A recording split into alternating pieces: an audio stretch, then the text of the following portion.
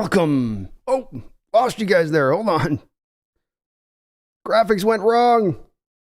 Hello and welcome to the Hawks Nest live stream show. My name is Brandon Kane. Little snafu there at the top, but that's the beauty of live streaming here. Beauty of live show. Anything could happen. Hope you guys are doing well out there tonight on a afternoon, I should say, here on a Tuesday. I was going to try to stream yesterday, missed yesterday. I'm going today because I'm hyped. Okay. I'm not proud about it, but I'm getting hyped. I'm telling you, this is second Christmas city here for me. Okay.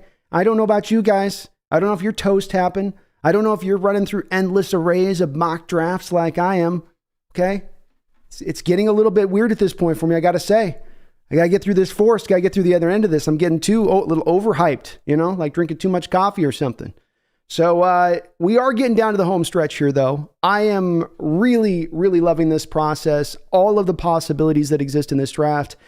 And I did want to today on this show look at a certain possibility. We're hearing a little bit more bubbling of news right now about potentially a quarterback being in play for the Seattle Seahawks. It is absolutely uncertain right now what the hell is going to happen at the top of this draft. These are as weird of times as far as this draft goes as I've ever seen. It seems like every draft in my history, you've always been able to come a couple days out and go, okay, it's going to be this guy 1, 2, 3, 4, or 1, 2, 3 at least, or we really don't even know who the number one guy is quite yet. It's pretty astonishing from my standpoint of it. But I still do tend to lean in that Bryce Young is going to go one way or another. Seems like Texans are sort of, if he goes, they might be more open to a defensive player. If he's there, it sounds like maybe they might be a little more open to taking him.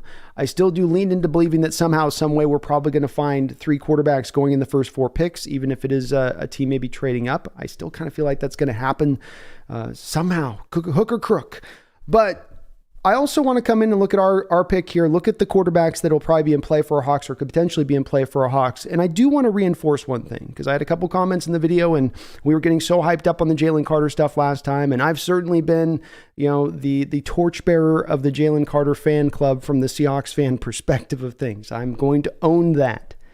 And so it does, I know at times feel like, well, this effusive want for this one guy means that there's no happiness to be found in picking somebody else, that it is Jalen Carter or bust. And I really want to say that that's absolutely not the case. I've tried to say that a few different times on the stream just to make sure I'm getting that across, that I think they can go a lot of different directions, and I'm going to be mightily happy in this first round. I don't think we're going to be ending up in LJ Collierville or Jordan Brooksville or Eskridgeville, which were tough picks for me to watch live because we're picking so much higher in the draft. And they're going to have a little bit more certain ground, I think, that they're standing on and knowing what they're going to do. On top of the fact, I think their draft philosophy has shifted a little bit off the back of last year to leaning a little bit more towards value rather than stretching for need. And so that gives me a little bit more confidence in this year as far as any player they could kind of be picking, let's just say, in that 5 territory for now, including a quarterback. I'm going to be mightily supportive of it. So you got to wear 2 hats at times sometimes thinking about things, right? You can have a guy you love, have a guy that you want to see taken, and then you can also still consider the alternatives. I know we're in this world of if you're not with me, you're against me kind of mentality, and it has to be applied everywhere at all times, but it doesn't here. We can love Carter and still say, but if it isn't that, if they do pass, we'll trust the general managers that they made the right opinion on this one, or Shiner's made the right opinion and they've come to the right conclusion. And we're going to get a really, really fine player on the other side of that if it isn't Carter. So, and one of those guys could absolutely be one of these 3 quarterbacks that we're going to take a look at here, because as I said, we don't know how the top's going to shake out. You could see only 2 quarterbacks taken at the top of this draft, causing Seattle to be facing 2 of them when they're picking at that point, as both Arizona and the Texans have made, whether it's just empty noise, empty talk, who's to know, but they're absolutely out there saying, hey, we like the defensive players here. You could see a Tyree Wilson, Will Anderson, or Will Anderson, Tyree Wilson. That's definitely a combination that we can see. So I think that the place we want to go start the show out today and take a look at are these 3 quarterbacks. And I think that many of you already have a pretty good foundation of what these guys do good, what these guys do bad. I'm not going to go end to end through Will Levis and Stroud and Anthony Richardson, which are my 3 potentials here, because you guys know the surface level kind of stuff on it. What I wanted to do was go into what it would mean and why the Hawks would pick these guys at these selections, how it drives forward to the future, how they fit into what we do, and why. ultimately with any of these guys, it does make sense. It does add up as to why you'd want to take a quarterback here. It has been often said in my chat by many a man and a woman that the Seattle Seahawks are not going to be picking in the top 5 anytime soon in the future. Not with this roster, not with how loaded for bear it is. Even if it's not ready to become elite quite yet, it certainly is ready to be playoff ready, and that means you're not going to be back down this way. You already hear people speaking about these next 2 top quarterbacks potentially next year's draft, Drake May and Caleb Williams, saying if they were in this draft, they would have gone 1-2. So you're not going to be back up here again in the future, and the only way to do so will maybe be to give up a haul unlike anything's been given up in NFL history to get up that high, which teams just don't seem to be willing to do, which means you will be leaning back at that point on a lesser quarterback, on a guy that has a good skill set but not a great skill set, a guy with some deficiencies that you have to work around. That's not a death knell, but right now you can pick a guy in this draft at the top who may not have those deficiencies that you have to work around, who indeed can do what John Schneider has always claimed that he seeks in the quarterback position, which is finding a man who can tilt the field. And when you look at these 3 guys at the top, they have potential to tilt the field in that manner. Potential you would not just find in the 2nd, 3rd round. You're not going to locate like a Russell Wilson type with these kind of guys and what they're bringing to bear. With the first guy I want to talk about on this is going to be Anthony Richardson. And I'm going to bring up his PFF stats here for you guys so that you can see it just over my shoulder here and how he played. It looks like they show a little bit of the improvement here from the standpoint of how they're getting you to kind of view his last couple of seasons. But let's remember with him, this was his first year starting here at the position. So when it looks at 74 grade or the 65 grade the year before, I think he had like 37 attempts in 2021. So that's worth disregarding. And we're going to go through a couple of the advanced stats that PFF has to track on this stuff, which I think is kind of interesting. But you see overall, his grade was really good. The run grade is through the roof. The man's obviously got a special set of mobility. I don't think this would be a hard sell to the Seahawks fan base overall at the end of the day because he's so special of a talent. I've said, many others have said it, so it's not just me on this. It's people that have even been former scouts saying it, that indeed he is the most talented quarterback to get there. The naysayers say, well, he's not, he's all project, he's all acclaim, he's all physical measurables and none of that refinement. I tried to kind of post a video out about a week ago showing off a little bit of the refinement you see from him that you don't often see from quarterbacks, especially in the pocket. His willingness to climb the pocket, not bail from the pocket, not panic from the pocket, but subtly climb the pocket to get around a pass rush. This is something that Tom Brady's done great for years for being a guy who's really immobile. He's very good at understanding how to use leverage, how to use guys' speed as they're coming around the corner against them, how to help his tackle back out to regain their leverage in the situation. He was doing that. He was showing off great eye discipline, moving safeties off of a spot to come back to a receiver on the backside and doing it a couple of different times on the tape that I watched of the guy. There's more to this guy than just simply looking at it as being a project. I have said, yes, he is going to take some time to develop, but I've actually got a fairly good amount of hope and faith that this guy, once you give him that time to sit, will indeed be the cat who can come out and really, really carry the day. And there's been a variety of quarterbacks in all these cases with all these guys. As much as people want to bristle at the fact of them sitting, there is a pretty good long track record and history of quarterbacks sitting and still coming out and doing pretty good. It doesn't guarantee success, but it doesn't mean that the best point of success either is just throwing these guys out onto the football field. Rodgers sat for 3 years. Steve Young sat behind Joe Montana. Patrick Mahomes behind Alex Smith for a year. It can be beneficial for these guys to sometimes just sit down and develop, and especially in his case, because to me, where his flaws come into are 2 different specific things, and we're going to see some proof of this in a second on the stats I'm going to show. But it's 2 specific things. It's cleaning up a little bit of the mechanics, especially on the lower half, getting his feet right, not getting kind of lazy with it in that respect of things. It's pretty good on the upper half, but just getting everything to talk to each other consistently. You see it on film. You see it where it snaps together and looks right. You just want a little bit more of the consistency within that to show up, which it's not always there. You saw this even on the combine throws with them on the out routes, right? Where you watch those throws and a couple of the other quarterbacks like Stroud are right there on the spot. He gets back to throw those little out routes, a simple throw, and you can just see his feet get a little bit lazy. If you go back and watch that tape again, his feet get a little bit lazy. He gets a little bit back on his heels. He's not really driving that ball through. He's kind of trying to force it into a spot rather than just letting it free and easy come out of his hand. But that's not what you see on him by and large. And from an advanced statistic perspective, there's a couple things here I wanted to look at. First, let's take a look at the passing pressure here. And this is a little bit more of the advanced stats that PFF gives you. These are the things I do like with these guys. And just giving you a bit more of that, what happens when he's under pressure, what happens when he has a clean pocket, what happens when he's blitzed, what happens when he's not blitzed.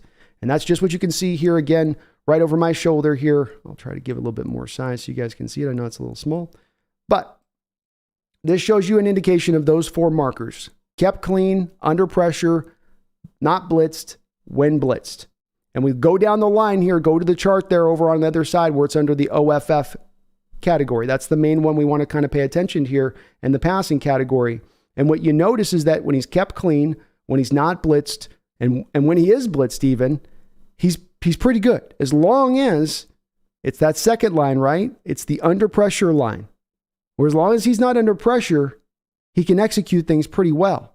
But under pressure is where he has indeed struggled. We see the fumble there on the side has been an issue there. But that's something you would expect in a younger quarterback. This is something that you're able to clean up. Just because you have issues with maybe dealing with the blitz right now doesn't mean that's permanent. And certainly as he gets more control at the line of scrimmage, perhaps able to better get a handle of the calls that he needs to make, exactly the type of work that you would benefit from by sitting for a year to work on kind of that stuff specifically, especially with a quarterback like Geno Smith, who has really taken huge leaps in his game in understanding, how to apply that stuff, how to really on the fly deal with the blitzes. I spelled, especially early in the year, that was one place that Geno would just kill teams if he saw them come to the line of scrimmage. And he would always take his time to kind of assess, what was happening up there. And so it's really simple here. You're not seeing this being a lot of variance. It's one thing you can see that you got to kind of fix here. As far as that, again, we spoke about the mechanics there that are absolutely a part of his game. But then when it comes to his actual game on the field, he's not your typical Baylor scrambling type quarterback. He wants to try to sit in the pocket. He wants to be a thrower of the football. He is willing to run. He is willing to scramble, and you're going to want to take advantage of that part of his game. But I think long term, this kid can develop into being a really good quarterback and does have, in my opinion, the highest upside of any of the quarterbacks in this draft at the end of the day. Here's a couple of his just other little markers for him. These are the grades through the weeks for him. So you can see, I was looking at this point to try to find maybe I'll get a little bit lower than the line here. I was looking for a line here to try to find something that would be, okay, he was getting better. The more he got seasoned through, we saw more improvement. It does seem like his worst performances were at the early part of the year where he posted a 42 grade with Kentucky, 42 grade with USF, but then he was at least decent to somewhat solid then as he went back in through the rest of the schedule. And he also played a pretty tough schedule. Let's acknowledge that with him on this. He had Georgia on the schedule, LSU, Missouri, Tennessee, Florida State. It wasn't necessarily just an easy run of a schedule there for this kid who was a really young guy just starting out, so to speak. I'm going to move myself here to the side so you guys aren't just looking at mouth. Passing concepts for him. A little interesting marker, I thought. This shows you how he does off play action, no play action, screen, no screen. So when you go down the line on this, what I thought was very interesting and what my appeal to the Seahawks coaches on this, a lot of this offense has its basis on the play action game. Now, I would say probably a lot of what he did to college was a lot of the read option, play action, but that will encourage them that he can kind of come off that play action and then come back to making those throws down the football field with accuracy.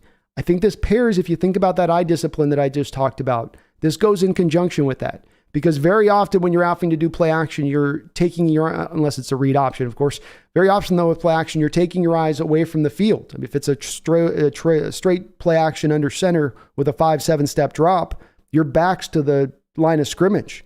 You're not getting that time to assess like quarterbacks like to in shotgun where they can look at everything pre-snap and know right where their first read's going to go to. So he shows a little bit of an ability there, it would seem on the fly, of I can be looking off one thing, see something, see it fast, and then and let it rip and get it to that spot when I need it to be there. It wasn't as good off a lack of play action. We see that from a 91 grade to a 67 grade. And the no screen game, make of that what you will. Doesn't seem like, throwing screen passes is his best thing. I don't really take much from that. But look, AR is a guy that to me certainly adds up if they make him the pick. He has all the talent in the world that you could ask for, We saw he was a 99th percentile athlete at the combine, but this is not simply just based on the combine. This is where this guy's going.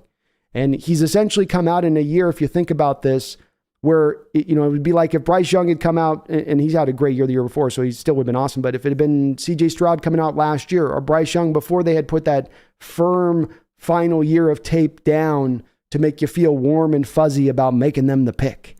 You just don't have that with him. But does that now mean you shouldn't make him as the pick at 5? Does that now mean he's not in play or a smart selection to make there? No, not for me. Not for me, because you got that upside there, and because you're not going to be here again in the future, and because you can also afford to sit the guy in as a quarterback and allow him to wait. It doesn't have to be something where you feel rushed to have to go make this decision, and that's just what he needs, is that team not to do the thing that all teams want to do with these young quarterbacks when they take them, which is just rush them and force them back out on the football field. Let him take some time. Let him take some time to kind of learn this game a little bit better, clean that lower half up just a little bit. And then with this kid, literally, folks, literally, the sky is the limit. There was a letter he wrote. If you guys want, I can read it here on stream eventually, but there was a pretty compelling letter he wrote recently where he seems to get it.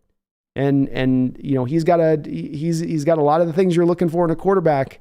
I think that would get the Hawks fans really excited. Is there stuff to work on? Is there stuff to fix? Is he not as polished as some of the other quarterbacks in this draft? Yes. But then you wouldn't need him to be as polished if you're allowing him to sit. So that's less of a detriment to you, to the Seahawks at that point, because you can sit in that realm and allow it to wait. And if he takes the 2 years, you can have Geno here for the 2 years if you go that route. I want to go Jalen Carter on this, but if we do go Anthony Richardson and he slides down there to 5 and you have that opportunity to take him there, I'm not sure it's going to happen, but I'd absolutely do it. And I think these, there's nothing hugely as a big hole in his game. People keep drawing certain comparisons to other players that he's just not that player. He's not the guy that I keep seeing the comps to. I don't even think I really got a comp for him, to be honest with you. And it's just part of why I have the excitement for him. So he's not Cam Newton. Folks saying that he's Cam Newton, that just doesn't make any sense. Yeah, Cam was more accomplished in college, but Cam had way more wrong from a mechanical standpoint in throwing the football, and never worked on those issues, and never showed a willingness to work on those issues. He would have done those things I talked about Anthony Richardson not doing. He wouldn't have been climbing the pocket at Auburn. He's not climbing that ladder, right? He's not looking a safety off. That was never Cam's game. I don't even think that was Cam's game in the pros at any point in time, even in his MVP season. He was still just read option, one read quarterback, basically. This kid's not that. So those that kind of put him in that box, I think it's a little bit unfair, because I just don't see that same thing from him. I see a guy with a lot of top end side. And if you trust your coaching staff, at the very least, you should trust them to be able to get into that top side. The next guy I want to look at here, and again, you guys are very familiar with these names, so I know these aren't any surprises to you, but we're going to be talking about this throughout the show today as well. So I feel like these are going to be kind of topics we go into quite a bit and really get into, because this got to be an honest consideration at this point. As I said, I feel like it is in play. You're hearing just as many little whispers out there for Seahawks being on board. In fact, really, the two main whispers you're hearing for the Hawks right now out there in the ethos is Jalen Carter or they're going to take a quarterback. If we're laying money down or talking about odds right now, that's just as far as what we're hearing from that seems to be what we're definitely hearing. And to me, CJ Stroud's a very interesting case right now. This one is the very, very interesting one. You can see he's 3 straight years there at Ohio State. He's posted awesome grades. Had a very tiny little bit of a dip from a grade standpoint from the previous year in 2021, though I don't think anybody felt like his performance was really all that much worse. It was at the very least probably on par with what he did the year prior. His performance was also pretty consistent throughout the year. You can see the bar graph there over on the other line, and he did get a little bit better as the year went along, which is certainly encouraging to see. CJ is a guy that I think would certainly be maybe the most interesting guy to the Hawks if he were to slide into 5. Because there's a little bit more of a readiness him. You don't have like what you have with Anthony Richardson, the question in your mind about whether or not he's going to get there. You know he's going to get there. CJ is going to be ready to get on that field pretty quickly. Might only need a year, might benefit from a year of waiting behind a guy like Geno, but he's going to be, I think, fairly pro ready as long as he goes to the right system. And we're going to get into that in just a second. But outstanding year last year. He played really well, and there was the question that went out through the year was, what happens though when he has to play under pressure? I think on the year, if I'm not mistaken, we'll see the stats here in a second, but I believe he was only sacked 14 times on the season, hardly hit.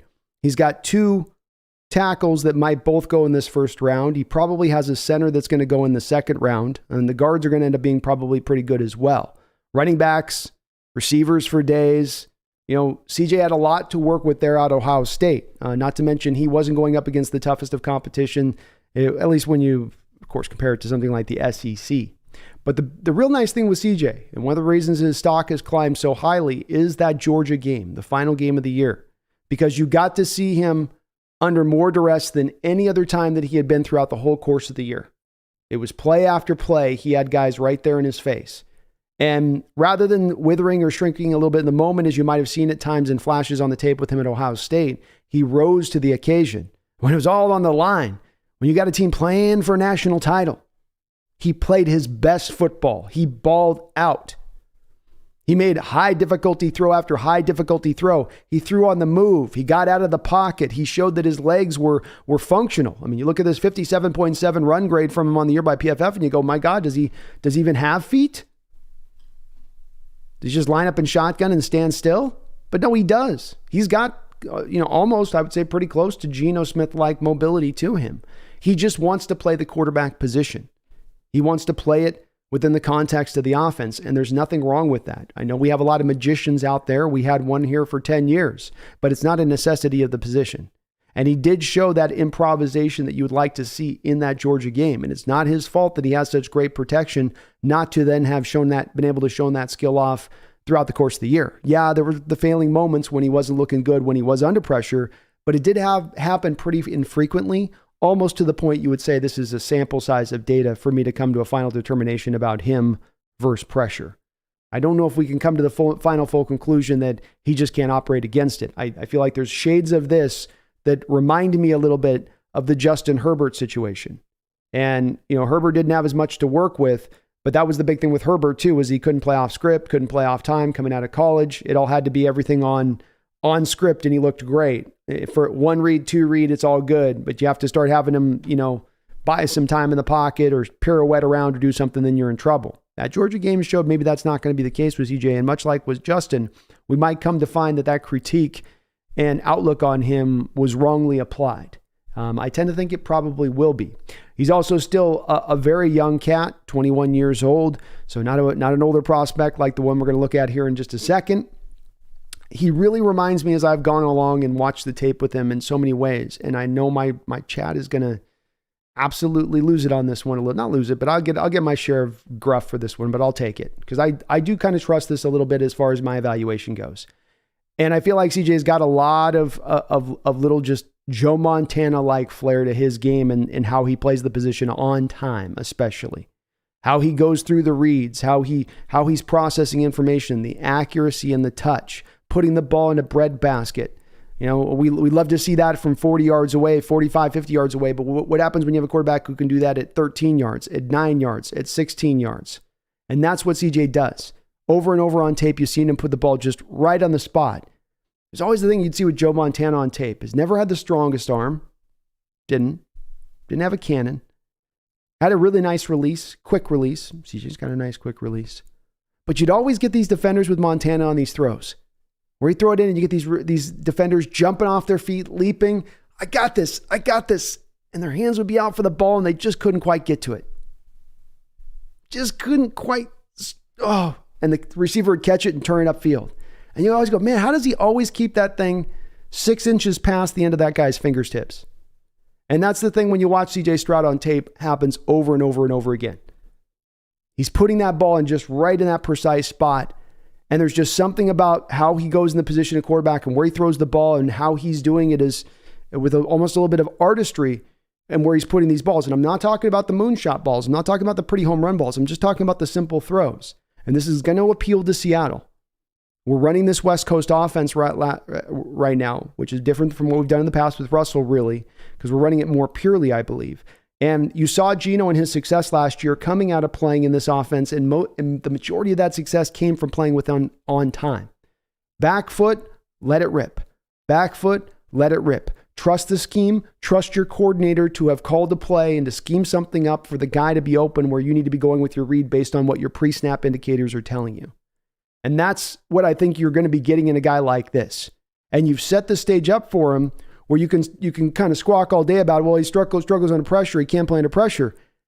But if especially you go out and get a center in this draft, say nothing of going and getting a guard, you're going to, in many ways, create somewhat of the same conditions that he had to operate under at Ohio State.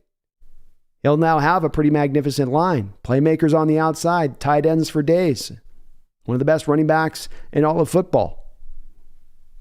Not bad for him to work with, So I think there's a lot to go with this pick because you've built this team up in the right way to accommodate CJ. If we had one of those offensive lines on teams where it's like, we haven't even started to rebuild this thing, that kid's going to be under pressure from day one that he goes in there and plays. Pick maybe doesn't make as much sense. But to be able to provide him that kind of stable fashion will allow him to soar his highest. And while the Joe Montana comparison might seem silly on the surface at first, think about it a little bit. Was Joe a top 5 pick? No.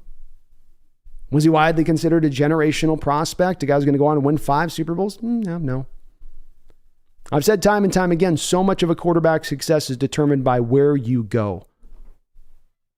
Where's your landing spot? Are you going to a desperate franchise? Are you going to a badly run franchise? Or are you going to a franchise that's bereft of talent? If you find yourself landing there, then your chances for success go very far down. Joe Montana went to a 49er team that wasn't running at the highest of highs, but it had Bill Walsh just coming into his own, just instituting the great offense of the modern era. The offense that's run by just about every team in this era now today, including ours. And he was a guy who also could draft well and develop players well. Joe's not the only Hall of Famer that comes out of that Niner unit. We can go through a lot of different names of some really great players there. It wasn't just all on Joe doing it. Situation and where you go to bears out a lot of your success. And I think that that's going to be the case here with the CJ Stroud and his outlook of things. And we would provide as good a landing, as great a landing for any of these guys, but most especially for him because there may be some questions with him about the pressure stuff to where those questions are irrelevant. They're not going to come up here, as I say. Looking at a few advanced stats here on CJ that I think are also a little telling because I was kind of looking into this just a little bit before we started up. And I just kind of diving into these numbers a little bit here. Let's go back to the pressure stats because this is the interesting one with CJ Stroud, right? This is the one we want to kind of consider and talk about. And it's pretty stark, isn't it? You look at this one and it stands out to you pretty quickly when you go under that OFF pass category here under this advanced stat. I'm going to get low here. So we got the passing pressure, PFF advanced stats on this one for CJ Stroud. Kept clean, under pressure, not blitzed, when blitzed, right? We can see 76.6% of the time, Mr. Stroud was kept clean. So that's that little bit of high amount of time you're getting your pass protection on point. You're not having to worry. You're not having to deal with too much. That does also mean on the other end of the scale of things, when he's under pressure, at 23% of the time, to give you guys context, we're going to look at Will Levis in a second. I believe he was under pressure 40% of the time. So double that. That certainly is going to impact some of this, but that is a sample size to me, a little bit of data, only having the essentially 99 dropbacks under pressure on a given season. It's a good amount. It isn't, maybe it's even a little bit further in the sample size, but it certainly, I don't think, tells the final tale on him on what he will or won't do when it comes to being under pressure at the NFL level and how he deals with that. But you can see when he was kept clean, which is something that I think is likely to be the case if he were to come here in Seattle, his statistics were pretty insane. Over 10 yards at attempt, 35 touchdowns, 93.4 rating, 92.9 as a passer. You're not going to ask for better when it's kept clean. And again, he's coming to that environment here. When not blitzed, you see the same thing. Does pretty good when not blitzed. He also did pretty good when blitzed.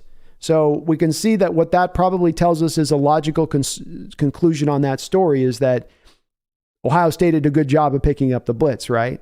So he gets blitzed, 183 dropbacks, but he's only under pressure 99 times.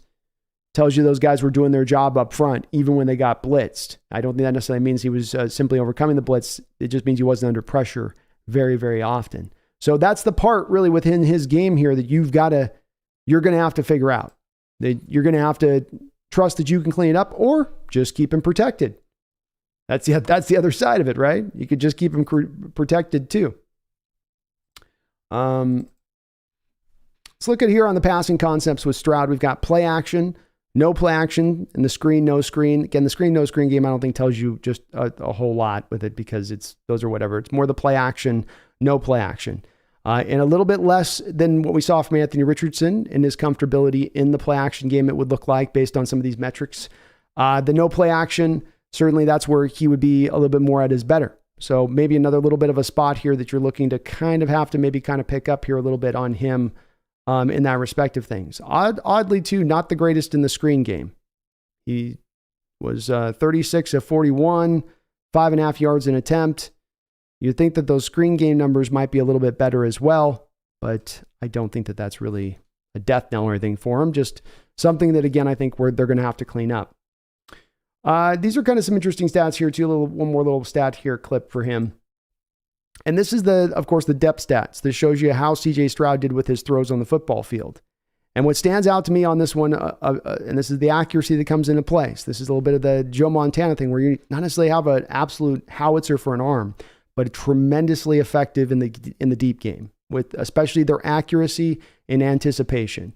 And you see here on the deep throws, 31 of 61, 51 attempt on throws over 20 yards. Really good.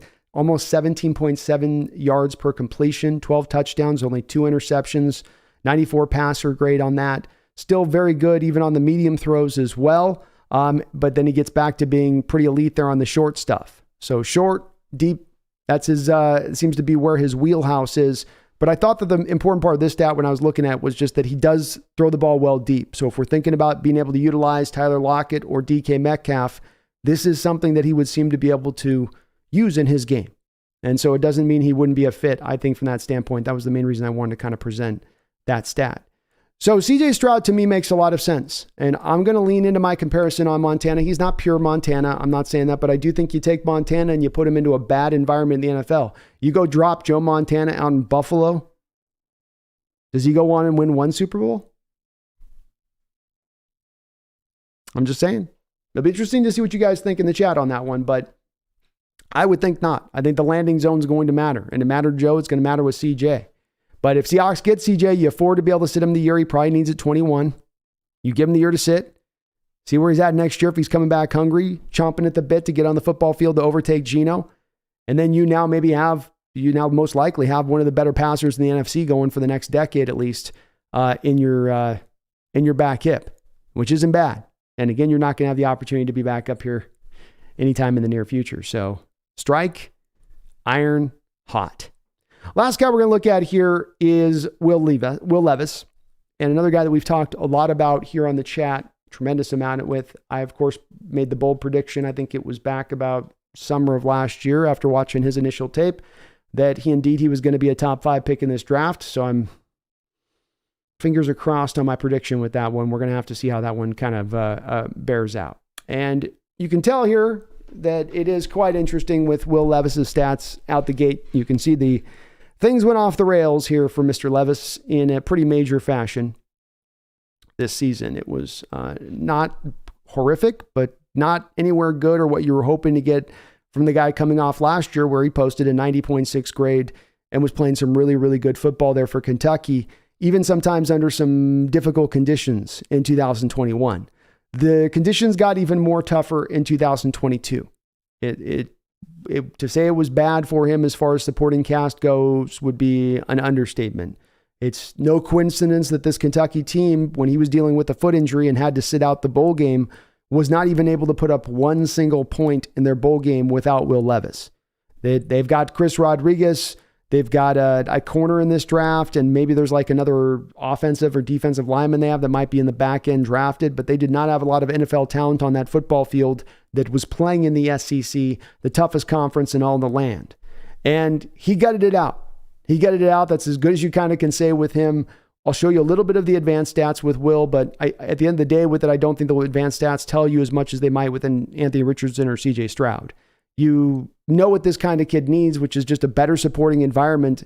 And then you're thinking with that logically that he now, instead of now having to overcome constantly every which way but loose, he's got some things working in his favor now, and he can really take some steps forward and show off the best version of his game.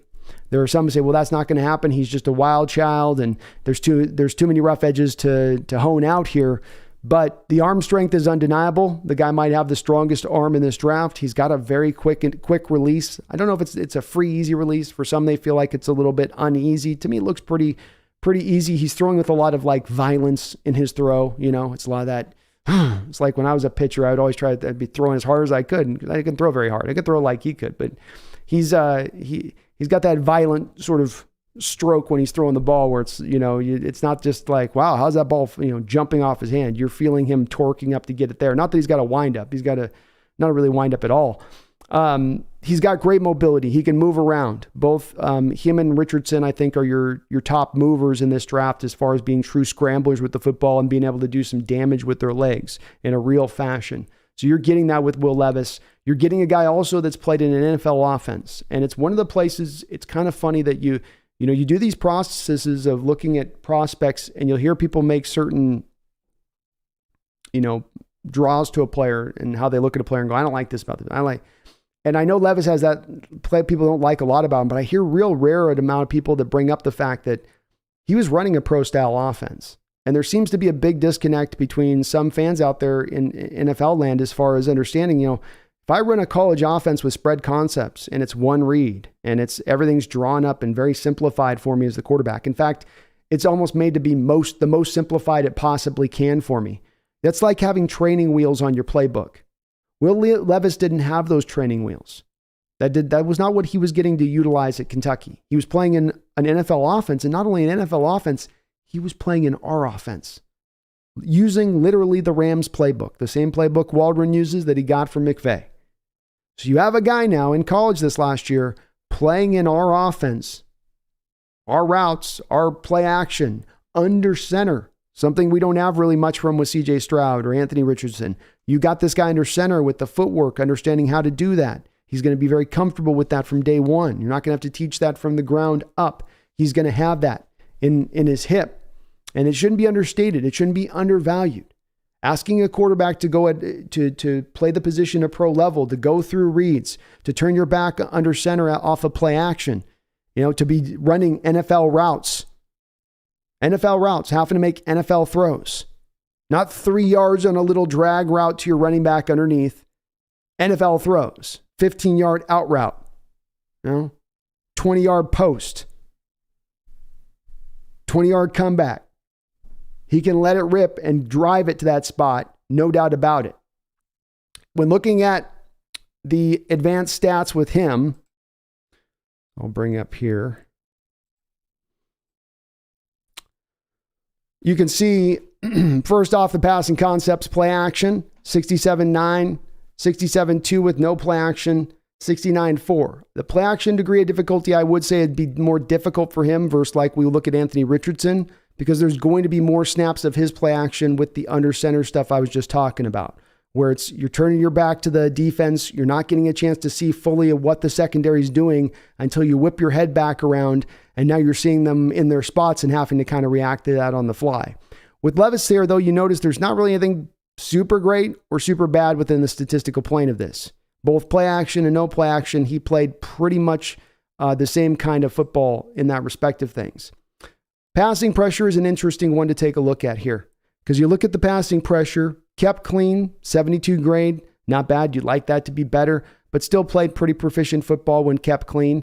When under pressure, much like we saw with Anthony Richardson, it got really dicey. But you will notice there the under pressure rate, right?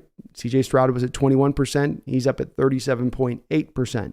So Levis was under a tremendous amount of the time under pressure. And certainly didn't react well to it with a 50.8 grade. But this is what gives me some hope with him going to the NFL level, because I don't think he's going to be under that amount of pressure rate at the NFL level. And the game might, in a lot of ways, kind of look easier to him at that point. You know how they say, sometimes the rookies will say, man, the game really slowed down for me.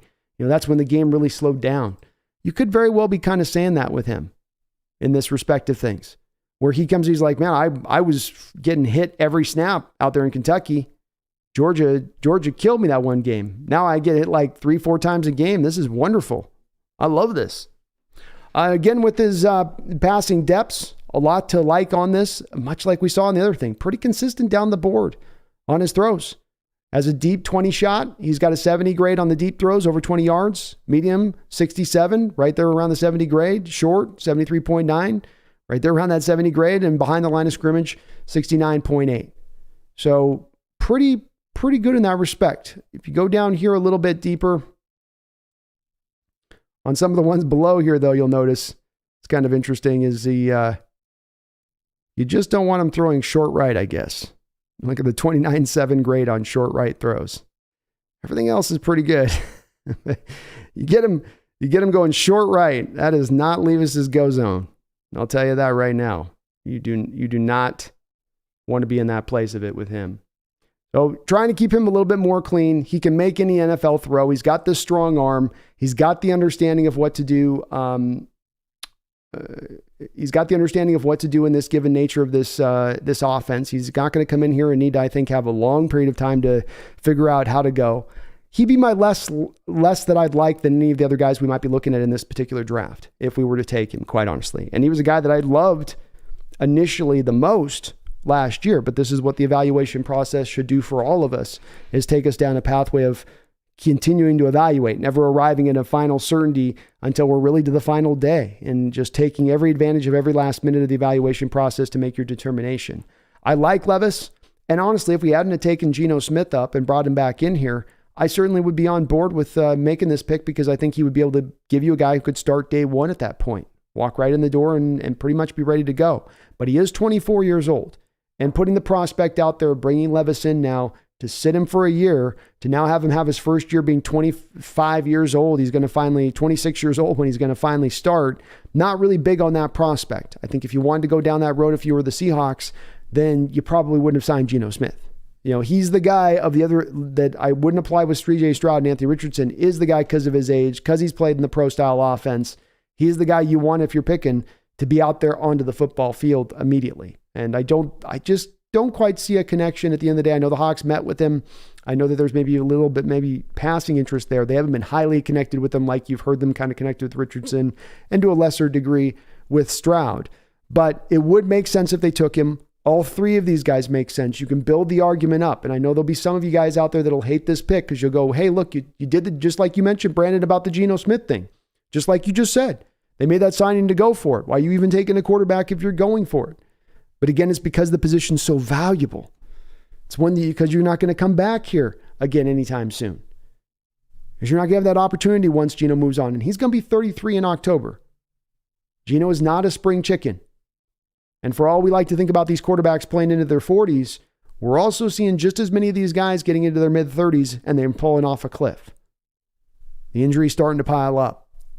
So there are those Brady Rodgers guys that can slip through, but then there's the Brees, Rivers, Matt Ryans, the other end of the spectrum where they're not able to sustain for as long. And that could be the case with a guy like Geno. And so going for quarterbacks here kind of adds up a little bit in that respect of things, especially if it's for one of the two guys I mentioned in Richardson or Stroud that you're talking about sitting for that year, because that's what they do need. And I think they will benefit it. I'm very big on that, giving those guys a chance. You're just becoming a pro. It's the hardest position to play in the sport. You've got to be a leader. You've got to have full control of the offense, full control of the line of scrimmage. It's best not to bring those guys in and just have them trying to let it rip from day one at that point.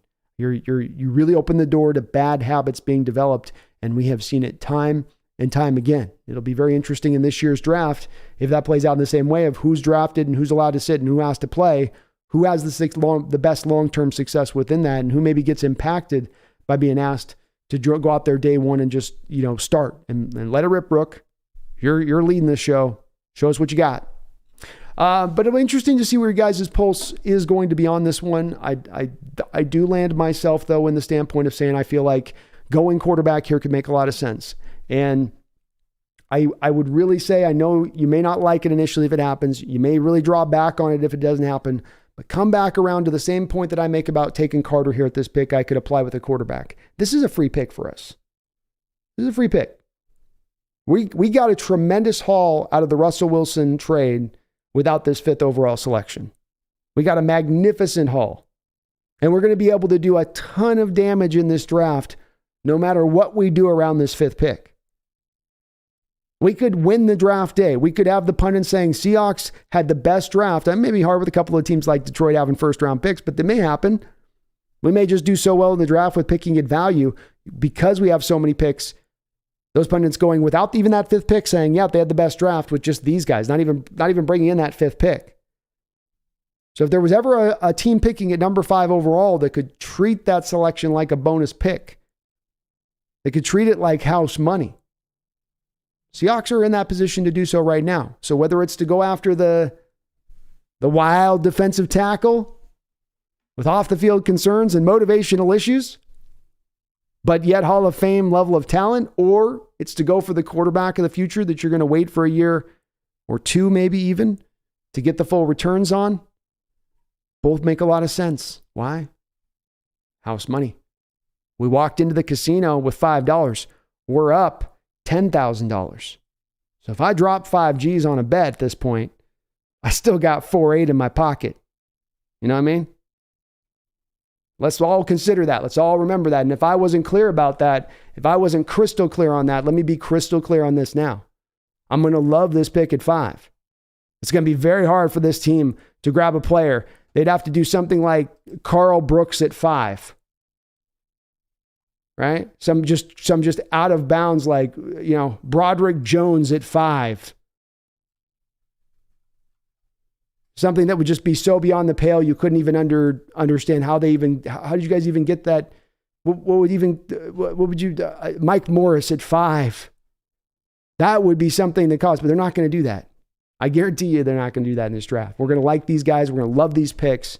And the bottom line is we're going to come out of this draft as a better team no matter who we grab. And that's what's got me more hyped up than anything else about who the player is we exactly take, or I just want this guy. We're coming out of this draft loaded for bear. We're coming out of this draft with the NFC looking with the fearful eye. Oh, look at that team. Look what they're doing. Oh, they just added that, and they added that, and that. And that's where we're going now. So let's stay hyped. I hope you're ready here. We're going to be cooking on this draft in 2 days' time, of course. I'm going to be streaming end to end. Thursday, Friday. We got the B&B show, I believe, on Friday. I think we're doing Friday night, the B&B show. Saturday will be rounds 4 through 7, all day long on that with the UDFAs. Me and Brendan are going to come back on his channel at 3 o'clock, and then I'm coming back on my channel at 7 o'clock on the TheSeahawksNest side of things to do the final breakdown for us. So it's going to be a long week of streaming. Today begins a long run for me all the way through next Sunday. But I'm hyped.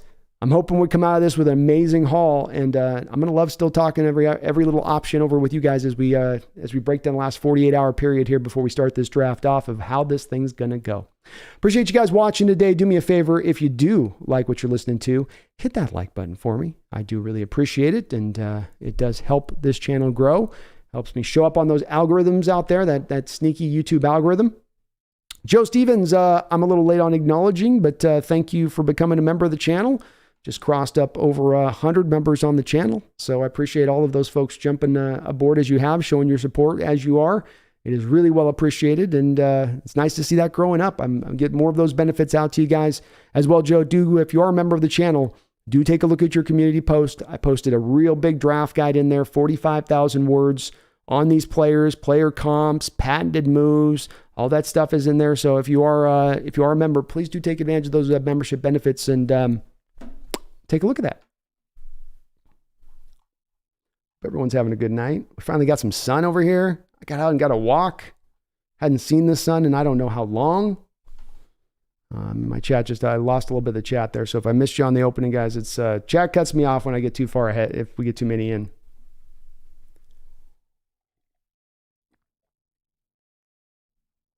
Robbie Red says, I see a lot of comparing CJ to Dak Prescott. Would you agree? No. To me, Dak Prescott's not necessarily a free and easy thrower of the football like CJ is. It kind of comes out. It's not completely unnatural. It's not wonky, but it's also not just like silky smooth. And to me, CJ Stroud's delivery is a little bit more of that silky smooth kind of variety to it. And I think that's what helps him, Robbie Red, with the accuracy. If I missed you guys in the chat too, thank you for everybody jumping in the chat. Usually I'm able to go back up and say what's up at the top of the chat, but my app cut you guys off on that. So I'll have to, if I missed your question, just repost it down below.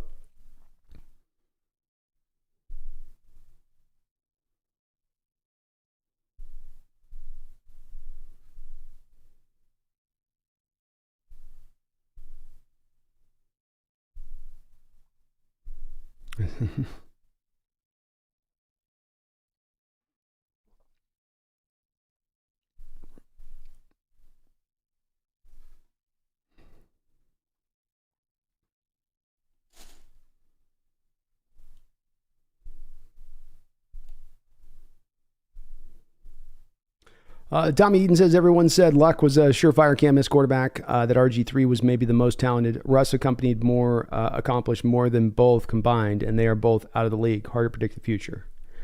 Yeah. Certainly I would say that's the case in RG3's case. I think Luck was what everyone thought he was going to be. You know, Tommy, they just had such a horrible supporting cast around Luck. They got him beat to hell. It's kind of a little bit to my proof of the pudding about, you know, where you go matters. And Luck was every bit that talent, but it's not like I think you can get with basketball sometime where that Michael Jordan-like talent, you know, not that Luck was Michael Jordan-like, but the dominating force-like talent can come in and really tilt things. And I don't think the quarterback is able to do that. They still need some help. And I don't know that Luck really had that coming in the door there. And he posted some pretty good years. But, and you know, your points is the true point on this. This is why I say it's, no matter who we take, it's like really shouldn't twist our hands too much over it, because every player is a crapshoot, especially this kind of weekend draft too. Number 5 is also still going to be a kind of a bit of a crapshoot. You're going to trust your evaluation of it and where you see these guys, but it's not crystal clear. There are no Andrew Lucks in this draft. Jonah Wilson. Ed Armitage, only quarterback I would take is Richardson. If you don't get Anderson, Carter, or Richardson, then trade back. Use the draft capital to trade up next year for Caleb or the kid from NC. Certainly like the thought of trading back, Ed. And one of my final mocks tomorrow will have, my John Schneider mock will have us trading back. I'm going to do a mock tomorrow with my mock, and then we'll do a John Schneider mock, so we'll kind of pair both of them together. But I am indeed going to have us trading back in one of those. Limitless Wolf, what's up, man?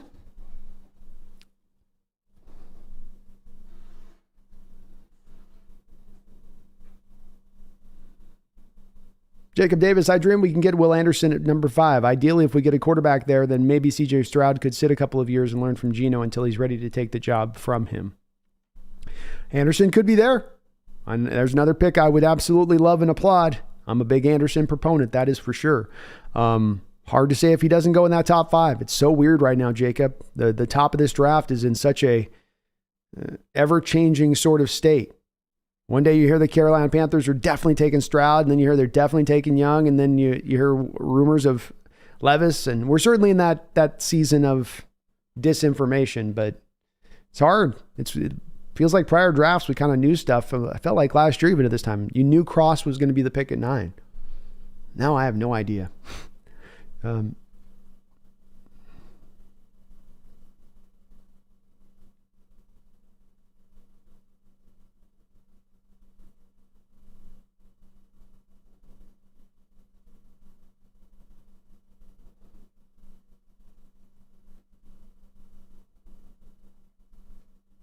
And I do know there's fierce debate in my Seahawks fandoms out there. So when this comes to that, I just do want to put that out there. It seems like that there is some good disagreement in the chat, but it does seem like it's being respectful. Just want to put that out there. I know things can get very passionate from all camps on this one. Just everybody try to understand the other's camp with this. And even if you disagree, we can keep it on that level of keeping it on the topic at hand, not getting personal. I'm glad to see I'm not seeing that. I just want to make sure we raise that up because I know that there's going to be some fierce opinions on this one, and I'm no different in that respect.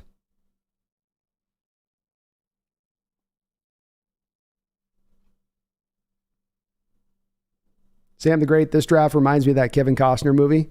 Kind of does a little bit, Sam. Kind of does a little bit. Maybe I'll have to gaslight the fans. I'll take the Costner scene where he's got the card and I'll just put Jalen Carter's name on the card. Because he's got the card in it where he says, the one player you have to come away with today, and he writes the linebacker's name. I should do something like that.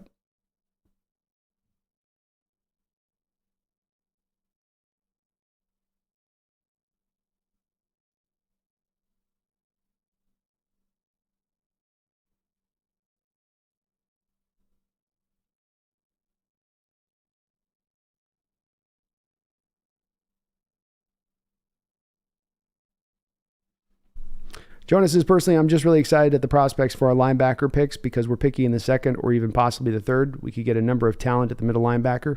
Could indeed. Some really good guys. I call the Furious Four in there in the second round.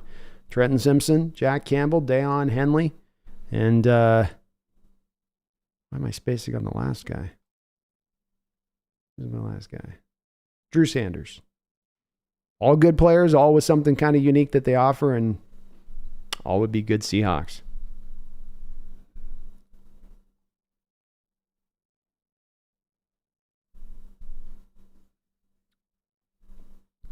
Man, the Pit says Anthony Richardson was born to be a new Seahawk.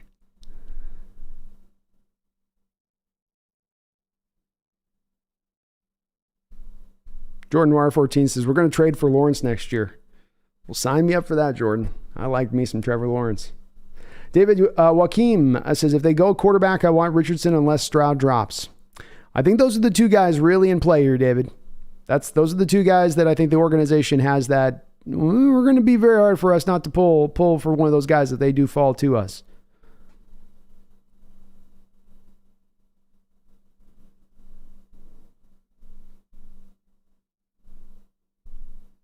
Why you mad, bro? Says Jalen Carter at 5, Nolan Smith at 20. That works, man. That works. I think Nolan's going in the teens, but 20 be all right. I still feel second roundy on Nolan, but he might go up that high. I mean, the NFL thinks he should go that high. I guess he should go that high.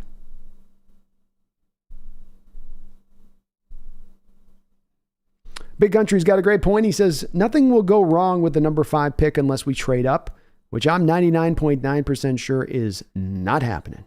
I agree with you on that, and I agree with you on that. That would be the one thing that would get me to bristle, but don't trade back. I'm going to be perfectly happy with who you get at 5. Perfectly happy. Nagasan says it's not house money. We can't waste it for trash like AR. I mean, it is to me. You have the pick, but you still have your native pick. You still have 2 second-round picks. You still have 9 picks in this draft, Nagasa. You know what I mean? You'd like to get this right, but I think that there's, I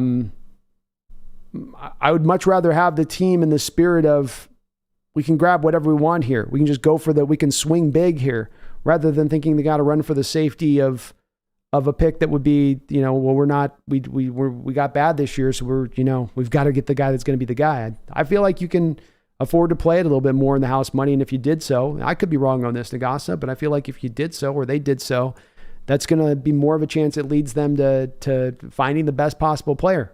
To me, it's always in draft, it's like always coming back to that base problem in drafting, need versus value. And if you drive to need or you drive to, wow, we got this position, we really got to go for it. Or but you like this other player, but you're like, yeah, but that's not as much a need right now. Or you got to go for what you think is the value. And if you do that, that usually does pay off pretty well for teams for the most part. But I understand. Not everybody's on that. Oliver Yates says, when was the last time a draft for the Seahawks was this interesting? Man, it's hard to say. It is hard to say. You've never had this many picks, and to be having one of those picks in the top 5, I really can't even, come close to finding an equivalency. Maybe you go back to the year that you did have the 2 picks with, what was it? It was Alexander and McIntosh, but then McIntosh didn't even play. And I think even the Alexander pick that year was like 13 and McIntosh was like 26, and you didn't have multiple second-round picks.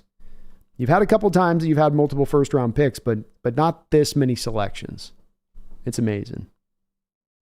Tommy says, one underrated thing about the Russ trade part of the haul we got was we learned Geno was good. This is the only reason we are even having a debate at 5. Thanks, Russ. Thanks, Russ, indeed.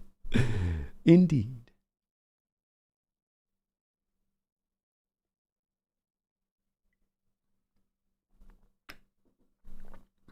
Brendan M says, I'm excited for this draft, but if we draft someone stupid, I'm going to cry. I don't think we're drafting someone stupid. There'll be no tears shed this year, I don't think. We'll see. I don't think so.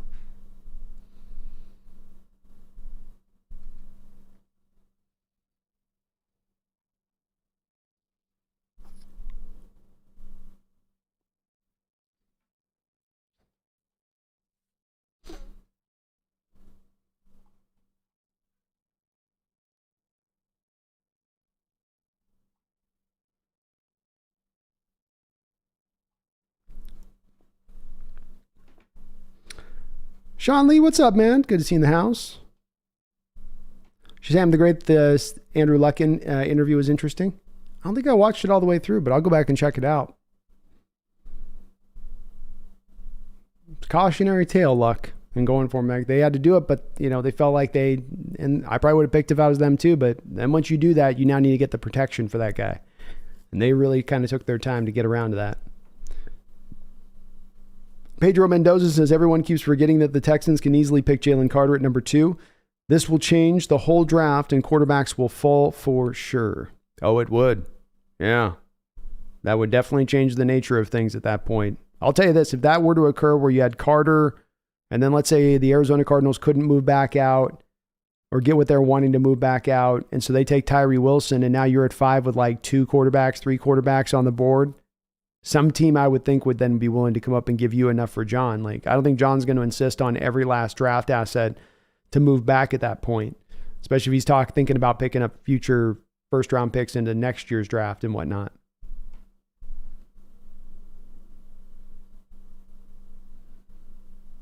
Cody W's got a very good, interesting point here on this. He says, called the S2 test, CJ Stroud failed. Everyone who scored as bad as him since the creation of the test has been a bust. Major red flag, and White Sports reports.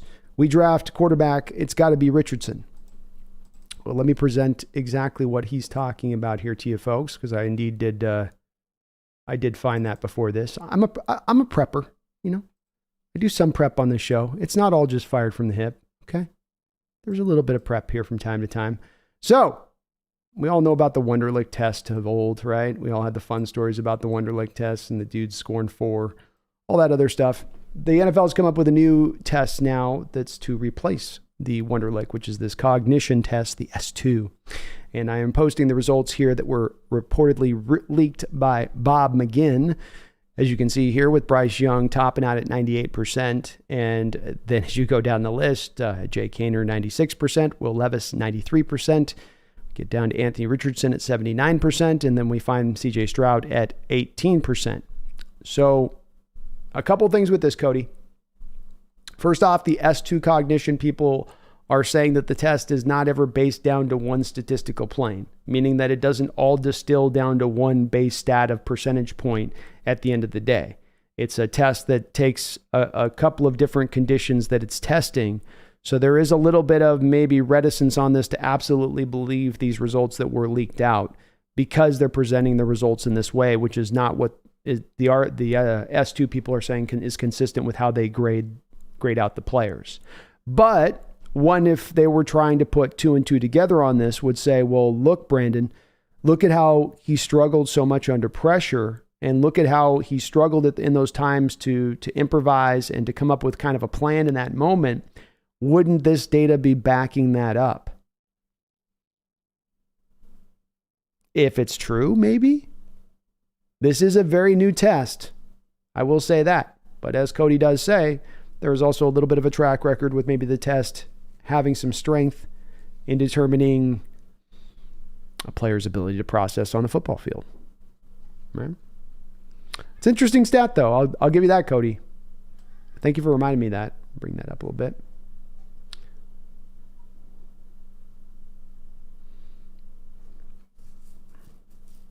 Oliver Yates, yeah. So yeah, Oliver, the guy at S2 said the leak wasn't legit. But they could be doing some also, like, they could be just trying to, clean up a mess on aisle 2, a CJ Stroud mess on aisle 2.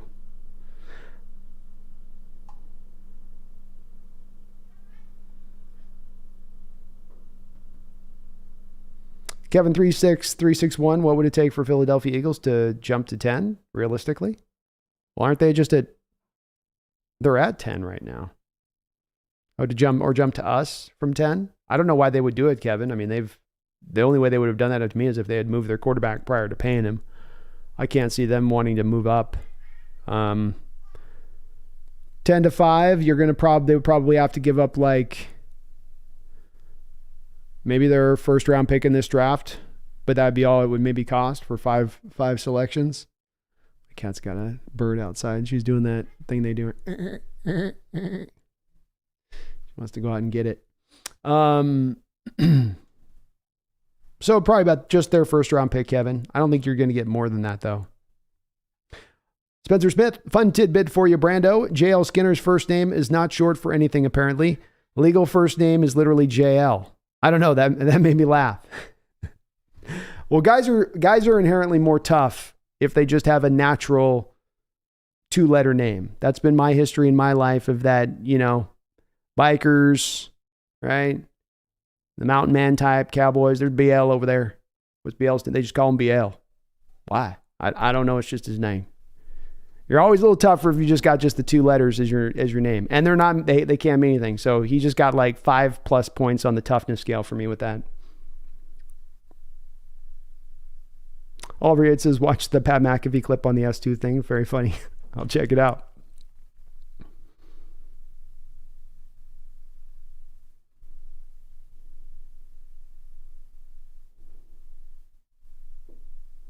Megan says, my mental health can't deal with much more Carter, and I'm at the point of losing hours of sleep, which won't be good for me being awake for 3 days of the draft. It has reached its boiling point, has it not, Megan? Mark Garbercorn says, my mock early had pick 1, Anthony Richardson. Love it. Kalijah Cansey. Love it. John Michael Schmitz. Really love it. Maze Smith. 4. Love it. Then I don't remember what I picked, but hell yes, if this happens. Hey, We've owned the draft if we come out with those 4 off the rip. So if we're going to get to Maze with that second round pick, I would love that draft, man. Love that draft. Now you'd have Cansey, Maze with Jaron Reed and Draymond Jones. You got your 0 tech. Things are a little more filled out at that point. You can still come back to it and address it later on in the draft if you want. Magic Vlogs, I was about to say, it's feeling about the movie Draft Day. It just is. It just is. It's got that weird kind of, things are going to get a little wild. Buckle yourself in. I have a feeling this particular draft's going to be a little bit cray-cray.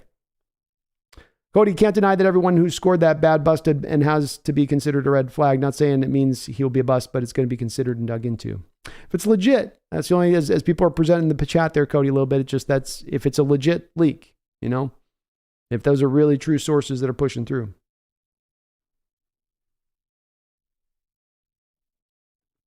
But you're right, track record doesn't seem to fit pretty well. I think based on, I saw that stat, I think. Wish I had that one ready. Good job, though, Mark, on that mock, man. I'm feeling it.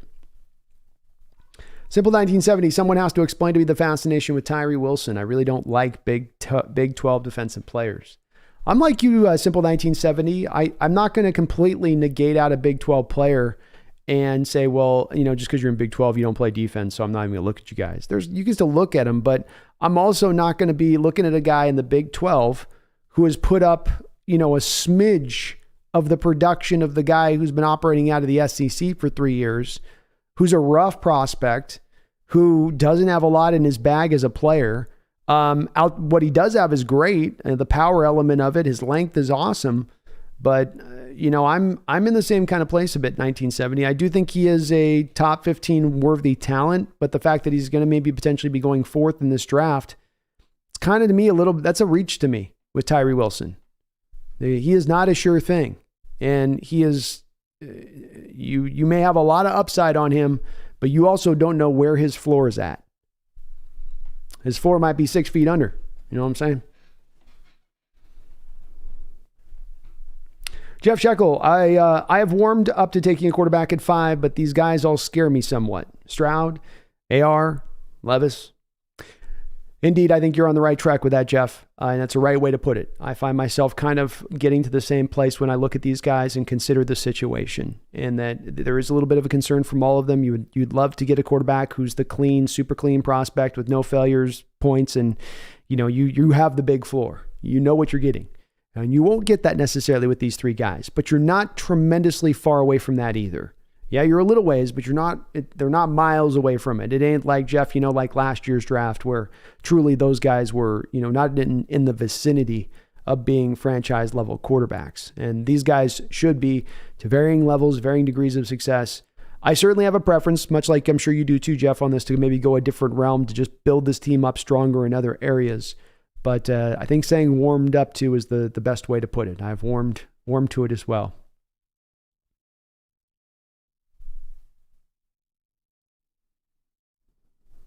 Tommy says, why do I have this weird feeling most of the players we take are not even players we have talked about?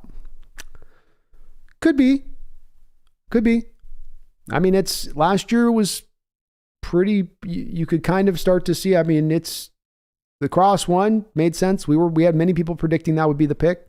Mafe, a couple picks before it happened. Many of us were thinking that was going to be the pick. Walker was certainly in play when he was selected. Abraham Lucas, I think my whole chat was screaming for Abraham Lucas. I don't know, man. Tommy, I feel like last year there was a little bit of a different application applied to their process. I really do. And I think that's why that one went so much more different. Megan's got an update for us on the Mariners game. The Mariners today out there in Philly after eating themselves a nice big cheesesteak. Went on the baseball field and won 5-3. So congrats to the Mariners. Starting to kind of maybe round a little bit into the shape there as the season's really starting to get into a full swing there in the MLB. I'll be bouncing over and doing my Crow's Nest channel here after we get after the draft. Next couple months, really doing a lot of live streams over there. David Joaquim says, if we draft AR, we can use him at Wildcat. Indeed, there's some immediate value you can pull from AR with that.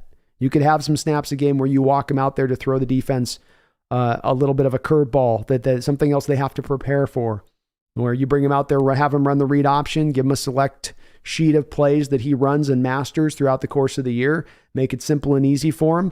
And I think he could be pretty dangerous with that. It's a great point, man. That'd be a way to get some immediate returns off of Anthony Richardson while you are waiting.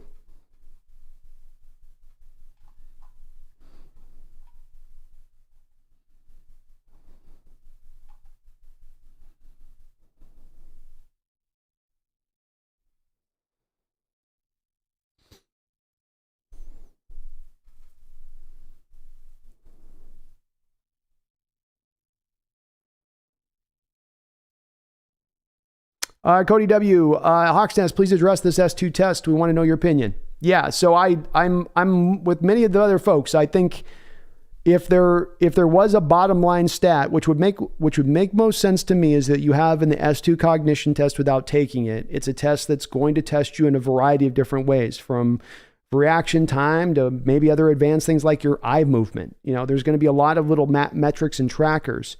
But when the S2 guy does say to me, it makes logical sense to me that when I hear from them and they say, we don't have our statistics boiled down to a bottom line percentage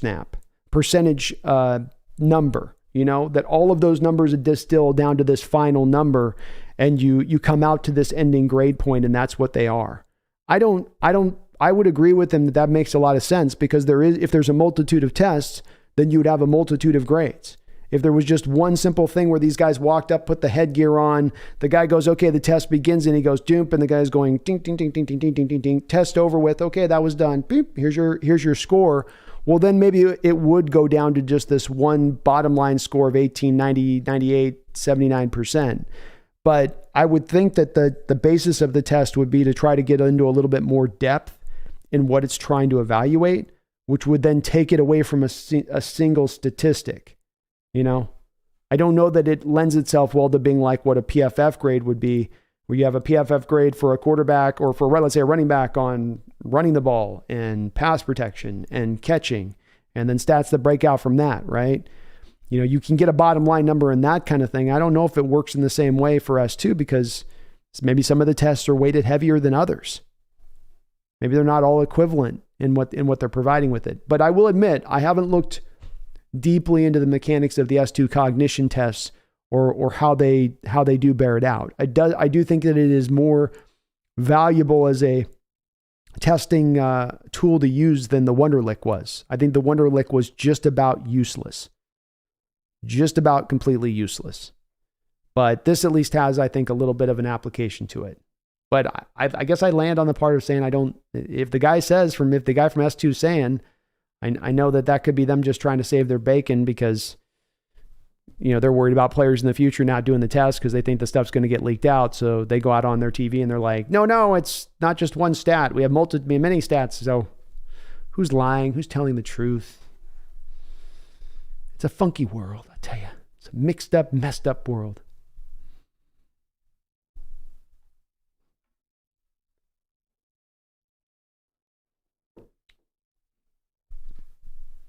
JN says Anthony Richardson will be a DeMarcus Russell 2.0. Trust me, he has the same traits. Do not pick him in the draft. JN, you don't think that he's all about ball? I mean, DeMarcus Russell was the guy that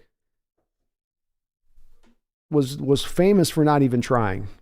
I mean, he himself has admitted he didn't even try. I mean, he was the epitome of the case of the guy that just, once I got picked and once I got my money, I'm out.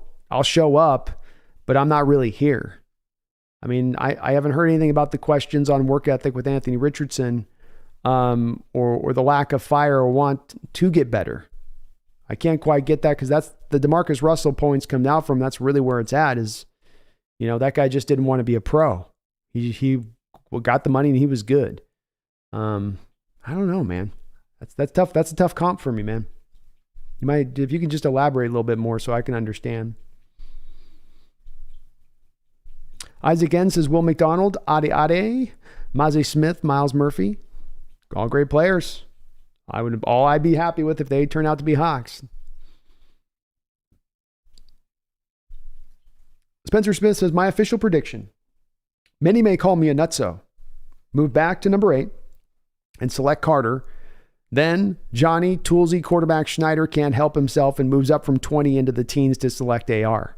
Ooh-wee. Ooh, I like it. That's a bold prediction, Spencer. Some of us out here going real safe with our predictions. Well, maybe it's Carter, maybe it's quarterback at 5. You're going bold, man. I like it.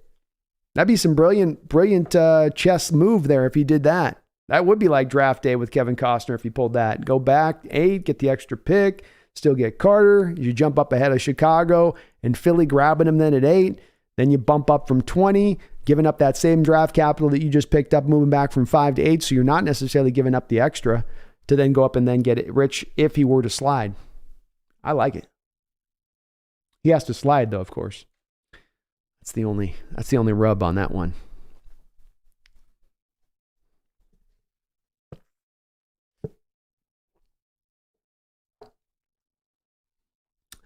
Dean Reeve, why draft Richardson simply based on his size and speed when you already have DK? He could be our quarterback.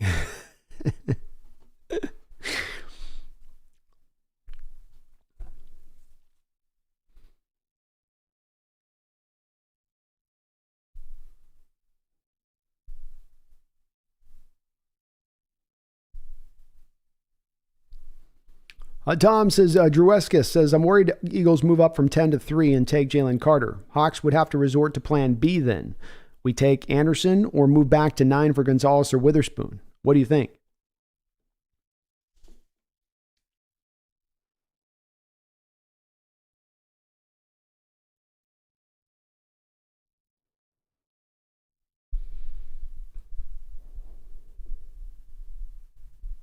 I think, Tom, if that were to occur, and maybe it's possible, because the Eagles are a little bit like us, they got that house money feeling type situation going on in this draft.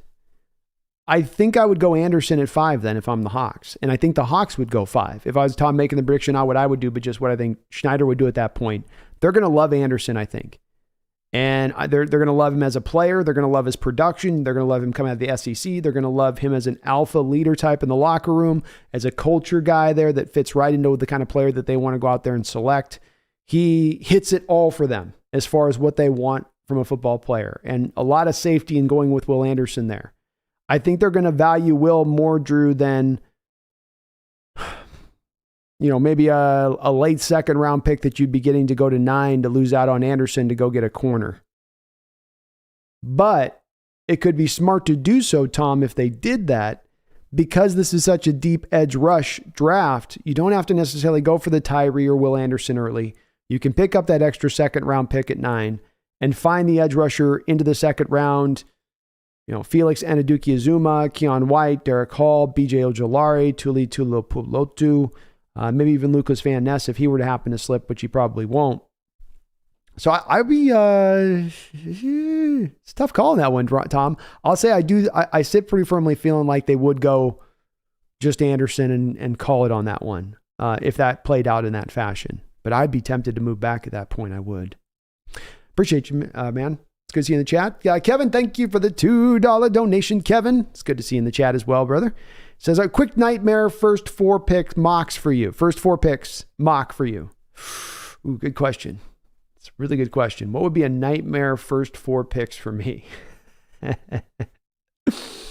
Okay, we'll go Lucas Van Ness at 5. Nightmare. And then we get to 20. And at 20... then at 20 we go with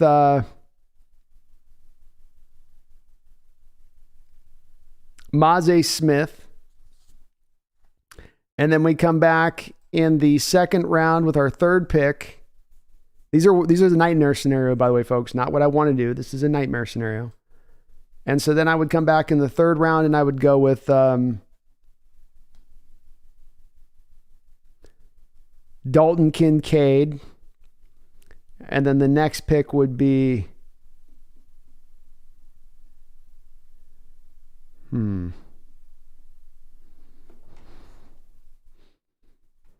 Gervon Dexter. Okay, so I go, that'd be my nightmare scenario. We got Lucas Van Ness at 5, Maze Smith at 20. I like Maze Smith, but I don't like him at 20. And then we come back with Dalton Kincaid. And who did I say the other guy was?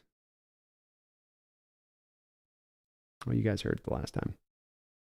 That would be my nightmare scenario. That would be my dear God. That would be me. That'd be I'm gonna have to start drinking on draft night 1 now, folks. On that one.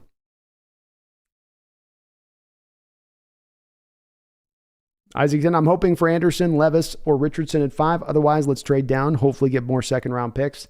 Lots of talent in round 2.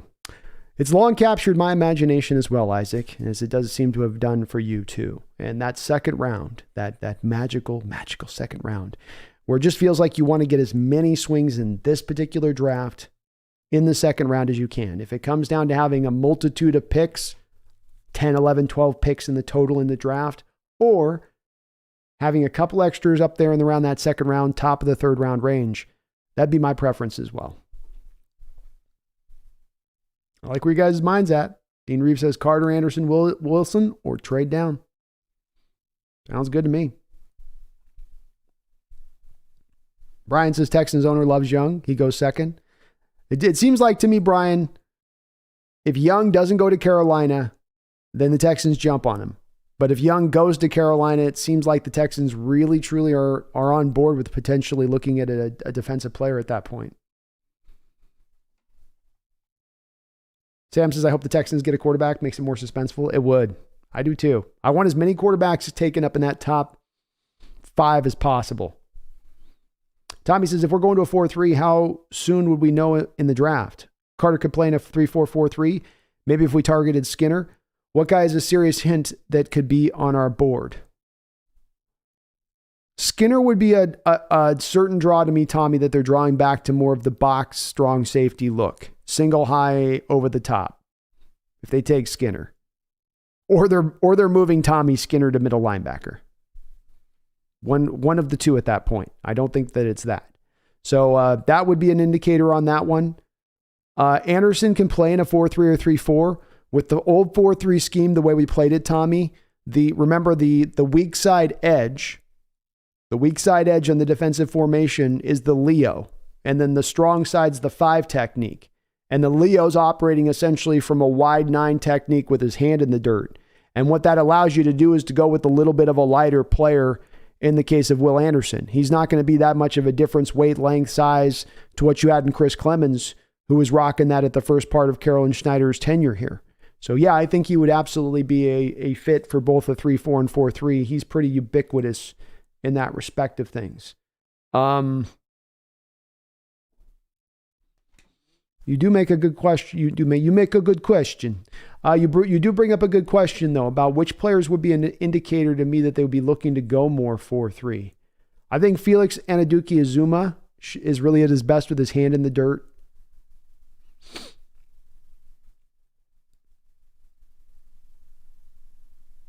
God, a lot of guys stand up, man, out of this draft, so it's hard to predict off of that.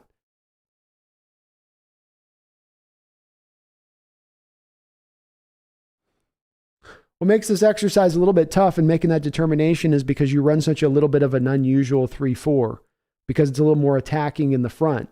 So you're not looking for the 2 gappers, you're looking for the gap and half guys, which is a little bit similar to somewhat of what you might be looking for if you went back to the 4-3. Maybe you'd do a little bit more of the 2 gapping stuff on the 4-3. But there's nobody that jumps out to me that's real pure. I mean, Van Ness might be a guy that would indicate that too if you took him, because he's a guy that I think is going to be best with his hand in the dirt rather than trying to stand up as an outside linebacker. Not a lot of guys in the draft that fit that mold that would tell that tale. Isaac N says, how many times are you going to be at number 5? Pick the quarterback and hopefully set yourself up for at least a decade. Well said, Isaac. JN says, Joe Montana, what the F are you smoking? Laughing out loud. I knew there'd be some that bristle on it, JN. I get it, but I think I made a pretty good argument. I would appreciate it if you could give me the counter on where I'm wrong, you know? I know it's easy to say, man, you're just dumb and stupid on that, but like, counter back. Where is my comparison wrong? Where is there the differences in their games, especially for where they were coming out of college, you know? And again, I think I made a pretty strong argument in the respect of, although I do think Joe Montana is one of the best all-time quarterbacks, I do be a guy who leans pretty strongly in the respect of saying, you know, there's guys that can have the Hall of Fame talent, but if they go to a bad situation, it can get upended, and they can look really a lot worse at times than they probably would have looked if they had gone to a really great situation. Does Patrick Mahomes, you know, look the same way if he goes to a dysfunctional organization versus going to Andy Reid in Kansas City with an organization that was winning? You know, probably, right? So landing spot falls, but I certainly would love to give a discussion with you on it, Jan.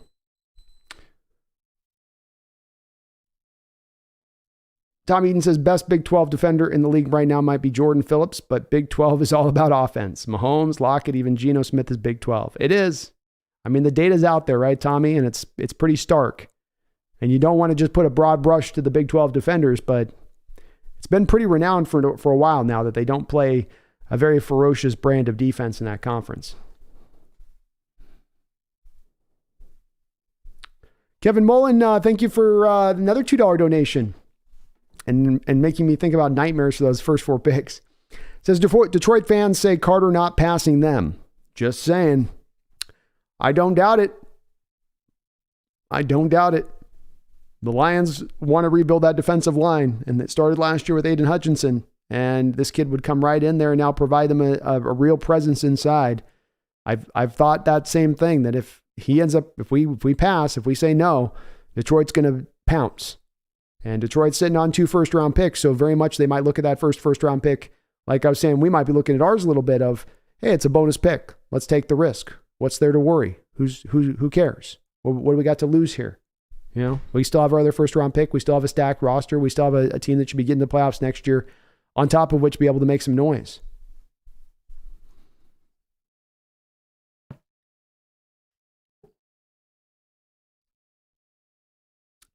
Spencer Smith says, Brandon, I know you don't see Nolan Smith as a first-round talent unless you changed your mind on that eval. I haven't yet.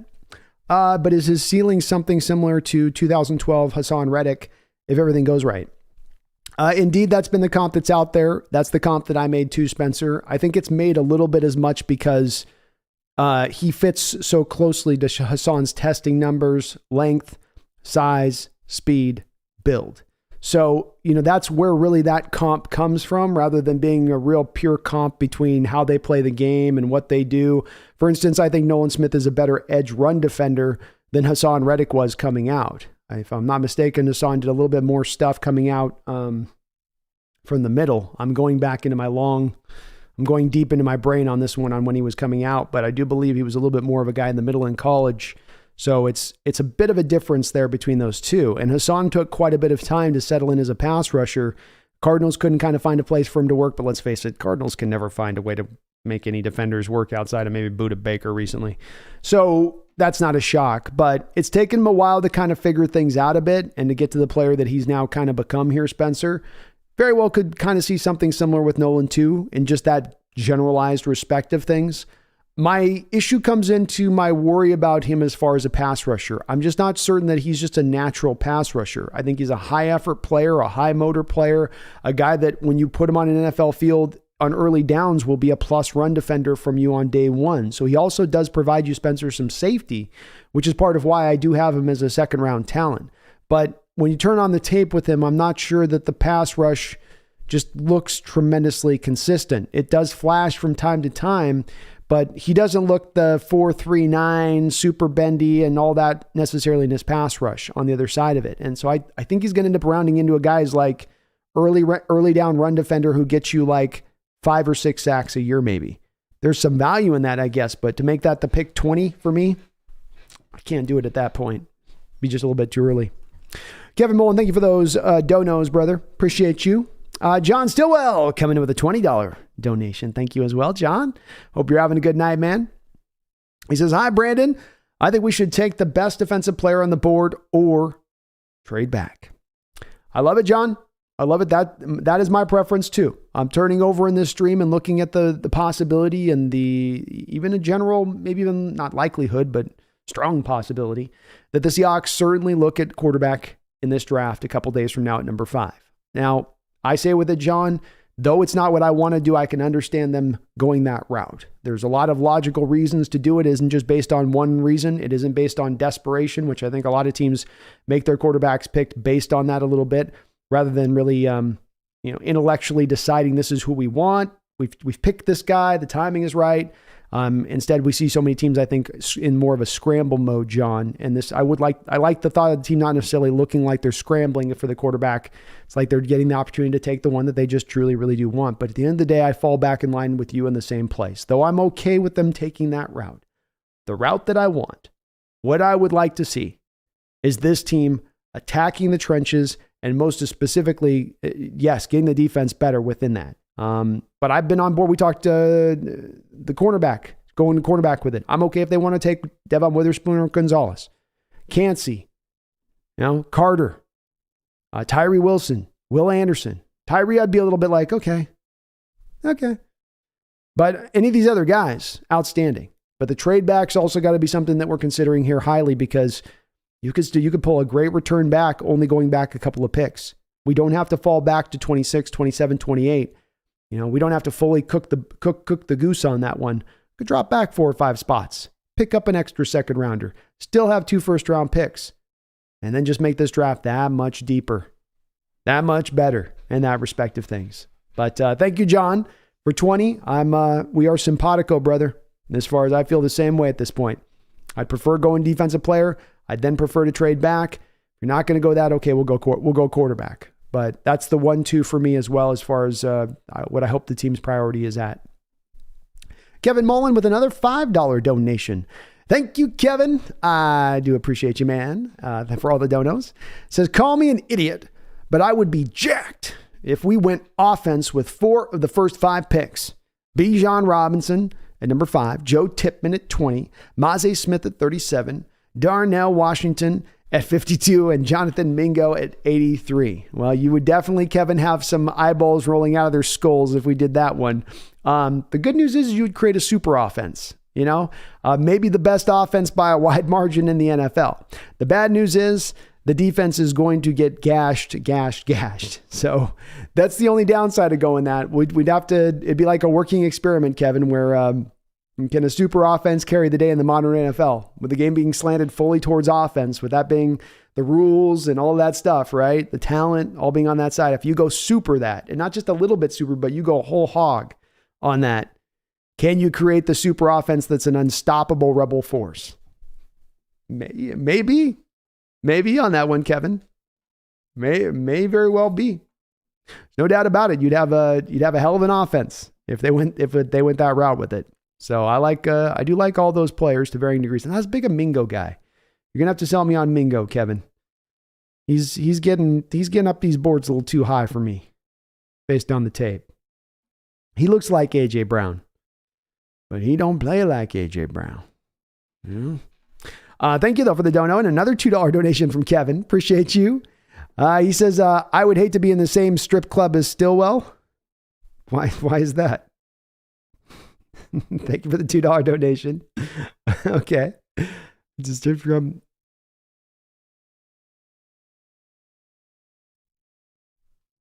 Oh, Kevin's all offense, John's defense. I see, Kevin. That took me a second. It's like, wait, what? Thank you for the dono, though, man. Appreciate you guys. And do me a favor, folks, if you haven't already on this one, just hit that like button, subscribe up. You know what I mean? Trying to get up over, we're going to see if we can get over 12,000 subscribers here through this draft. So we got to hit about 350 mark here over the next week or so, which would be pretty aggressive, I admit. But I think it's possible. I do think it's possible. Bill Zimmerman, a quarterback is a huge gamble. The success rate is low. Indeed, I believe it's, Bill, I want to say it's 10% in the first round. They need defensive line help more than quarterback early in the draft. There are some options later. Indeed, there are. Bill. And as I was saying with John Stillwell there on his donation a second ago, that's certainly, we are of like mind with that, Bill. And I do think, doing this show a couple times a week and very much at times having a bit of the pulse, at least in general terms on the fan base, that does seem to be where the fan base is leaning as well. But I do think, Bill, and that's just where kind of the theme of this show is, I think that there's also, an intelligent approach behind looking at quarterback. It's not where I want to go. It's not my priority one or even priority two, Bill, as I was saying too, and with Kevin, I'd like to trade back if you don't take a defensive player. But I do think that there's an intelligent understanding of why it makes sense to go with quarterback in this particular draft. It's not the priority one, but it does make some sense. It's not completely like, nutso. Megan says, we use the S2 test as part of my psychology degree. Okay, well, Megan, let me know, is it this one number that comes out, or is it multiple numbers that come out? Is just your final grade like a percentage point grade? The other thing too, if it comes out at a final grade, why wouldn't it be on like a scale of 0 to 10 or, a graded ABCD? Tom says, I would take a OSU quarterback in the draft. They have too many weapons and solid O-line in college, so they rarely face adversity or even play from behind. It's very true, Drew. Tom, just showing some of those stats with him last year. I think he was only sacked like 14 times the whole year. Got sacked about like once a game. Mr. Kane, my brother from another mother. How you doing, man? It's good to see you in the house.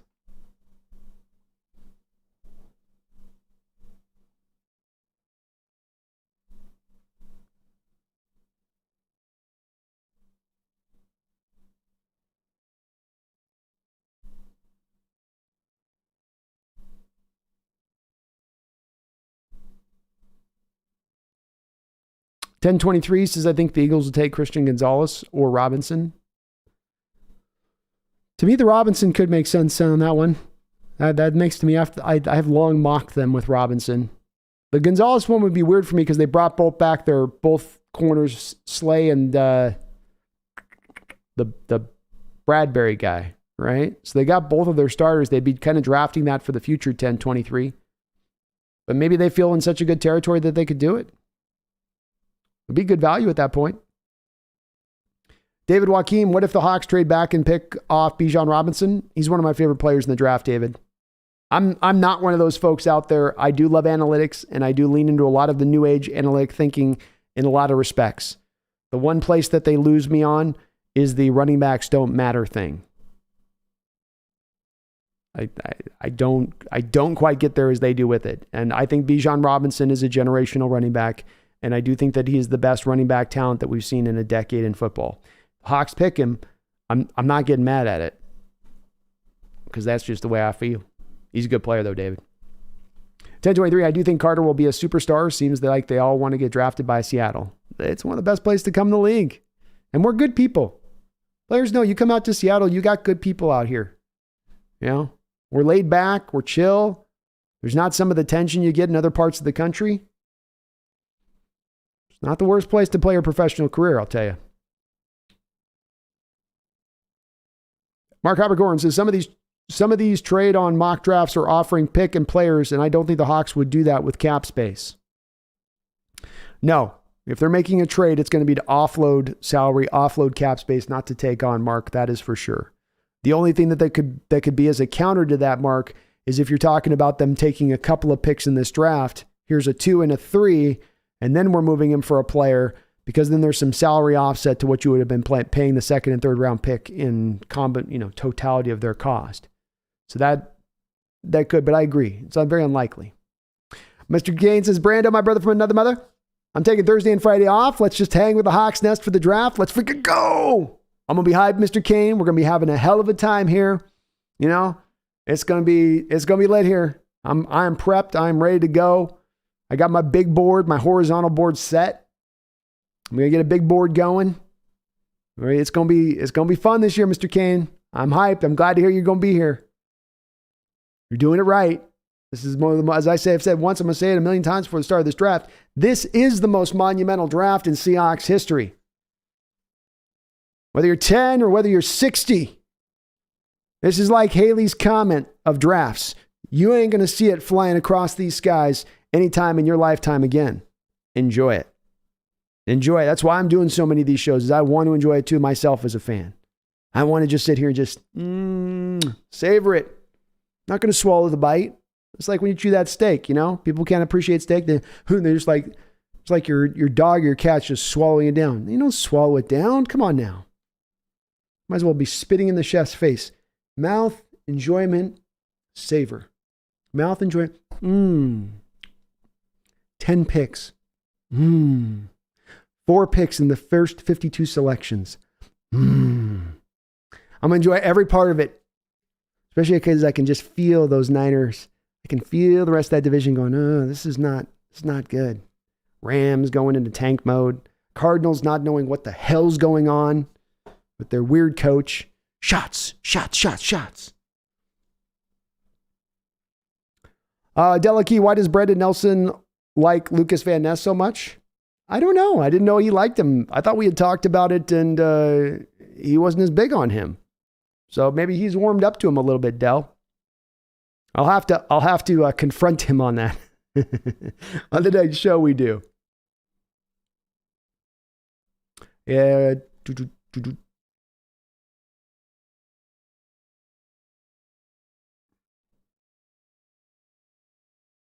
Addicted to Hawks. Brandon, calling Lucas Van Ness a nightmare is an insult to the word nightmare.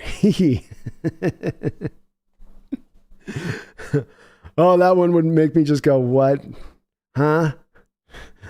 Seahawks Times in the house. What's up, Seahawks Times? And folks, Seahawks Times got himself a great channel out there, so do me a favor if you're not, go out there and get subscribed up to Seahawks Times. I think he's going to have a great channel as we go on into the future here out in Seahawks camp. And Seahawks Time, I'm sorry I haven't been able to connect with you as far as maybe doing a collab on some stuff, but I've been a little lazy and overwhelmed. But we'll be getting to the offseason through this draft. I'll definitely be reaching out to you, my man. Hope you're doing well. Seahawks, he says they'll go all pro. Just kidding.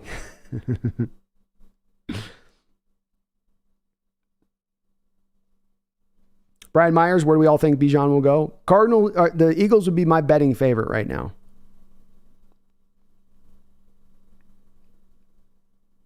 If not the Eagles, how about the Titans?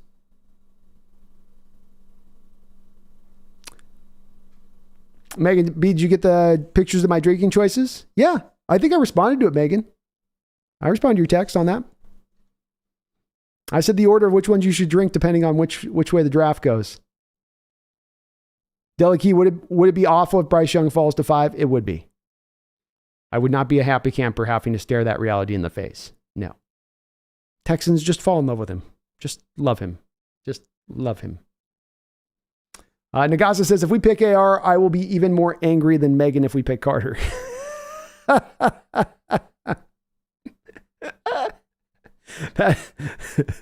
The emotions are running deep, Nagasa, right now. I get it. And you know what I take that from? It's because you care. It's because Megan cares. It's because we all care. It's like, I love that. That's the passion we got to have as a fan base for this sport. I don't want just casual people like, yeah, I kind of like the game. I just watch it, You know what you want to see. You know what's going to work. You got a strong opinion of it, and I love that. I do. And I get it, We all got our picadillos in this draft that we want to kind of avoid. Spencer Smith currently dying over the fact that Brando's nightmare mock draft is basically the all-top billing cosign team. I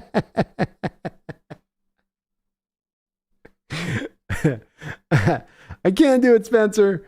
I can't do it. Gervon Dexter in the second round. Oh my God. You want to talk about one player in this draft I want no part of? I mean, no part of. Please no Gervon.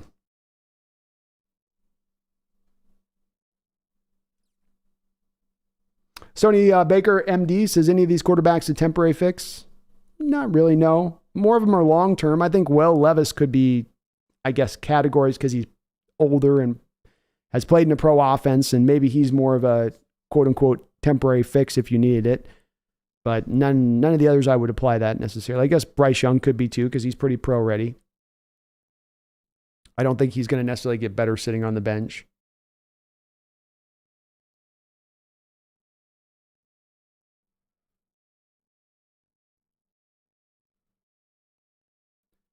Lance says, part of me really wants to double trade down and compile second rounders. In one mock I did, I compiled 8 picks between 15 and 88. I love it, Lance. I might try the same thing tomorrow in my final mock just to go for broke, just to see what it looks like. I haven't technically done that in any of my mocks up until this point of, hey, what happens if I just trade back? What if I move back in that first round? What if I commit to doing that in a major way and then just max out those picks as far as I can go in the second round? And I think it's an interesting exercise to look at, Lance, because you go, okay, if I go this, I get this. If I go that way, I get that. Wow, look at all of that. Yeah, this is sparkly and shiny with its couple of things, but this is everything over here I'm getting as far as at my disposal now. It makes it a little more interesting to go that route, Lance, and I think it's a feasible route to go. Unlike a lot of times when you run these mocks where you start doing these trades and you sort of, you guys know, you've all done it. You cheat the system. You've done it. Don't lie. Don't lie. You got into that mock and you done those trades and gotten yourself those extra picks that darn well there's no way no GM would have made that trade with you on the open market, but you did it. You did it because you wanted those picks. Well, this is the one draft to me you could actually kind of do that Madden trading thing. Because you have the 2 first-round picks, because you have the 2 second-round picks, because you have the 10 picks in total at that point, Lance, you can do some packaging. You can move back and get some more and then package and then move back up, So I think it's actually a little bit more feasible than we would normally be able to apply if we simply just had our pure native 7 picks.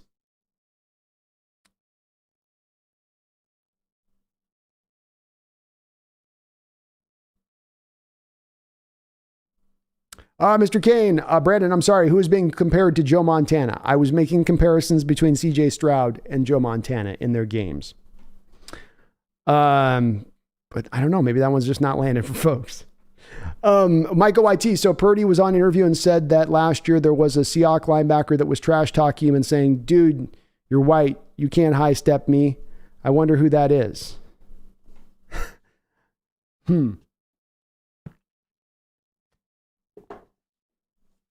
Hard to say on that one, man.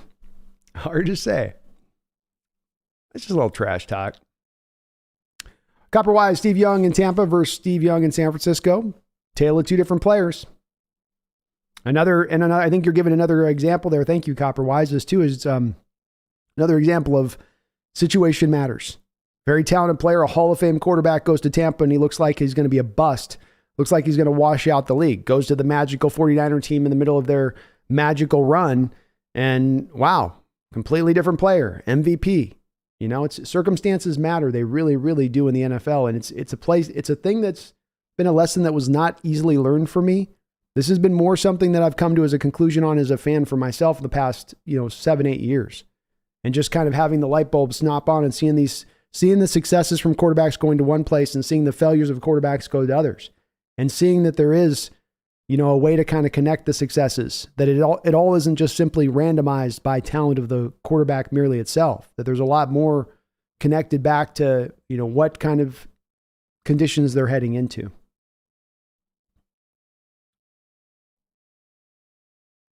Great point on that one. Kevin Mullen coming in with another $20 dono. Bro, thank you. That's like fourth dono tonight. You're always very kind in that respect, Kevin. I do appreciate it. He says, I got a question. We had a bottom 5 defense last year, and I understand loading up for defense this year. But if we went offense, that would tell me we're going for broke for Super Bowl this year. Plus, Pete Carroll never had a bottom 5 D with his scheme. It is true. It is true. He never had the bottom 5 D with his scheme at any point in time. They had bottom 5 run points in the seasons, Kevin, right? Like, especially those last couple of years, you had moments where you were through big portions of the year in that bottom 5 level. And then you kind of got yourself somewhat together around the end of the year to just kind of clip yourself inside that mark. So it didn't look quite as bad, but for the majority of that year, it did look kind of that bad. Yeah, you could definitely say that. Here's the thing I would push back with you a little bit with, Kevin.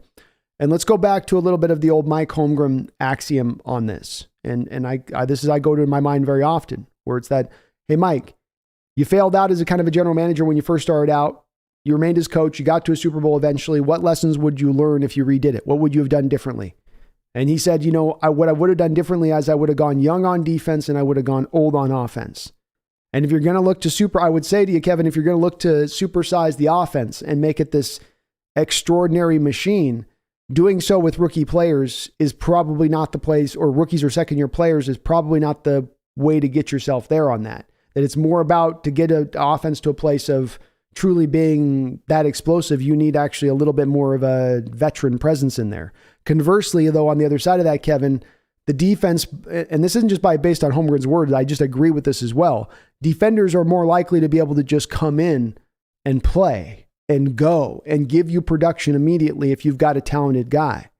And I've seen those cases play out oftentimes on the Seahawks team, not just through this Carroll, regime and time period, but even going back, even on like Holmgren teams. The year you got to the Super Bowl, Kevin, where we went in 2005, you had Leroy Hill and Blofa Tutupu, both as rookie linebackers starting in their first year for you on a Super Bowl team. And last year, Tariq Woolen starting out there, Kobe Bryant starting out there.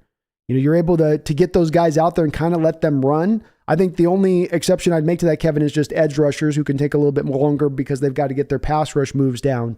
But if we're talking about getting a defensive tackle on the line that just needs to be a penetrator and kind of a game wrecker type, we're going for a middle linebacker type.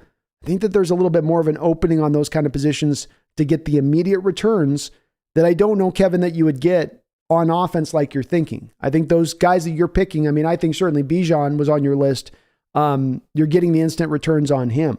But is in year one Tippmann, is Darnell Washington, is Mingo, especially with Mingo's all of his rough edges, Kevin. I don't know if Mingo gives you a lot of production next year. He's got a lot to clean up in his game. Route running, catching the ball, all the way down the line. He's in a lot of ways in rougher shape, as far as way rougher shape than any of those Ole Miss receivers that have come out in the last couple of years out of that program, I would say. Very talented, but I don't know if he's ready to go day one on that. So Bijan may end up being the only guy, along with maybe Darnell Washington a little bit within that does give you those kind of instantaneous returns for this upcoming season. Meanwhile, you've not done anything on your defense until at that point in your scenario, round 4. So right now you have no zero tech. You're going to be sitting on Keandre Coburn and Jared Clark, basically. You've got you're starting Jaron Reed in your proverbial scenario too, Kevin. So you have Draymond Jones and Jaron Reed, and then who's backing those guys up at that point?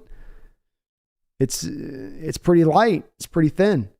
So that defense is going to get gashed, I would think, if you did go to that route of it, that extremely. I like it as taking this is our identity. So from that standpoint, Kevin, I like that.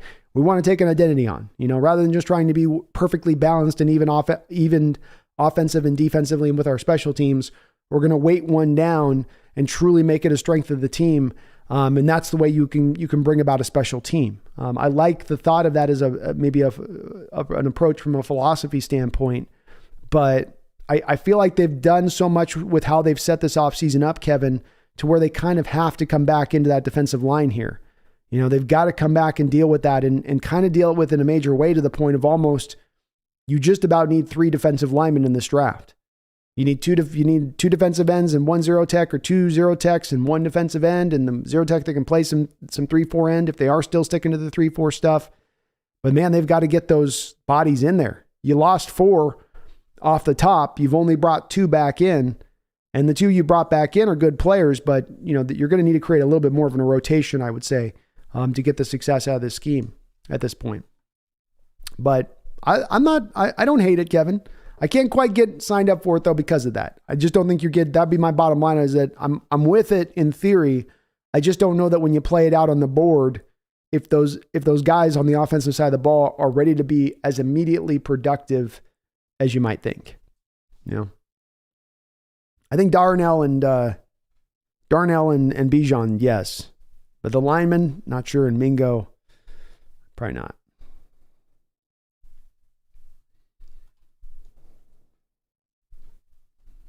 Tom says you can make the case for leaning into our strength, which is our offense. It's not my approach, but it's not wrong to be better at what you do best. Well, there you go, Kevin. Hey, Tommy adding a great cherry to the top of your point on that. And that, yeah, your strength is right now offense. It's not defense. You're trying to rebuild the defense. And maybe it's best to, better lean into the strength and just try to create that super offense. I don't think it's not a crazy approach. And it has been an approach that some teams have tried. I certainly think Kansas City has been on the line of that in recent years, with just getting the defense good enough, just barely good enough, because they know the offense is going to carry the day. So there is a little bit of a track record for success there with it, I suppose, with it. If I thought I was getting the returns offensively next year immediately, I might be a little bit more down for it. But that's the one thing that makes me hesitant with it. Donnie Pearson is in the house. How you doing, Donnie? Says HawksNest, hello, Brandon and all. Hope everyone is well despite the passing of Harry Belafonte. Well, R.I.P. to Harry Belafonte. Not long, 96 years old. We could all hope to live so long in such a storied life as he lived. Henry Mars, why do we need a quarterback at 5? Come on. Well, you're never going to be back up here to pick a guy again at this spot. Gino's going to be 33 years old in October. You have an out in the contract with Gino after 1 year if you want. Those would be the main reasons. But it's not what I would do. Just those are the main reasons. Rumpelstiltskin, aka Manny, pew pew. I'm gonna find that clip of that Cardinals coach, and it's going to be used. I'm gonna way overuse it. I'm gonna make you guys find that clip funny. You didn't find it as funny when I first posted it, but it's just he's out there meeting with all the Cardinal players, and there's this clip of the Cardinals coach, and he's like just first meeting him, and he just looks like just a baby Huey. And he walks up to the one guy and he's like, "You're the deep guy, right? You're the deep guy, right? Shots, pew, pew, pew, shots all over the field. Pew, pew, pew, pew, pew." That's literally what he said. A head coach in the NFL said, and some in the chat were like, "It's not a big deal. He's just dude." I'm like, I don't think that's going to get anybody turned up. I'm just going to say that. They're going to be shaking their head like, this guy's corny.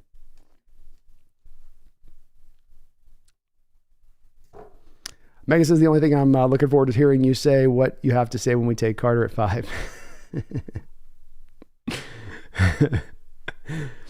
Spencer, any thoughts on Stroud sharing representation with Deshaun Watson? Do you think this is a big factor in the Texans cooling on him for their squad? And does his agent turn you off from him at all? Not really, Spencer, for me. I don't know if it would for Texans either at the end of the day. If they loved his talent, they loved his talent. Deshaun had such a situation there, Spencer, which was, such a unusual. I don't think we're going to run across that again in any time soon. I would hope not. As far as that popping up, I could say your point though about the agent may be on point, right? Like maybe the agent burned some bridges by protecting his client, Watson there, and certainly that's possible, but then the agent's just doing his job at that point. So I don't know if the Texans would really get to that point where they're going to go, we're not going to draft this guy, even though we love his talent, even though we think he's going to be a game changer at the position, even though he fits something that's a desperate need for us. We're going to pass him because we had this one bad experience with the agent on the last quarterback. I don't think they would do that. And maybe a little bit of impact on it, but I don't think it would carry the whole day with it.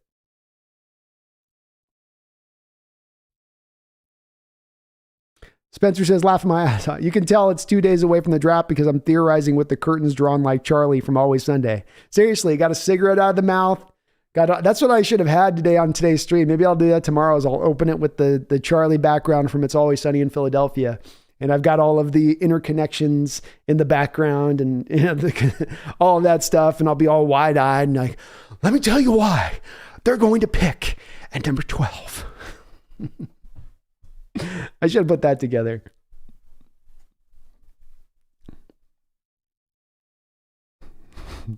Jacob Haas says, whatever happened to us not being able to afford the draft class? There's time, even if they make every pick, and they've got to get $3 million under before June 1st. There's plenty of time to do that after the draft. I would hope the team is not being driven in this draft by financial constraints, and that's driving any of their motivation, strategy. I would hope to God that that's not the truth. J.O. says, you'll be happy when another midget wins us the Super Bowl.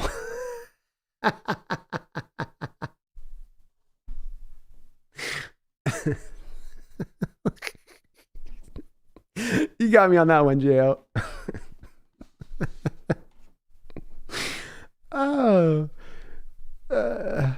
Megan says, Hawks Nest, no, I sent you more pics of my drinking choices, including 2 stack wine racks. Oh, Megan going hard. I'll take a look at it, Megan. I didn't see it, no. I was doing that show prep right before, so I get a little tunnel visioned right before the show where I'm just like, shh. But I'll take a look at it right after the show. Jonah the Whale says, discussing another quarterback right now just makes me feel dirty. Geno Smith has earned my fealty this season. Well said, Jonah. Well said.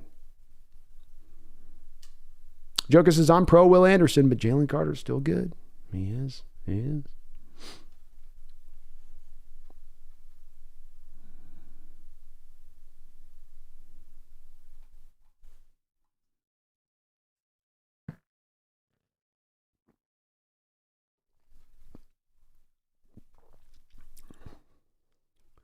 Spencer Smith says, so what? Maybe I did make those PFF mock trades that I know weren't fair. Maybe I did take 8 players in the second round. You got a problem, bro? Not at all, Spencer. Not at all, man. Hey, like I said, this year it's valid. This year it's valid because you're starting out at 5. You're starting out at 20. You can move 5 to 7 to 12, 20 to 26. And you could end up with those 8 players in that second round. But to me, it's a little more feasible than, you got that 7 rounds and you're at 26, right? We're picking at the back end of every round. We only got 7 selections. And then you make that 8 picks. That's the one where it's like, come on. Not this year though.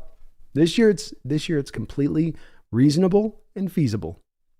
Nate says, I wonder if the Hawks want to move on from Fant. If so, what draft picks is he worth? A 4th or later? I would feel like that's a thing that they're definitely in considering of, right? In considerment. I'm doing my word creation of the day. Considerment. That's when you're considering, but you're coming to the end of considering it. You're at the considerment period. I think your question very much has the answer, I think, within it, Nate. This is a draft that's very deep with tight ends. Strangely so, based off of recent history where it has not been very deep with tight ends in these last couple of draft classes. It's been very thin, very, very, very thin. So I do believe you're not going to get maximum return as far as draft returns from Fant. It's a move you make Really almost simply because you know you're not going to have him as your long-term plans beyond this. You're not planning on signing him to an extension. He's here as a one-year guy. You need to get under the cap right now. You really could stand to be able to save the $5.85 million that you would save by moving off from him. And that's what will be drawing you to do that. So you wouldn't eventually be getting hung up on the return in draft capital. It's merely getting him moved. I think a 4th round would be the best case scenario. I think you're probably likely to have to accept like a 5th round pick, 5th or maybe even a 6th to kind of make it go, if there is that market out there. Tom says, I just love the incredible brutality of JL Skinner's tape. Few players in the draft have that attribute. The Cam Chancellor comparisons are true, Tom. And I like him here. I love him as a draft pick. For that very reason. I think he's going to be a dogged player at the next level, a physical presence, a hammer in a league without very many hammers, right? Our hammers now are those like inflatable hammers that you give to the children. That's what we got on the football fields now. This is that old school hammer. There's that hammer that's been in your carport for 20 years, you know? Spiders have got their little webbings on it. It's got dead bugs on it. It's got a little bit of rust on it, right? That's the kind of hammer I want in my secondary, though. And that's JL Skinner. You just got to commit, Tom, if you do, to going back to that box safety stuff. He can't be a cover 2 guy. He can't be a single high guy. You can't have him do the Fangio stuff. If you do that, you're going to get a lot out of him, and he'll be a tremendous player. Megan says, Hawks Nest, 2 days until you have to say what you promised if you want me to stay. I know. It's true, Megan. The final countdown has begun. It's the final countdown. Do-do-do-do. Do-do-do-do. The final countdown. Brian says, sorry, Brian.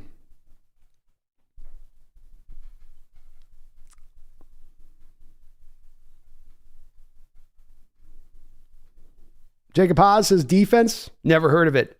Bring on the ultimate offense. Kevin Mullen, you're getting folks signed up for this over here. you got some backers on this one. Joker says the Chiefs did it old offense with an amazing quarterback and young defense. That's the way, man. And no doubt Andy Reid is very aware of that. He's very aware of that homegrown mantra of what I'm sure he would have done differently. You know, no doubt about it. Text my mom.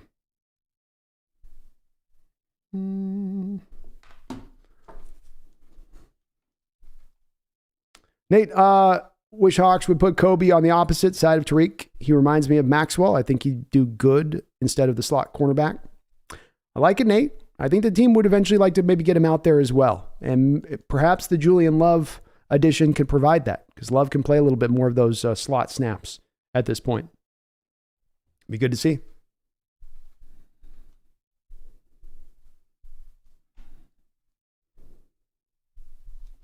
Stony Baker MD says, I realize it's not a very macho reason to leave my NFL chat, but I need to go make some chocolate chip cookies. Cheers, go Hawks. Hey, for chocolate chip cookies, you don't need to be macho. Those are tasty. I want chocolate chip cookies. Tom says, John and Pete do their draft homework and are able to find outliers with special abilities that few other teams are even willing to consider. Also finding players to play different new positions. They do indeed. Very true. Socrat Cassie, who would we pick between Jalen Carter and Tyree Wilson? Hard to say, Socrat. It's really is more based on that question of if Carter's got the clean background or not as far as Schneider's concerned. If he's comfortable with the background check on Carter, it's Carter. If Carter's background check doesn't pass the mustard, then Tyree Wilson would be the pick. So it's really less than their abilities as a player. I think it would be more about who's got the cleaner background. Jan says, because when you made that comp, did you consider how the quarterback play has changed and the rules have changed? Plus, when Montana played, the defense was more fierce. Let me think it through here on this one with what you're saying. Did you consider how the quarterback play has changed? I do think about the quarterback positions changed to a degree. I want a mobile guy for the most part. But when we also talk about the quarterback position changing, Jan, we're running the West Coast offense right now. So for all the changes that occur in football, for all the evolution of the sport, for all the ways that it goes from the quarterback position to move forward, we still have the majority of teams in the NFL operating out of an offense that was designed in the 80s. So when it comes to what's required out of the quarterback and what kind of throws they have to make, what kind of routes the receivers run, the combinations of routes that you run within the playbook in this West Coast offense, it's all very similar back to what they did with the Niners back in the day. There's more bubble screens. There's more of a prevalence of trying to really work the shorter stuff and not pushing the ball as much around up the field. But for all intents and purposes, it still is the West Coast offense. Yes, the defenses were more fierce when Montana played. That is for sure. I don't think that the parity in the league, JN, was as strong as it is now. I think that there were some more weaker opponents you could kind of go through back in the day in that respect of things. But, when it comes down to the Montana and CJ Stroud comparisons, I can probably give you like a good 7-8 things that are pretty strong characteristics that they both really have as their strongest strengths. Montana threw with great anticipation. CJ Stroud's right there with Bryce Young as one of the best anticipatory throwers in this draft. So, Joe Montana had incredible accuracy and pinpoint control with the ball. CJ Stroud has tremendous accuracy and pinpoint control with the ball. Joe Montana wasn't necessarily a scrambler and a highly mobile guy, but he could move around the pocket at a plus level. He was a plus mover in the pocket. CJ Stroud, not a highly scramble mobile guy like that respect, but he can move in the pocket. He understands he's not just a complete statue. He's not a Jared Goff type. Number 4, quick release. Joe Montana had a very quick release. CJ Stroud also has a very quick release. Processing and going through their reads. Joe Montana had an innate fashion of being able to drop through and go 1, 2, 3, 4, and truly go through all 4 of those total reads, Jan. When I watch CJ Stroud, it stands out to me on the tape that he is also a guy that goes through multiple reads on given plays. And when he does it with a purpose. Some guys go through their multiple reads and you'll watch their helmet casually kind of turn. With CJ Stroud, you're watching him recorrect his shoulders every time on every read, where he's got everything locked and loaded at any point in time to then go to that next read. And not every quarterback in this draft does it. And it stands out because it was a little bit of what I saw back in the day with Joe Montana and his ability to go through those reads too. Most of those QBs are lazy, right? So they drop back to pass. I'm looking at you. Okay, now watch me go through my reads, right? And that's quarterbacks a lot of times not really truly going through their reads. What they're doing at that point is maybe the coach has told him, you need to go through these reads, and now he can technically tell his coach on tape, well, Coach, you saw my helmet turn. I went to those reads. But they're not really going through the reads like there's an intent to really go and throw to those reads. Watch Stroud go back and go through his reads. Bam, bam, bam. He's setting his feet. He's getting into a throwing position on every single read, and he's resetting it every time within the pocket. That's, again, the thing that just, I see some echoes of that back to Joe Montana's game. Is it a pure comp? Is he purely Montana? No. But is there a lot of things there within it, Jan? I just mentioned 5 real clear, distinct things to me that I can see as a pretty close combination to what you got out of Montana as far as a player goes. And I know as much as Montana is great, this player that's viewed as this all-time great now, again, he wasn't viewed as some generational prospect coming out. If I'm not mistaken, wasn't he a late first or early second round player? It's I think that there's some validity behind this comp, but I get it if you guys disagree. I'll make my case, but I understand. Ethan says, the Hawks Nest on Madden, we can guess the first 14 positions that will be drafted. If you had to guess the first 14 positions, not specific players, in order to get drafted, what would it be? Oh my gosh. First 14 positions, not specific players, in order to get drafted. First 14. Well, I guess I'll go with, I think all 4 quarterbacks go in the first 14. 3 in the first 4 picks. It's hard to say where exactly at this point these guys are going pick-wise. Like I can say, Ethan, I know these guys will go in the first 14.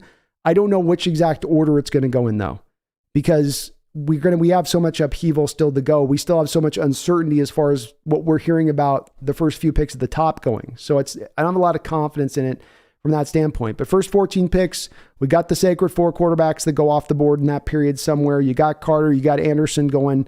That would be 6. Tyree Wilson would be 7. Christian Gonzalez would be 8. Devon Witherspoon would be 9. Kalijah Cansey would be 10. So I got 4 left.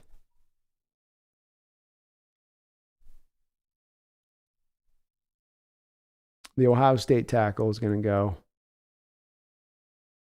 Paris Johnson will go, so that's 11.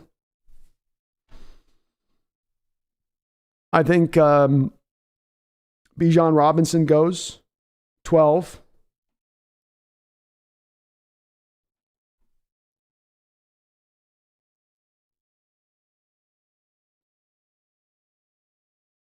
I got 2 more here, man.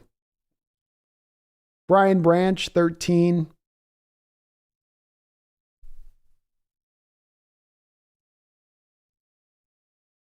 And, I want to go Jackson Smith and Jigba for 15. Or for 14. I'll go with Jackson Smith. Miles Murphy is a little bit of a draw there too, but I'll go with those 14, Ethan. I'm not sure on the order, though. Megan says, Hawks Nest, just so you know, as Brian Myers reminded me, the Kraken are playing during round 2 and 3, so I'll have my attention diverted to a team with another gorgeous blue-eyed coach. I know how those blue-eyed guys can get you, Megan, so I can't be mad about it. What's up, Herbicide? Herbicide in the house. Motive. Gino could get hurt next season. Locke could be horrible and our defense okay, but we can't score with a tougher schedule and maybe get a top 5 pick next year. Gino could get hurt. Locke could be horrible and our defense okay, but we can't score with a tougher schedule and maybe get a top 5 pick next season. Can't say never again. It is possible, Motive. It is possible. It's hard to, I guess, let's say the likelihood is very unlikely though, right? Being that you've never picked up in the top 5 in Carroll's entire history here. He does seem to be a guy that can get a high floor out on his team. He may not be able to get the roof torn off and go to the highest of heights consistently, but he can at least get a high floor on every given team, every given season. You know, that he's got some kind of maybe secret sauce to getting it to that range of things. But you're not wrong. It is possible. Nothing is out of stuff can go bad. Stuff can turn, and we got a very young team, Motive. You know, you don't have as much certainty when you have a young team, and you have a lot more of an openness to fluctuation at that point as far as your outcomes are concerned. Empower Code coming in with a $50 donation. Empower, man. Right in my heart. Thank you so much, man, for the $50 drop. You are tremendous, brother. Hope you're having a good night out there. Thank you for the $50 donation. You guys are amazing. Says the draft is on Thursday night. Need I say any more? Get hyped. Get ready. And above all, go Hawks. That's right. I know Empower is bringing that energy in this chat. I'm feeling the energy from my people in the chat tonight. That's what I want to see. I want my Hawk fans out there with their chest out, head high, ready to watch our Hawks kill this draft in the best of ways. Set the stage. Set the table. Get those forks down. Get those spoons down. Give me a little napkin. Give me my entree dishes. And that's what this draft's about, so I'd love to see it in Power Code. You warm my hat, and we warm my heart, not only with the donation, but with that attitude. I like it. That's what I want to see on draft night. I want to see people in here hyped. I want you pumped up. I want your blood racing. That hand's shaking just a little bit. Oh, they're going to get this right? They got to get this right? Oh, man. Ooh, God, all this time. Here we go. That's what this is about. That's why we follow these sports. That's why we cover this stuff so in depth, is to have these moments of excitement that can come along. So I'd love to see it in Power Code, man. Appreciate you, brother. We are officially folks inside of 48 hours away from the draft. Are you ready? Have you prepared yourself mentally? I know Empower has. With that energy, I know he has. Appreciate you, brother, so much.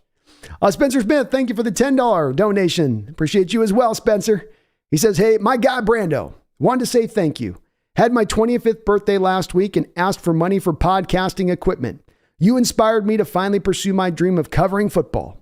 Hawks Nest for life. Well, fist pump right back to you, Spencer Smith. Congratulations for getting this going and getting this running and jumping into these waters. People ask me about it a good amount, and I always say, do it.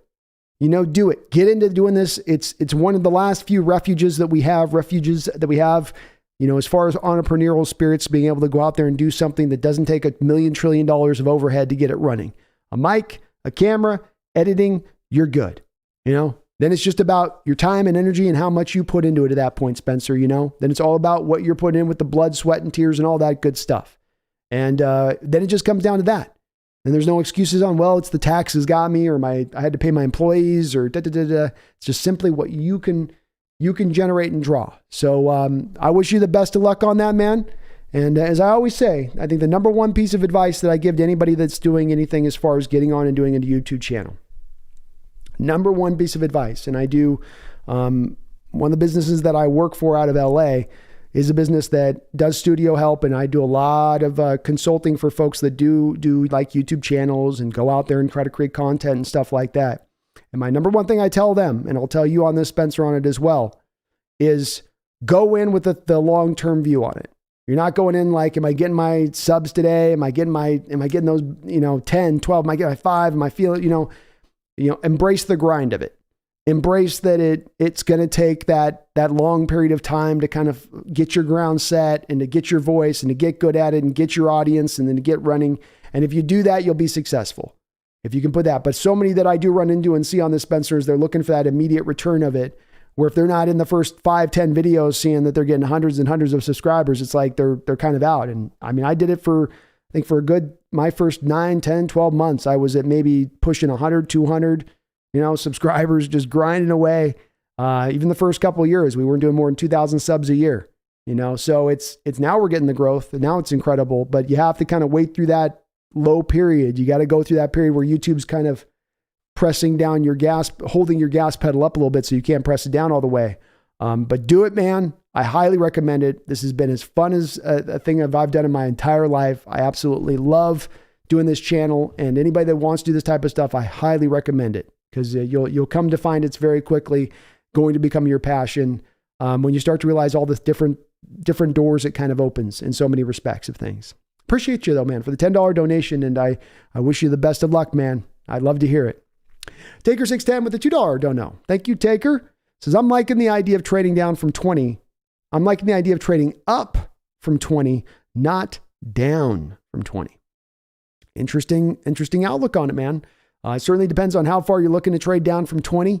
If you're looking to get down from 20 to 13, you're probably going to have to give up that second round pick at the top of the second round to get that done. So that would be the cost. But to your point on that, Taker 16, if you have a guy that you might still consider up in that tier 1 range, let's say we have general manager John Schneider and he has his own specific collection of guys that he considers tier 1 players. And he's able to get that first tier 1 player at the top of the draft. And now he goes, rather than having an extra shot at a tier 2 guy, why don't I take that tier 2 pick along with my tier 2 pick at the 20th overall selection, combo those two up to get a tier 1 guy up at the top? It makes sense from that standpoint of things. I definitely can see where there's, if Schneider thought his guy was slipping, right? If Schneider had a certain guy he was targeting that was falling through, let's say it's Kalijah Cansey. And Schneider thinks, hey man, Kalijah Cansey is going to be 92% of what Aaron Donald's been in his career. And now he's at pick 12. Does Schneider think that that's worthwhile to go up there and do that at that point? Very well could. Very well could. And I think it would make some sense, man. I'm okay with it if they choose to go that route with it. As I say, I'll be very happy with a variety of ways they could go in this draft. It'll be very hard to piss me off in this draft.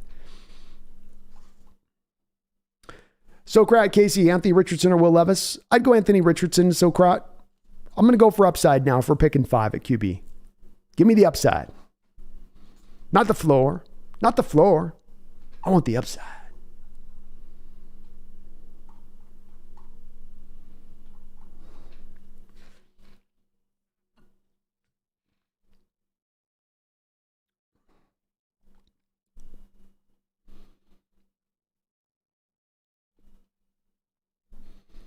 Power Code, thank you for that $50 dono, man. Mark Harpercorn, Brandon, you would starve as a singer. No offense. No offense taken. I like to sing, but I'm definitely not good at it. That is for sure. The spirit is willing. The spirit is so willing. Thank you for reminding me, Mark. If you do like what you're listening to today, do me a favor, folks. Hit that like and sub button. I would really appreciate it. We're on the road here to 12,000 subscribers, and we're getting closer.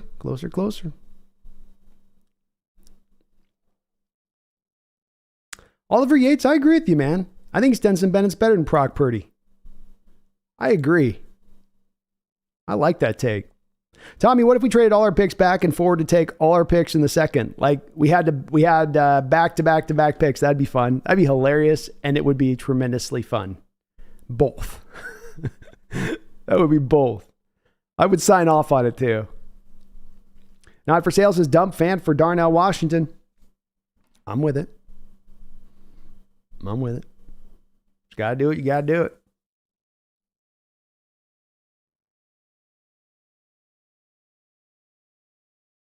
Jeff Shekel, would you rather have 6 2-round picks or our 4 current picks in the top 2 rounds?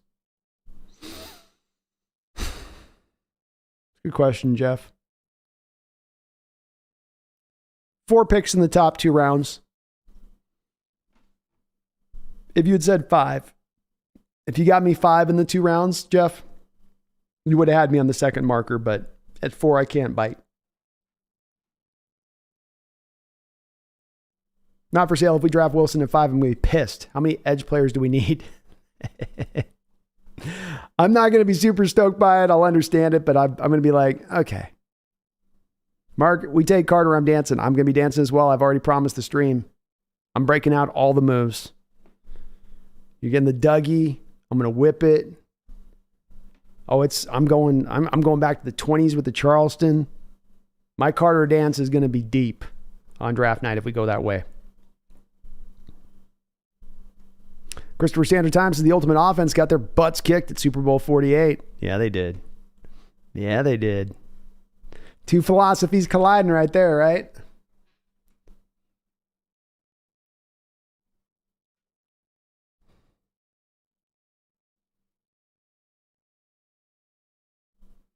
Brian Myers says, somebody say cookies. I got Girl Scouts in the other room. I know, a Girl Scout. They were at the grocery store the other day. I'm trying to be good at the diet here this summer so I can be in somewhat a good shape. But man, they were calling the name. Those Girl Scout cookies are looking good.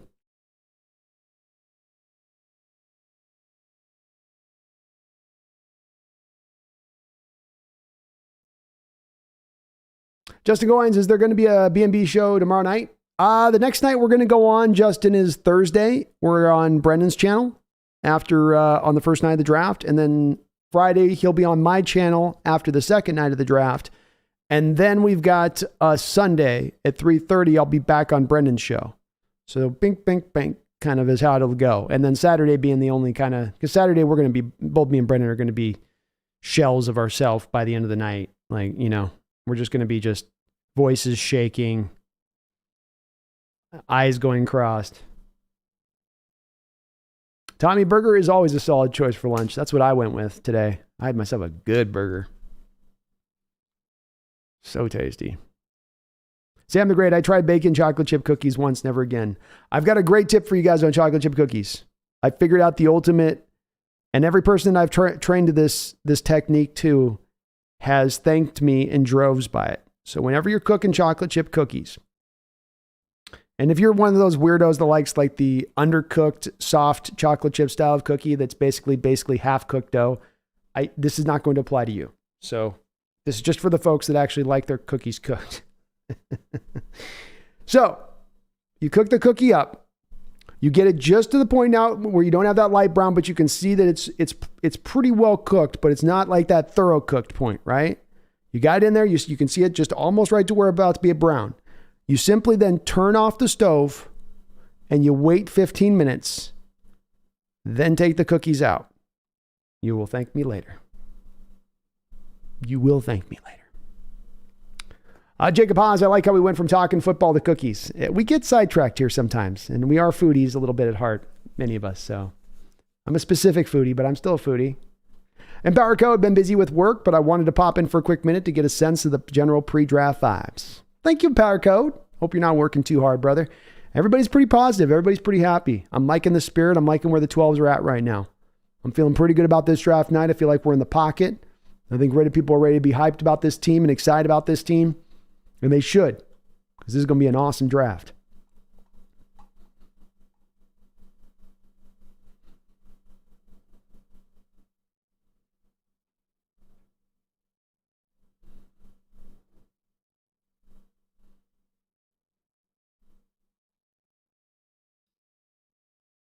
What on that poll, Brian? Sorry, I didn't see. I missed your comment on that. With what the poll? Which poll?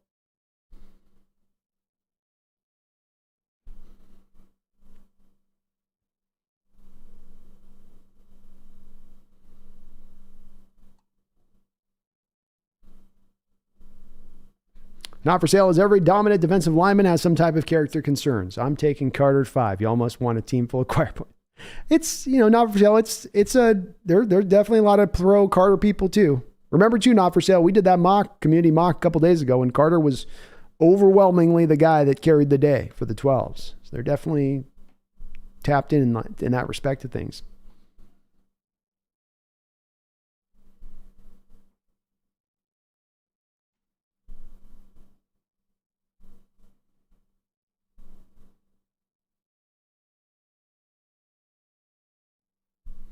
Lower writer Chev64, have you seen the stories going around about Will Levis telling people he is going first overall? I did, low rider. I pulled the thread on this one. I could be wrong on this, so people in the chat, please correct me if you know differently on this. But it's my understanding that this is another one of like the breadman on Twitter situations, or what the Myles Garrett Seahawks Reddit situation of 21, where a single guy has gotten out there and managed to sort of catch the zeitgeist and get himself viral off a tweet, but there's not necessarily anything backing it necessarily. That's been my understanding on that one, low rider, is that is coming out, but it may be kind of just complete smoke. Thrill Alice, I was wondering if Bobby's going to middle linebacker and Brooks moving back. Will that be an issue? So Thrill Alice, if they're playing a 3-4 defense, then you have two middle linebackers in a 3-4 defense. You'd have Bobby probably strong side and then Jordan is your weak side, but they're both middle linebackers at that point. If you go back to a 4-3 defense, then yeah, you would be having Jordan Brooks playing more of a will role. And no, it's not really great for him. He really is a pure middle linebacker at that point. But his issues kind of to me are going to be what they are when it comes to Jordan Brooks. He just is what he is. A good run stuffing middle linebacker, but whether he's at middle linebacker or whether he's at will, he's always going to be a detriment for you in coverage. That's not going to change for him, I don't think, throughout his pro career, in my opinion of things.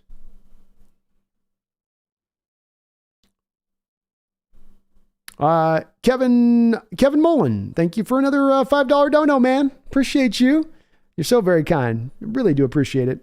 He says, Will Anderson admitted that he's only visited with the Texans, Lions, Seahawks on the Rich Eisen show. No Cardinals? What the F is going on down there? I mean, I'm going to say, I'm not being any more encouraged that the Cardinals are cleaning up their act this offseason or getting their program back onto the train tracks. And it's not that they've been a complete tire fire as an organization the last few years. It's just that things are not set up correctly for them to be able to create a winning situation there. And I think that it is a little bit emblematic to me that you don't even meet with a guy like Will Anderson. I mean, you don't even meet with him. You don't even want to ask him a couple questions. Just nope. Or maybe they're just so in on him, Kevin. Maybe they're just, it's like they're trying to slow play their interest. And so, you're not going to find out that they really were on board with wanting to do this until, we hit draft day and they just suddenly pick him. But I think it's pretty silly, Kevin. Yeah, I heard Kyler Murray's been squawking about wanting to get Paris Johnson. And it's like, you just need to pipe down. I don't want to hear anything from you, right? If I'm in that Cardinal organization, you don't need to be telling me about nothing. It's diva age of quarterbacks, man. His diva age of quarterbacks. These guys, they get high and mighty, man, up on their horse. I'll tell you what. But Cardinals aren't scaring me for the future. Niners, still scary for the future. Rams, They're embracing the rebuild. McVay's not going anywhere. They got an owner with loose purse strings. Still a scary organization going on into the future. But Kevin, the Cardinals, with that ownership group, with players polling out, showing on how unhappy they are in that organization, with tremendous players, one of the few they have on the defensive side of the ball, and Budda Baker asking to be traded, I don't think we're going to have to worry about the Cardinals for quite a bit of time. I think we've got a good 3 or 4 years before we're really going to have to just even kind of pay attention to them, quite frankly. Just take your pen out, go over to that Seahawks schedule this year, Kevin, and we're going to just put a big old 2-0 up on those Cardinals. We're going to feel pretty good about that one. Sometimes you're just doing that blind, but this year I'm going to feel pretty good about the 2-0 on the Cardinals. 2 easy freebies. 2 freebies on the schedule this year, Kevin, and into the future.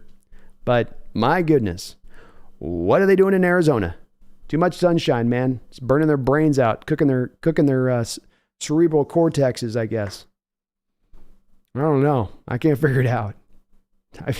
You think when organizations start going in the wrong direction, it's just you sometimes can feel them just not being able to change direction, you know? They're trying, but there's too much momentum almost at their back, and they just keep barreling forward down the tracks in the way they're going, or off the tracks in the way they're going. Randall McDaniel, thank you for the $5 donation. I appreciate it. And it's good to see you in the chat, Randall. Says, so you buying the chatter of us taking a quarterback? I think it's a real possibility. I think that what's interesting about this from my standpoint is that John Schneider is a tools guy. Anthony Richardson's maybe a guy that can be there. Maybe Will Levis is going to be there. Certainly 2 guys that are toolsy kind of guys. I think that would appeal to John Schneider. And so to pass this away merely as a smokescreen of them taking a guy at 5, I always thought it was a smokescreen as I presented my video. It was always a smokescreen that the Seahawks were never going to trade up in this draft to take a quarterback or anybody else. They're not going to do that. But if a quarterback fell to them at 5, Randall, if it just naturally dropped into that spot, yeah, then I could see them at that point saying, the value is there for us to do this, especially in the case of a guy like Richardson that they may view, Randall, as the most talented player in this draft at the end of the day, at the most important position in the NFL. Even though I'm not in favor of them taking a quarterback, the point of this show and the theme of this show and the thing I want to make sure is the overriding thing that I'm trying to get across to you guys from my perspective on this is that I'm okay if they make that decision. I don't like decisions that are made from desperate standpoints or from stupidity or with short-sightedness, right? I want to see decisions that have all of those things included in how you're coming to your conclusion. And while I don't want to see them take a quarterback, I think that they would have wound all those items into their thinking to come to that final conclusion if that's what they're making to be the ultimate, this is the pick, this is what we're going to go with, quarterback of the future, fans get ready. So I think it makes sense, Randall. I also, though, think that this isn't as clear as, well, it's just, yeah, they're absolutely interested in taking quarterback. There is an element to this, of course, is we can't deny it. When you're sitting there at 5 and you're looking at maybe there being 2 defensive players taken ahead of you, so now you're sitting on 2 quarterbacks there at your pick at 5, and you have quarterback-hungry teams behind you potentially in the Raiders or the Titans, or maybe even the Texans at that point at 12. Well, now you want to make sure that you're telling all these teams, we got interest. We might just grab that guy. It's not going to slide to Detroit. It ain't going to slide to the Raiders at 7. You better go up here and grab this now at this point if you want it. And you want to make sure you have that interest true to teams where they really buy. When you get to draft day, Randall, you want them buying the fact that you will really, truly look at quarterback as an option here. It's not just you saying that, no, we'll do it. If you guys are dumb enough to let this guy slide to us, we'll pick him. There is realness to it, but there's also the realness to this, Randall, on the other side of they also want to have it hyped up that way. They want those NFL teams around them in this draft thinking, if we let this guy get to the Seahawks there, they're going to take him. And if we don't want him to take him, we're going to have to come up and make a huge hell of an offer there to go up and get him. They make the call to you, Randall, and I'm John Schneider. I'm like, hey, yeah, I'm just getting ready to take my franchise quarterback of the future, the most talented guy in this draft. What can I do for you, Mike Vrabel of the Titans, or Carthon, whatever his name is, of the Titans, new GM?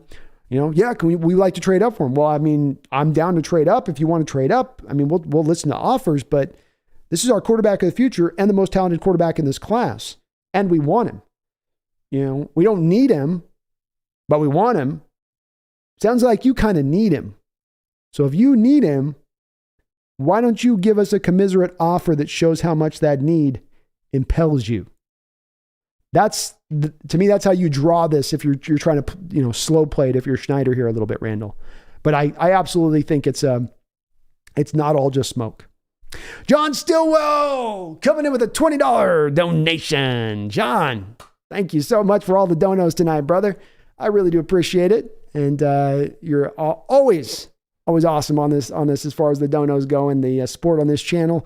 One of my patrons, member of the channel, much like Randall, just all around support. Couldn't ask for more from you guys in this respect. You guys are just amazing.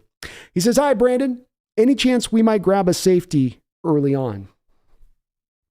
I tend to think, John, that safety being taken off the board was removed for the most part with the signing of Julian Love. It doesn't completely remove it off the board, but I think that it removes it off the board early on, as you ask. And I think that if we're looking at kind of a floor spot for where I think they would truly look at safety, honestly, I think it would probably be more like late second round to the third round pick, and that would be Jamie Robinson. Would be kind of, to me, that's your floor spot for safety in this draft for our Hawks right now, John. And then if you want to go fourth round, it's Jordan Houghton of Minnesota. I think he goes in the fourth round. So if you wanted to wait one more round and go there, that would be the guy they would target in that round if they're looking to pull the trigger there. And then if you wanted to go fifth round, John, it's Hickman out of Ohio State. And they've met with Hickman and they've met with Jordan Houghton. So I'm not just making these connections casually. They've actually met with these guys. There is a firm, like we do kind of like these guys. They both fit to the defense and what we're kind of wanting to do now, where they can play a multitude of positions. Those would be the guys, John, Jamie Robinson, Jordan Houghton in the fourth round, and Hickman in the fifth. That's where I think would be more of the kind of the sweet spot for them to look at this at the safety position. I just don't think Brian Branch in there early on, or Sidney Brown, I think in the second round. The more I think about it, the less that I think that that's just really a possibility. But you could even add in maybe Christopher Smith there in the third or fourth round too, or fourth round there with Jordan Houghton. I think he'd be a guy that they would look at as well. So somewhere between 3 and 5, if they're going to look at safety, John. I guess we'll go 3 and 7, John, because they could go back end too. But for finding guys that could actually be of impact, and have a chance to come in and maybe start for you long term. No sooner than that, in my opinion. I think they're going to go other places with it, especially defensive line, offensive line, receivers, running backs, middle linebacker. I think there's just more places to have them run. The tough part with this, though, John, you're kind of on a bottom line point in your question, though. It's really an argument to be made that you could be finding yourself, especially in that second round pick, and you're looking at the players on your board and that the most value-based guy is a safety. You might have the highest grade on a Sidney Brown or a Jamie Robinson. So it'd be very interesting to see how the team values their board at that point, if they don't go with the safety or if they did go with the safety on that. Especially when you pair it kind of back, John, to what we need team-wise from a safety standpoint, because you have Jamal, you got Quandre, you got Julian Love. It's technically not that much of a need versus some of the other positions. It would truly be saying, John, if they took one early, then it is without a doubt that their draft is being run by a value-based standpoint of things. That the need is not carrying the day hardly at all at that point, which I'm not against, because I think you're going to come out on very successful drafts by operating, from that manner. But I've given this a lot of thought, John, and I can't see a safety early in the first 2 rounds. Third round and onward is where I would put it at. Thank you though, John, for the donations, man. Very kind. Very, very kind of you. Garth Knight, thank you for the $5 donation. And it's good to see you in the chat tonight, Garth. Hope you're doing well. T-minus 47 hours and counting. Brandon, you get my gift of the man from the Milton College? I did, Garth. Thank you for the $5 donation. I have to get I got to get another cover for it. So I got to get on Amazon and get my cover. I was looking around town here, Garth, for just like a baseball shop or something. But it seems like everything's closed. So I gotta go right through Amazon to get it. But I got it. It's in the drawer. I just got to get the cover to it. I don't want to put it out there. You can't let that Craig memorabilia just out in the open air, man. Garth, it'll degrade. It'll wear down like the pyramids. We got to keep that thing pristine for years and years to come. Thank you for the donation, Garth. Appreciate you, man. And thanks for sending those items, helping me fill out my background just a little bit. Get a little bit more filled in here, a little less white space. You know what I mean? Thrill House, thank you for becoming a member of the channel. Welcome aboard. And then all of the members of the channel, just spoke about this earlier. If you're a member of this channel, go to your community post. That's where I post the channel member content. I just posted the draft guide, dropped that I think about a week ago or so. So there's 45,000 words in there. You can kind of read up on some of these prospects. Definitely help give you kind of a guide during draft day. Do keep that in your back pocket, as that's where I do. That is where I do put those membership benefits at. But thank you, Thrill House, for becoming a member. Thrill House also says, I was wondering if Bobby is going to middle linebacker and Brooks moving back. Oh, sorry, I did answer that a second ago. My bad. So yeah, I think both stay at the middle linebacker, Thrill House. If you go to a 4-3 defense, then you would have Jordan competing with Devin Bush for that will spot. That's how that would go at that point, I believe. Tommy says, everyone's excited for pick 5. I'm excited for the following 4 picks personally. I think that is where we make or break the draft. It's a great point, man. I'm equally excited for all of it. Motive, I want players who want to be great and are willing to work for it and their millions. Give me a try hard gym rats all day long. Understandable. Definitely the type of players they tend to lean to and gravitate towards.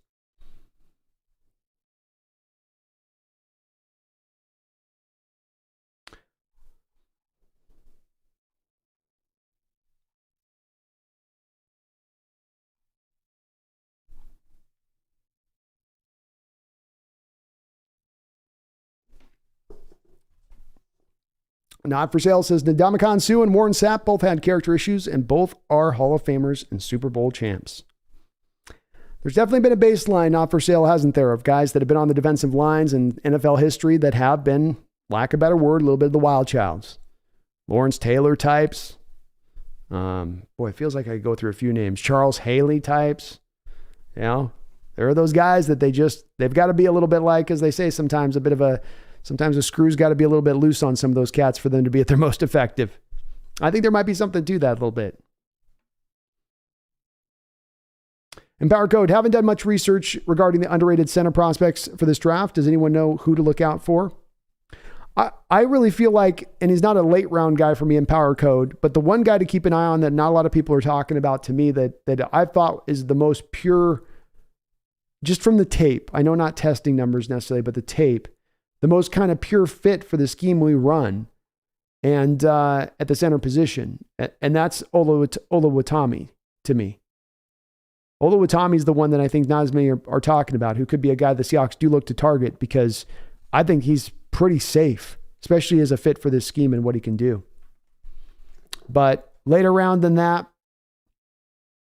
Juice Scruggs out of Penn State, I think is a guy that could be interesting from the Hawks standpoint. Alex Forsythe's a guy that's probably kicks inside. Ricky Stromberg is another guy that just kind of gets the job done, right? He doesn't do it pretty, but just kind of finds a way to get the job done. Another kind of maybe a late round guy in there. It's actually a surprisingly pretty strong draft for centers, all things being equal.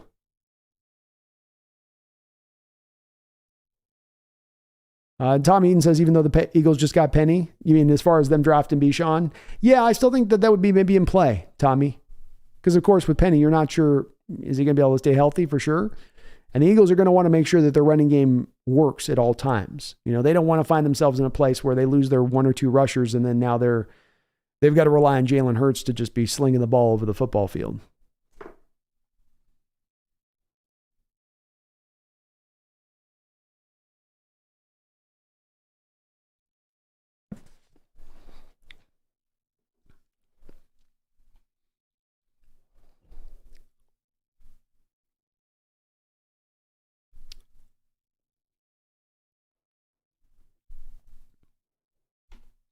Tommy says, I wonder what Carroll's giveaway about the first pick will be. Will it be a big mayo and tomato sandwich, a hot dog, a Matrix t-shirt? I'm dying here. I want the tees. That's right. Carroll's little hints at the picks. Always very vague. careless with those. Brian Meyer says, just wondering if you made a draft prediction using your scouting, not an online tool. Just wondering if you made a draft prediction using your scouting, not an online tool. My draft prediction. Can you say what you mean by, I don't know what you mean by that, Brian. Just wondering if you made a draft prediction using your scouting, not an online tool.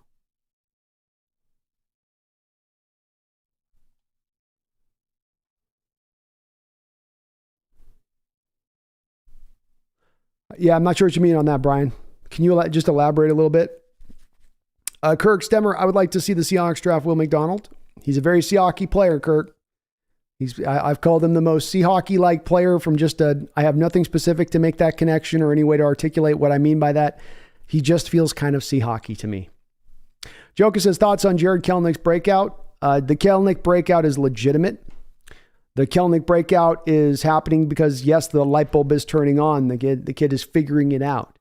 The thing that stands out to me above all when I watch Kelnick is there's a plan as he approaches the plate, and you can see that and feel that, and you could never feel that in prior years. It always felt like he was flailing. It always felt like the pitcher was one step ahead of him in prior years, and he's caught up. He's done his homework.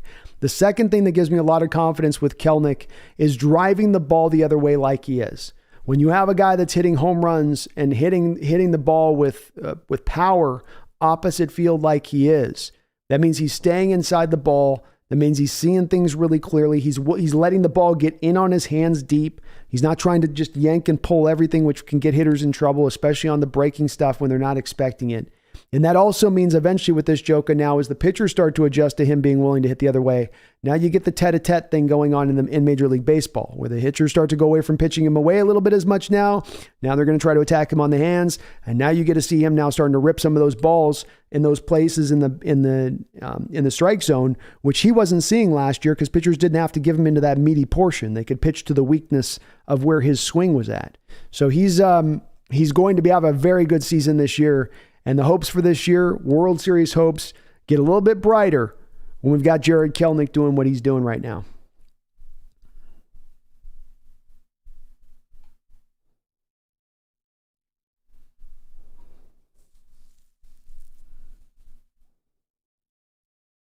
And Brian, I with my horizontal board, Brian, I don't know if this is in regards to your question on the draft prediction using your scouting or non-online tool. I didn't put any online tool on my horizontal board, and I'll be releasing my horizontal board probably tomorrow night, right before the start of the stream. So my horizontal board was literally just built player by player, putting it in there where I thought they should go, where my evaluation was on that. And I tried to do that separate from anything I read online with that, Brian. I don't want it colored in that way. I kind of want to see where I want to see how I do, when it's a couple years down the line. And I feel like if I just lean in on, I want to make sure that it's my kind of predictions on that. Justin says, we had a draft about a morning pastries a few weeks ago. It's food, football, and friends up in here. That's all you need. We did have a pastry draft. I thought Maple Bar was going to win out, but it just did not. Just couldn't carry the day quite far enough. Spencer Smith, seems like Russell Wilson needs to return to the NFC West with the Cardinals. Him and Jonathan Gannon seems like peas in the pod. Oh, Jonathan be like, hey, Dangerous. Hey, Jonathan. Hey, you ready to throw some moon balls? Some shots on the field? Pew, pew, pew, pew. Pew, pew, pew. Pew, pew, pew, pew, pew. Pew, pew, Russ. Pew, pew, Russ. And then Russ would be like so awkward about it, he'd have to come back and be like, yep, pew, pew, pew. And make it worse. Pew, pew, pew, pew, pew, pew, pew, pew, pew, pew, pew.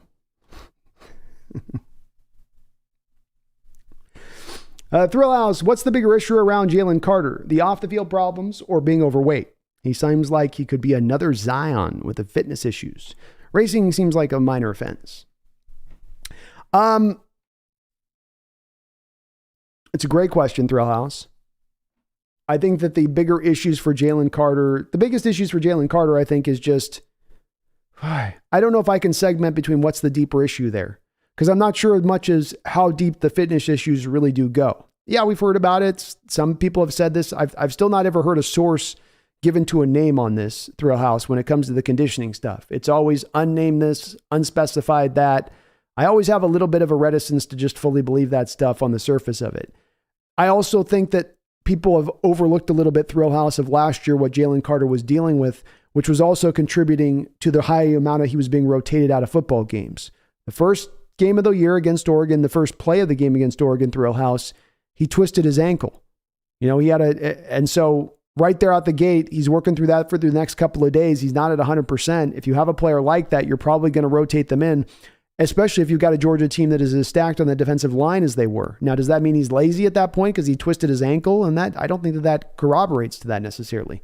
Then you have 5 weeks later after the week 1 game, they're playing South Carolina and he gets high load and he gets his PCL torn and his knee on that. And so both of those 2 injuries, I would reckon to believe, Thrill House, probably were carrying along to some degree and impacting him to some degree throughout the course of the season, and thus impacting his rotation, impacting the amount of snaps, maybe impacting it how hard he could truly go on the football field. I'm making a bit of a guess here, but it also aligns with what we've heard from other football players when they've suffered these kind of injuries and how it has impacted them. So I'm not as certain on the whole character on the conditioning stuff. Certainly the off the field racing stuff is an issue and needs to be correctable. But like you mentioned, I don't think it's a major offense, and it is something that can be corrected as a guy gets older and matures. Not everybody remains a kid forever. No. Justin Goins, where's Kingsbury nowadays? He's with USC. Megan's on that one.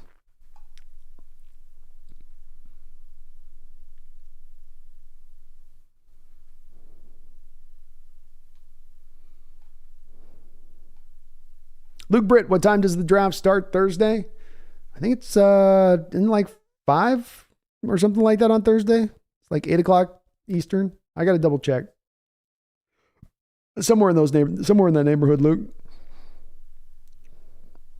Tom, how many trades do you guess the Hawks make? Over under is 2.5. So they trade back once in the first round. I'm at 2 right now, Tom. There's 1 trade back in the first round, and there's probably 1 trade up somewhere in this draft. Is there a third move within that? I'm going to say no, but it's certainly, John could go wild with this one. He's going to be a kid in the candy store, Tom, you know? He's going to be like those kids first walking into the Willy Wonka chocolate factory and they're just trying to lick the walls. That's going to be John Schneider in a couple days. We got to get the Oompa Loompas out and get that guy keep his head on straight.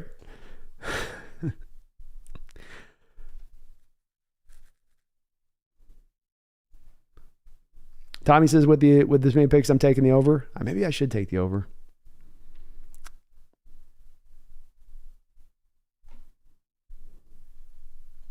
Brad Kerwood, Carter at 5 and Richardson at 20 is the ideal first round for us. That'd be amazing, Brad.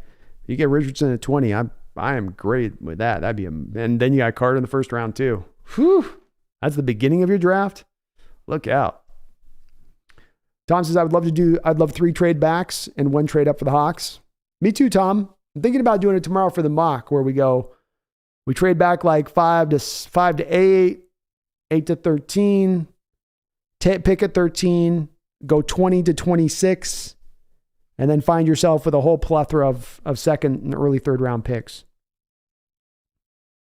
Luke says, I want to see pick 5 on Carter and see what happens at 20. There'll be a surprise or 2 fall to us. Oh, absolutely, there will be. I agree, Brian. I don't think AR is going to last that long, though. Be great if it would. Be a wonderful thing to see.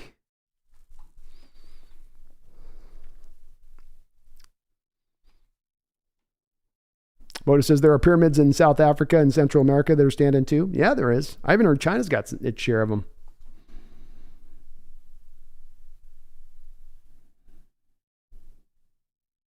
But they're weathered. You know, they got a lot of weathering. Brad, I think, there we go, Garth. Albert Hainsworth. There's another defensive lineman. Somebody else mentioned Lyle Zeta. There's a rich NFL history of some just crazy men playing defensive tackle. Crazy men. Brad, I think one of the top quarterbacks going to slip, so naturally I'm picking Richardson because he's the biggest project and his lack of playing time or why. I think his hype is mostly media-based. I think that's pretty solid logic there, Brad. It's possible. It's possible. Brian says, though it's a bit early, it fills a need. If Carter and Anderson are gone at 5, take Skoronski. Well, if you can't trade back, It's not the worst route to go, Brian. I kind of file that a little bit under like if you had taken take cornerbacks there. It's a safe way to go. You don't have maybe some of the high upside you'd like to be picking at 5, but you're getting a lot of floor certainty with that you also aren't getting with some of the other players.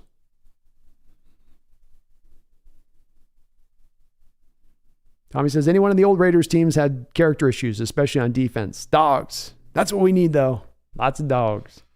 Brad says, GMs are not the same as the media analysts, and while they're obviously drawn to his ceiling, he's more than likely a ways away from seeing the field than other prospects. It's possible there, Brad. It is possible. And we don't know really where this draft's going to boil down to in a couple of days. It's as uncertain a draft leading into it 48 hours out than I've ever seen. So we'll see where it plays out with that. I do feel pretty strongly, Brad, he's going to go in the top 10. I don't think Richardson falls his way out of that point. And beyond the project aspect of it, Brad, I do always come back to usually teams pick quarterbacks for one of two reasons: desperation or laziness. And if you can look at this draft and you can go from pick 7 to pick 14, can we find a lot of teams in there with one of those two things applied to them? And I think the answer is yes. And that tends to be the driver beyond the project status of a player or how pro ready they are or how long it'll take them to get to where they're going. That tends to be the thing that drives the day more than anything else. And I think we've got a lot of teams in this particular year right now, Brad, that are very open in those spots to want to take a quarterback. I can't see the Titans with their QB situation just being like, no, we're good. No Richardson for us. We're happy with this Tannehill that we're really trying to kind of pseudo trade, or the Malik Willis that we are not in on at all or giving any indication we are. Same thing true with Texans, Brad, if they were to pass on the first go around and take a defensive player at number 2. Are they not going to be highly in on the quarterback situation at that point at 12, trying to move up? Or just take him if he slid to them at 12?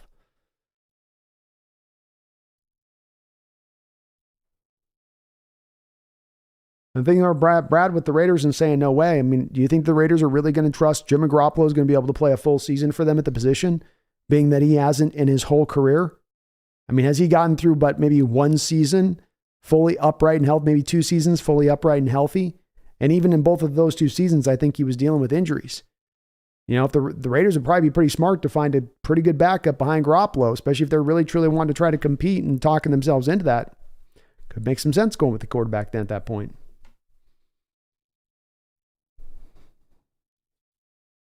Paul Third's in the house. What's up, Paul? Good to see you, man. Tom, I'm moving back from 5 out of the first round and was able to get 6 second-round picks, but not very easy to do as you need 4 trade partners. I did not try combining later picks for another second-rounder. It'd be hard, but it's possible, Tom. Having that 5th pick and having the 2 first-rounders, having 20, moving back a bit, it's possible to pull that off. In other years, I'd say no way, no how, but this year, no, it's possible. Herbicide says Titans, Falcons, Raiders, Patriots, all those dudes I could see trading up. Me too, Herbicide. You've got a collection right in there, don't you? Got a fixed collection of teams in there that need quarterbacks, would love a quarterback. Just takes one. That's it. Nightbringer 2000 says, how about a running back targets for the Hawks? I think drafting running back depth would be a good idea. Nightbringer would be a great idea. You've lost 2 running backs this offseason. You tend to carry 4 on the roster. You're sitting on Walker and Dallas right now. As well, there's a strong argument to be made that the running back position is at the very least one of the top 3 positional groups in this entire draft. So you can get running backs anywhere in this draft, Nightbringer. You can get quality kind of anywhere in this draft for the most part, even all the way up, I would say, into the 7th round of this draft with how deep it is at the position. And you can also get whatever kind of running back you want. You want the hammer, you want the elusive guy, you want the third down back, you want the one-cut runner who's got the amazing amount of speed and burst to his game. You want the guy that can play like a wide receiver on the outside and play running back. It's a pick your poison kind of draft as far as the running back position is concerned in that respect of things.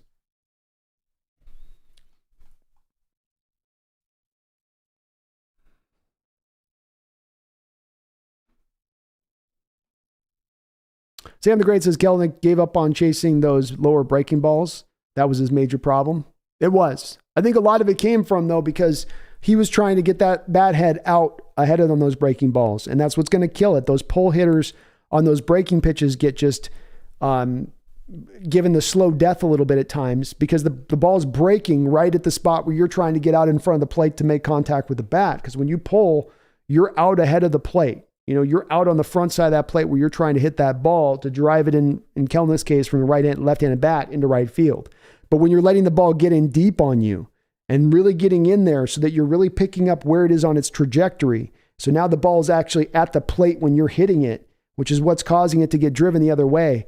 That's also what he's doing, is he's allowing the breaking pitch to get a little bit deeper on him when he does swing at it. And so now he's able to actually drive it and do something with it rather than just constantly swinging over the top of it like he was last year. Joe the Whale says, yes, I went to the gym, took a shower, came home, made dinner, and sat down to eat, turned my phone on, and the broadcast is still going. You're an animal, Brandon. Well, we're definitely going to be wrapping this up here fairly soon. So because we're going to be doing streams. This is the beginning of about 7 straight days of streaming for me. So, but I'm liking the discussion tonight. I'm liking where everybody's head's at. I love doing this. Sean, how would you rank Levis, AR, Stroud? Also, what do you think of Breezy?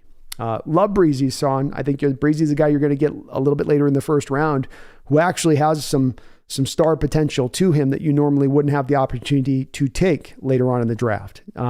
So I think that there's a good chance he ends up getting back to the state of where he was in 2021, which was looking like a guy that was on trajectory to be a top 10 player in the draft. He had that torn ACL, his sister passed, dealing with some stuff, but he's got NFL size. He's very slippery off of blocks in a very unique way to other players on the defensive line in this draft. Only guy like maybe like kind of Cansey's kind of similar in the way that he can it's not even a move he's doing. He just has a natural ability to feel the blocks and slide off of them. And it's kind of innate to him and how he goes about what he does. So, I like Breezy a lot, Sam, and especially if you could make him the second defensive lineman you took. You can go Carter, Breezy, Cansey, Breezy. That'd be tremendous to be able to kick the draft off with both of those two guys as kind of a starting point. My rank on Levis, AR, and Stroud. I would put Stroud 1, AR 2, Levis 3. That ranking also, Sean, is based upon us. That's impacted by, Sean, us signing Geno Smith. If I'm getting Levis, I would have wanted to bring him in to start him day one. That's part of his value in picking him. If we're going to have a guy wait or sit, then I want to go for the younger cats who could stand to afford to take that time to be able to sit on the bench. But I would go with Stroud.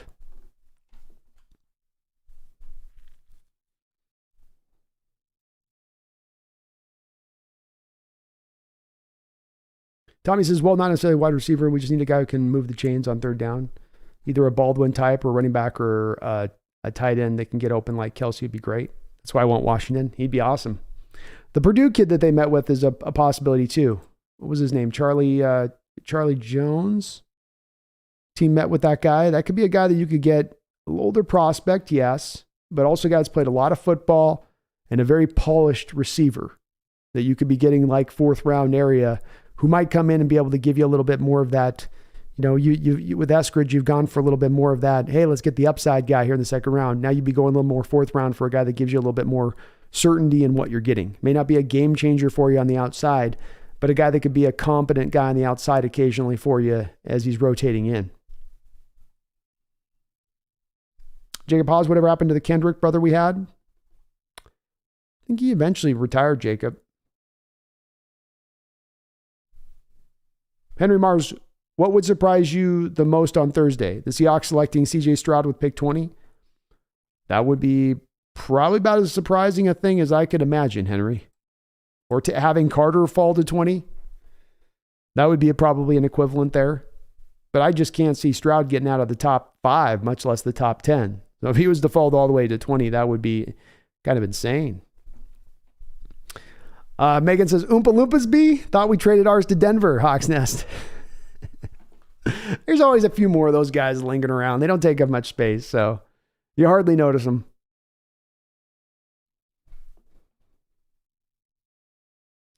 Spaces, how good was that Kraken game last night? I guess pretty good. Pretty good.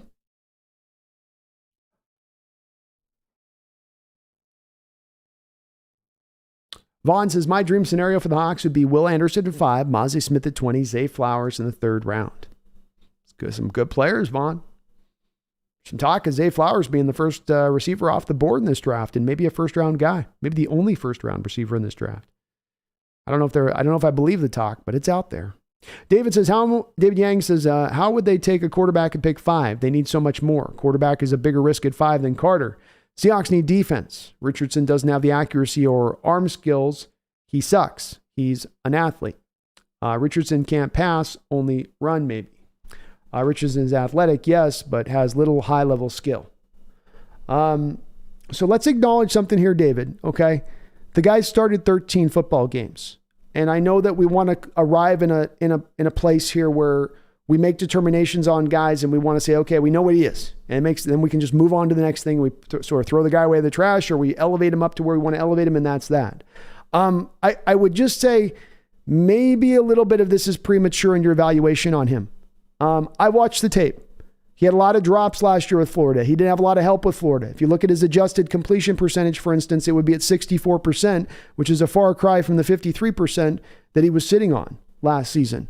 But he's not played a lot of football. And yeah, he is a rough prospect. But being a rough prospect is not an equivalent to you'll never be any good. It just means that you need time to develop.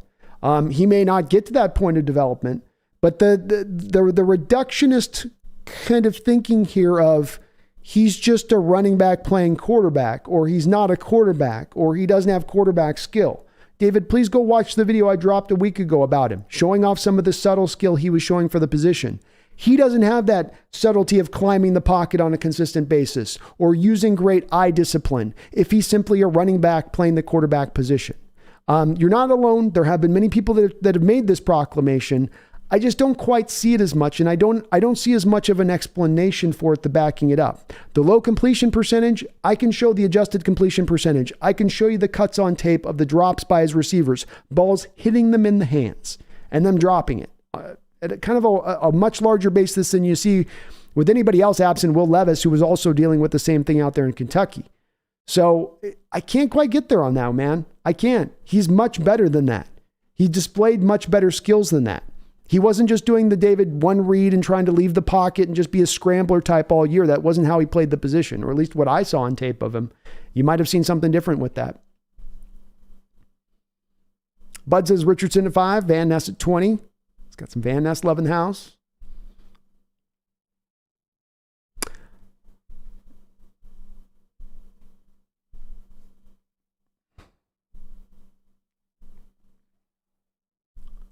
Tommy says, with Carroll's defensive back whispering skills, I've often wondered what he could do with a top 5 cornerback. Not the sexy pick at 5, but if we have 2 Pro Bowl corners and 2 Pro Bowl safeties, I wouldn't be too mad. I wouldn't either. I think it'd be an interesting experiment too, Tommy. You never done it.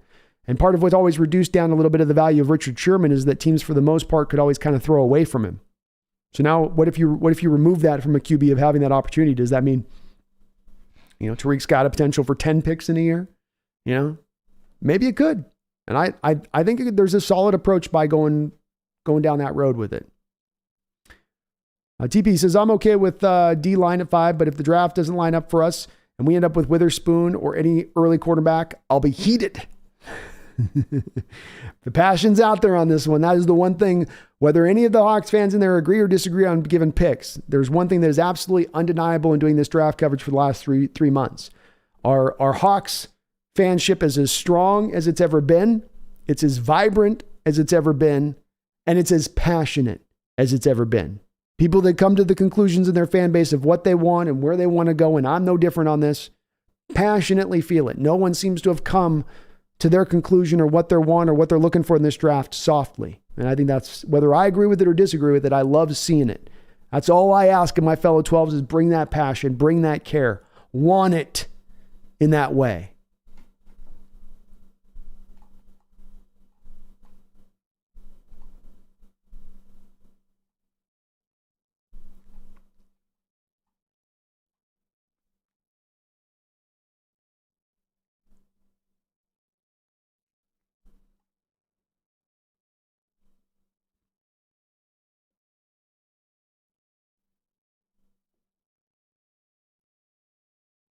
And David, I am with you on wanting to go defense. So don't get me wrong on that too. I prefer going defense with the pick. I prefer going other than another place than quarterback.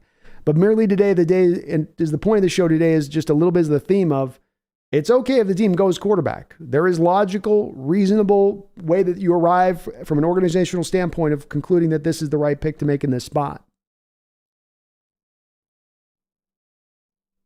Brian says they won't make it out of the first round. Indeed, I think I'm going to, on my next mock tomorrow night, have him taken in the first. I don't think he gets past Kansas City. Tommy, with Carroll's DB, I read that question. My bad. Herbicide, Jimmy G has free visits to the Bunny Ranch. I bet he does. I hope a guy that looks like that doesn't have to go to the Bunny Ranch. But maybe. I guess he was with the Orners, you know. He liked the Orn, so maybe not. Jeff Shekel, he's not likely on our radar, but would love to see Jahmyr Gibbs in a Hawks jersey. Me too, Jeff. Nice thing about drafting him too, Jeff, is that you're able to really feel like you can put him out at slot. So he gives you a little bit of a 2-for-1 in drafting him.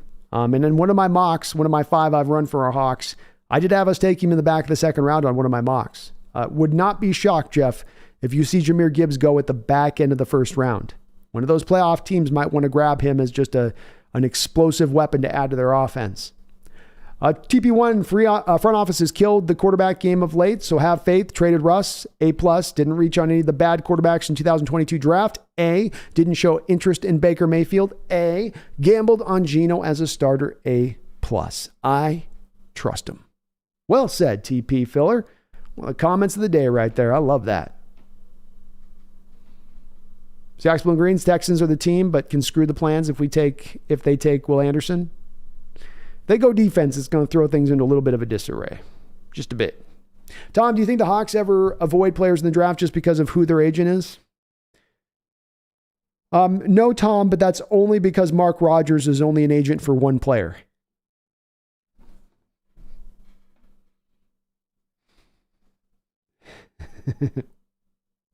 Mr. Kane, as a vertically challenged person, I can take umbrage with this Oompa Loompa talk, Hawks Nest.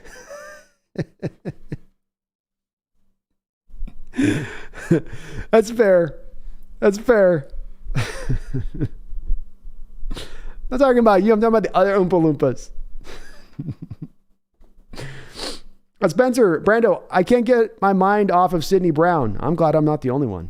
I think he's my biggest draft crush that isn't a top 5 type of guy. My comp is the Niners rook from last season, Talona Hufunga. Thoughts? Yeah, I think I caught Brendan off guard on Saturday when we were doing our cornerback safety breakdown because his eyebrows kept rising the more I was talking about my hype for Sidney Brown and what I thought about Sidney Brown and the star potential for Sidney Brown. And I could just see him over there going, yeah, not me, bro. I'm with you on it though, Spencer. He's one of my guys in this draft. It's like Darnell Washington a little bit, you know, regardless of where they go in the draft, first, second, third round, just kind of your guy, you know, I want this guy on my team. This guy's going to help me win football games. This guy's a great football player. I think Sidney Brown has some star potential to his game. He reminds me, he's got that, I think you mentioned Hufunga. It's kind of funny. Hufunga's worked with I believe, Troy Polamalu to some degree. And you see a little bit of the Polamalu in Hufunga's game. You see that in Brown's game too. Reckless abandon, twitchiness. He can versatile. He can play slot, strong safety, free safety. He can tackle. He can cover one-on-one in space. There's almost kind of nothing that Sidney can't do on a football field. I love him as a player. I think whoever gets him is going to be mightily surprised at how good a player they're getting, where he's going to go in the draft. But you're right to be hyped up on him, man. He good. He real good.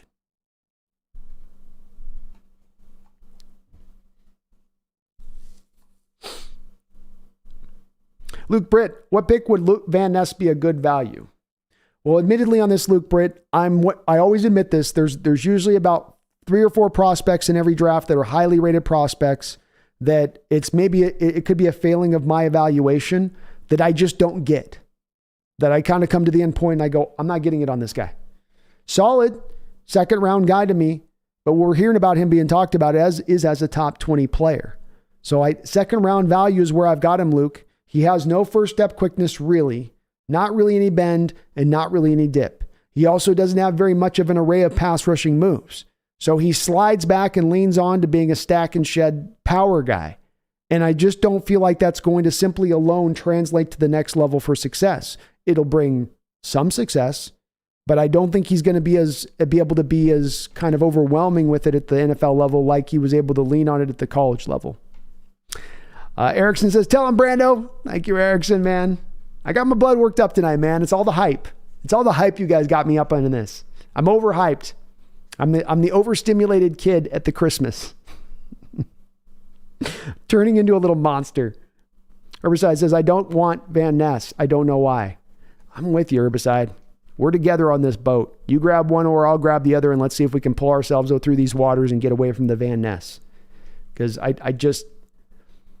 the thing I've learned over the years in evaluating defensive ends and edges is if you're an edge and you rely specifically and only and solely on power alone at college, it does not translate to the NFL level unless you have that Ndamukong Suh freakish amount of strength that you're bringing to bear. Unless you're like Derek Brown with the Carolina Panthers. Then you can be that one-trick pony, and then it can work.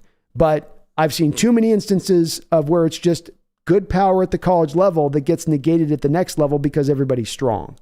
So that's my reasoning with it. But a lot of people like Van Ness, so I might be just, we might be the only guys in this rowboat, Herbicide. We might be one of the few on this one. Random McDaniel with a $5 donation says, I'm okay with quarterback. I get the logic, but I want pass rush and then even more pass rush, especially with the middle 2 studs at 5 and 20. It's what Randy wants. Well, Randy gets what Randy wants on this one, Randall. And you and I, as we do very often on this, Randall, and thank you for the $5 donation, absolutely do share a like mind here. My preference is let's go with the defensive line. Let's theoretically really look at that 5 and 20 as those being the 2 picks back to back. Carter, Cansey. Carter, Breezy. Pairing it up in that kind of fashion. Or, at least getting an edge. Anderson and Cansey. Anderson and Breezy. Right? It could be that too. But I'm with you, Randall. This is the place to strike in this draft, especially as far as the defensive tackles are concerned, is early. In the first or second round, because you start getting 3rd, 4th, 5th round, the value is just not going to be there as finding guys who are really going to have any kind of measure, I think, of true impact at the NFL level. You want impact. You want guys that can help this defense. You're going to have to draw down on that early if you want it. Mr. Kane, 5'9" ain't short. That's like average. That's average male height, man. Isn't that still average male height? Short's like 5'5", 5'4". You're average. You're not Oompa height. Thank you, though, Randall. I'm with you, man. That's the way to go. You miss out on defensive tackle early, and you might not get around to it at all in this draft. Thrill House, I sent my super chat donation like 20 months ago. Did something wrong? I didn't see it come through, man. Let me double check, Thrill House. If I missed it, man, I'm sorry, but it didn't. I got your Hawks Nest Ring of Honor thing. You became a member of the channel, so thank you for doing that. I didn't see though a dono in there. So if I missed it, please do put whatever your comment was in on it, or whatever the dono went through. It might have just was funky for some reason. But thanks for becoming a member.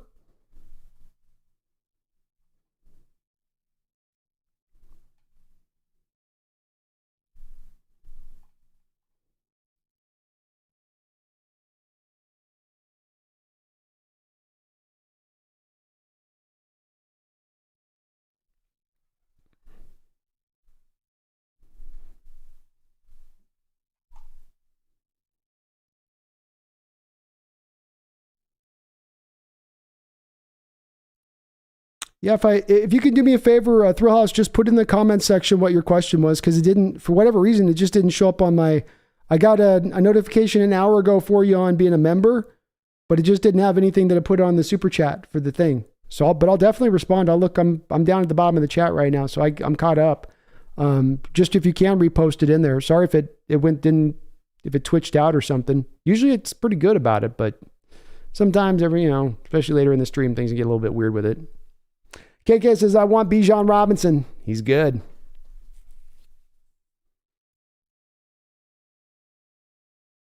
Megan says, I want Van Ness as much as you want Carter, Hawks Nest. Tommy says, that's what I love about Sidney Brown too. So versatile. It's what makes Parsons so good. Can't box him in. It's like the opposite of Darrell Taylor, who only has one move. I want versatility at every spot. Hey, and versatility is where football's going, right? A little bit more, a little bit more into the realm of positionless football at times. It's not about running back or receiver. It's the running back who can be a receiver, or the receiver who can be a running back, right? It's not about the middle linebacker. It's the middle linebacker who can come off the edge too. Becoming a little bit more like that to a degree. Spencer says, I can't figure out which is amazing drug to take more like it. Number 5 will be a total trip for me no matter who we take 100%. Hey, 100%. Megan says, I thought Brendan was going to have a heart attack when you were saying that, B. I know, he was not feeling the Sidney Brown deal. I could tell on the other end of it. He was like, whoa, he's gone off the reservation on this one. I'm gonna stick my flag in the ground on this one, you know? I'm gonna trust my tape on this one with Sidney. Something about him. Something about him. Nothing but love right back at you, Mr. Kane. Thank you, man.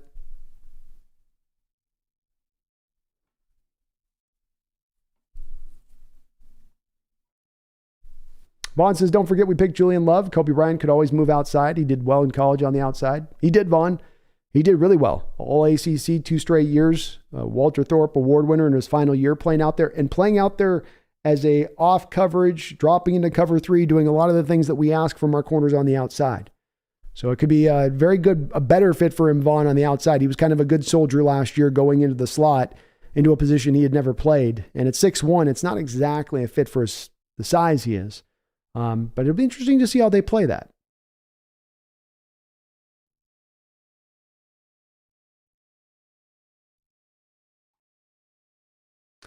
Breezy D, why are we pushing quarterback picks so high when we can move Bryant to the outside? Because the cornerback that you're picking potentially, if you move back to 9, 10, 11, 12, you're talking about Devin Witherspoon or Christian Gonzalez. Those two guys are on a much higher plane of talent than even Kobe Bryant, who was a 4th-round pick last year. And I like Kobe. I like Trey Brown. Those are 4th-round picks. And we're talking about top-end, first-round corners in this draft type picks. So it's just, your top end is way different on those two. Kobe Bryant might eventually, find him way into being a guy who can even be an average corner with a little bit of a nose for the football. You've got guys in Gonzalez and Witherspoon that have actual, real, I think, true star potential to them.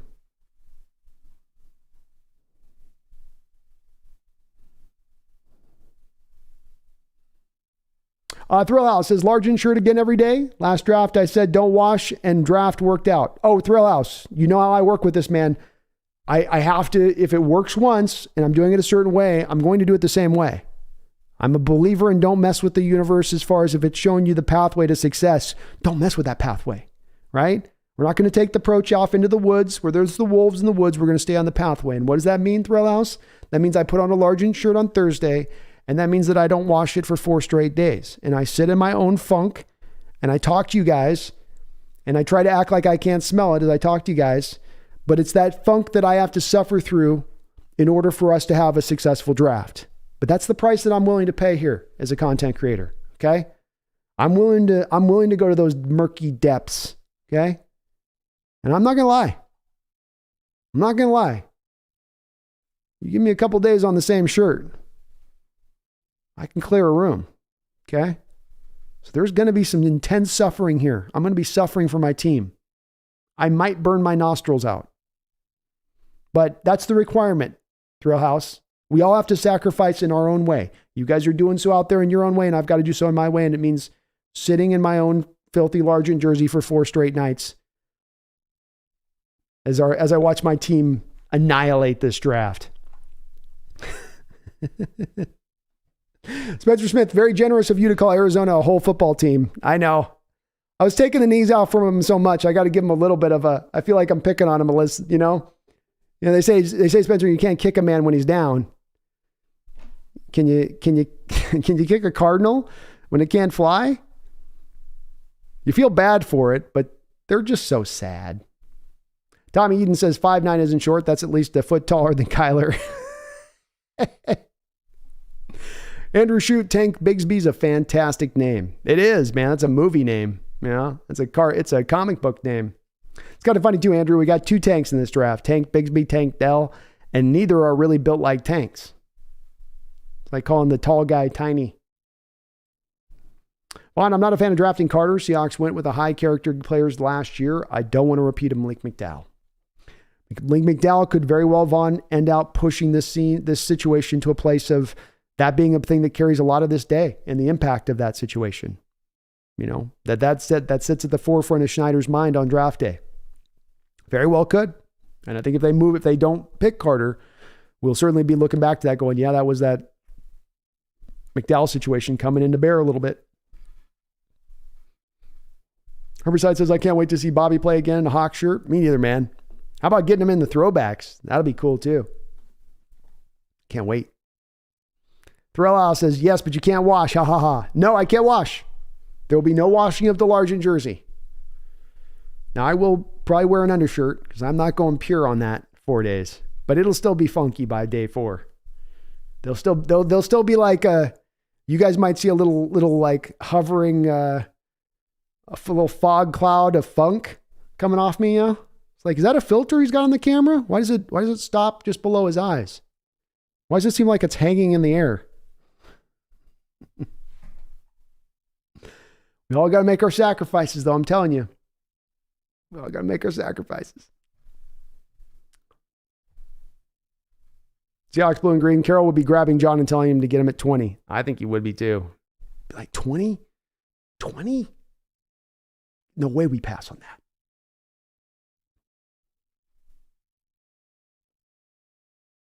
Meg says, the Hawks Nest, waited to see the shirtless Jim Zorn card placed right in my eye line on the wall. You know I'm all about the chest of steel. I'm waiting for it to arrive, Megan. I haven't heard from my buddy it's gotten in yet. We'll have to get that in, though. It'd be a little weird to have a shirtless guy behind me in the backdrop 24/7. I don't know if the chat will be all in on that one as much as you on that one, Megan. It might be a tough sell there. Tommy says, I played cornerback in college in a cover 3 scheme. They tried initially to put me inside because of my size, and man, that was hard. Totally different skill set. I can see why Bryant struggled a bit. I can too. You're 6'1" out there. It's hard. Even with Bryant, he's got some short area burst, but change of direction, and you've got to change direction like a monster down there. And I kind of sometimes feel like, Tommy, it comes down to like you just got to be a little bit of an undersized guy to make that change of direction work from within the slot. 5'11", 5'10" even. But you get them up in that 6'1", 6'2" range, they better be a big nickel in there. They better be taking on tight ends then at that point. You've got it matched up like we saw with him at certain times. Like, remember the kid out of Arizona gave him some fits in the first game on little crossing routes. Just the smaller little 5'8", 4'3" guy. It's tough in there. It is tough. It is a huge change to go from that to that. Well said, man. Kevin Mullen, thank you for the $5 donation, Kevin Mullen. I do appreciate you for all the donos tonight, brother. He says, Sidney Brown's tape is the antithesis. I can't say that word right now, Kevin. It's too big of a word for me to speak. Sidney Brown's tape is the antithesis to Jamal Adams. He's the perfect replacement and would encourage me on the front office's replacement of Sir Mix-a-Lot. Indeed he would, and indeed he is. He is a guy that is that antithesis. He is the guy that can do all the little things I think that necessarily is not always a part of Jamal's game, including Kevin picking the ball off. I think, what do you have, like 6 interceptions last year or something like that? He can take the ball away. He's got actually a pair of hands on him in addition to it. But yeah, I can see a little bit of that. There's a little bit more on that in his game than there is with Jamal. Jamal's more the blitzer, more the run defender. Sidney's a good run defender, but it's more about what he does, I think, in coverage and as a pass defender than he does as a run defender. Though he's still strong. He still plays with that, like I said, reckless abandon. He just throws his body around. You love to see that. A lot of football players making business decisions. You never see Sidney Brown on tape making any business decisions. He's always doing it the way you want. He's playing with his hair on fire. Luke Britt, what would you think of we took Jackson Smith and Jigba at 20? Probably won't be there. Hard to say on the receivers, Luke. It's definitely getting difficult to predict which way that's going to roll here. I'm kind of torn on if we're going to see 1, or we're going to see 3, or we're going to see any receivers taken in the first round. I'm not big on taking Jackson Smith and Jigba at 20 because as an offense, you were really good last year, and you were really good with a big part of that driver being utilizing 2 tight ends and 3 tight end sets. If you're taking Jackson Smith and Jigba, Luke, You're now saying, hey, we want to commit to running 3 wide receiver sets a multitude of amount of the time, 60% of the time. That means now you're doing away with the 2 tight end sets. That means I think you're doing away with a little bit of the effectiveness in the run game. I don't want to add Jackson Smith at the cost of a negative to the other aspects of an offense that was working last year. Don't break it if it's working. If it's working, don't try to rechange it through. So I'm just not on point with taking Jackson at 20 because of that. I'd rather they stay going down the place that they've laid the groundwork for, which is 2 and 3 tight end sets and running those sets at as high a rate as anybody, Luke, in the entire NFL. Mark Sanchez has been a member of the Hawks Nest for 6 long months. I really do appreciate it, Mark. And as always, all of your support in addition to that, so many donations, $50, $100 donations. You're just killing it this year on your support. Thank you for all that. He says, I want anyone but a quarterback. Wanting Anderson Jr., Skoronski, or simply trading back. Completely understandable, Mark. And I think that if you took the poll in Seahawks fandom, I think you'd find 85, 90% of the people would be in favor, just like you're talking about. I find myself in the place that you're just talking about. I think that the one thing that makes it hard here is that there is a logic and reasonable approach to taking a quarterback. It's not what I want. I want to go the realm that you want to go. I'd go with Skoronski. I'd go with Anderson. There's so many guys that I'd be perfectly happy taking there at 5 or trading back a little bit. Like you said, trading back would be even something I'd prefer over taking a quarterback. But I do think, Mark, if they do arrive at taking a quarterback, I'll understand it. I'll understand it's them. There's a reasonable approach to arriving at that conclusion. Even though it's not what I want, I think that it's understandable. Not going to be here again in the future anytime soon. Gino is getting older. You can get out from under that contract within a year. A lot of little things you can kind of, put together as to where it can make sense. But the bottom line here, Mark, I don't want to get it twisted, is I do agree with you. I'd rather go those other routes, any other route, but necessarily go in the quarterback realm. Tommy says large in jersey is dry clean only and only in the off season. That's right. That's right. Can't mess with that juju. Can't mess with it. John Robinson in the house says, drafts on my birthday. Let's go, Hawks fans. All I want for my birthday is Jalen Carter, CJ Stroud, Levis, Will Anderson, or Anthony Richardson. All will be happy with any of these gifts. Yeah, John's not selfish. He's not that kid that says, no, I want the red rifle BB gun, and it's got to be that one. No, he's like, take the BB gun, take the bike,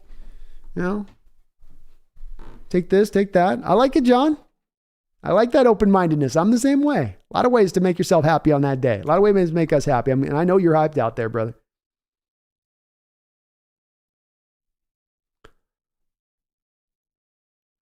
Jonah the Whale says, shirtless Zorn poster will be an awesome addition to the wall, B. All right. As long as I don't get too much blowback for it. as long as no one's looking at me going, oh, we're doing some math on you, Brandon. Zorn shirtless pick, huh?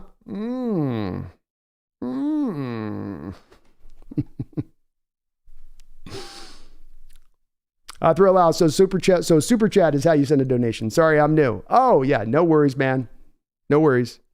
I have a couple of my other donos things in the description for doing like PayPal and Venmo, but I just did that because I get some people through house that'll be like international where they can't use the YouTube donation portal. If you put it through there, I do still get it. I just don't get it showing live on the note board.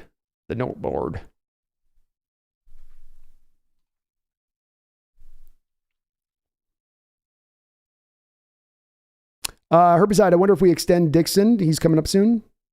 Didn't we just... I thought we just signed Dixon last year, didn't we, Herbicide? Didn't we just do the 4-year extension for him last year? I thought. Luke Britt says, I'm rocking the 68 Brit jersey. Have to rock my namesake. You do, man. Got to do it. Got to do it. If I had a Kane come through here, and even if he was a special teams guy, I'd have to do it. Daniel says, I want Nolan Bailey as a Hawk, but it looks like he's going in between 5 and 20. Is there any hope he falls to us at 20? What do you think the odds are of it happening? I think it's fair. I think it's likely he goes between 5 and 20 at this point, Daniel, but I think that there's also kind of a more of a 50-50 kind of odds to it. This is a very deep edge rush draft. He's not going to be the first guy to go. He's not going to be the second edge guy to go. I don't think he's maybe even going to be the third edge guy to go. So do 4 edges go in the top 20 picks? Certainly is possible. It's happened before, but I don't think that there's any guarantee of it.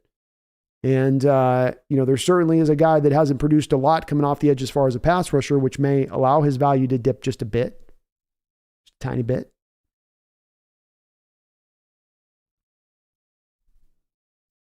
Jonas says, I can't wait to be the Cortez Kennedy autographed rookie card for his wall. Let's go, Jalen Carter. Let's go. Can't wait for that either. That'll be a win-win, as they call that one. All right, folks, we're going to wrap this up here and get a little bit of a button on this. So let's get just the last quick couple questions in. Then I'm going to put a wrap because I'm coming back tomorrow. We're going to be streaming for about 6 straight days here. I got to save the voice a little bit because it's going to get intense over the next 5 days here. I love it. I'm stoked for it. But I got to prepare. Got to get ready. By the way, folks, let you guys know too, good news on this. Good news on this, not related to the channel necessarily. I am going to, as just a little bit of as a bonus, I'm going to be dropping my book on the final day of the draft. So right before we close up, on the last day of the draft, I will be releasing out my book on Amazon for you guys. And if anybody's interested in that, we can do. I'm going to warn you guys, I want to let you know on the book, it is not G related. So it's a very, very raw dog, like not Seahawk related, normal G kind of content I roll with here. So if anybody is going to be interested in reading that, just letting you know in advance. But I'm going to be dropping that on draft night. Just the last little bonus. Figured I'll put a nice little exclamation point on the proceedings. TGC Nave says, when do you think the Seattle will reveal their new retro uniforms? Probably summer. Right around that dead period is usually about the time they put that in. If they're going to do a kind of an alt uniform, they'll get the players out there kind of modeling it, Thrill says, saying Gino is getting older makes me feel old. Oh, how do you think I feel? I'm like well over 10 years older. I feel super old. Steele says, is it weird that I'm more excited for pick 20 than 5? You can't get a steal at 5, but you can at 20. No, it makes sense, man. It makes sense. I think there's a little bit of the imagination there involved where it could be so many different players there in that pick. It's so open. So wide, there's just so many possibilities. But to your point, you could get that guy that slid through that first round period right into that magic spot there and get a hell of a period. You might have the best receiver on the board, the best running back on the board, It'd be a hell of a player sitting there looking at you. Herbert says, I thought he was in his 3rd year out of 4. No, they definitely signed him recently. Let me double check on this though. I don't want to speak out of turn on this, Herbert. But I do believe that they have him on a couple-year contract, if I'm not mistaken. Let's take a look here. Seahawks. So we got obviously 2023. He's on contract. 2024. I've got him under contract in 2024 and 2025. Yep. Wait.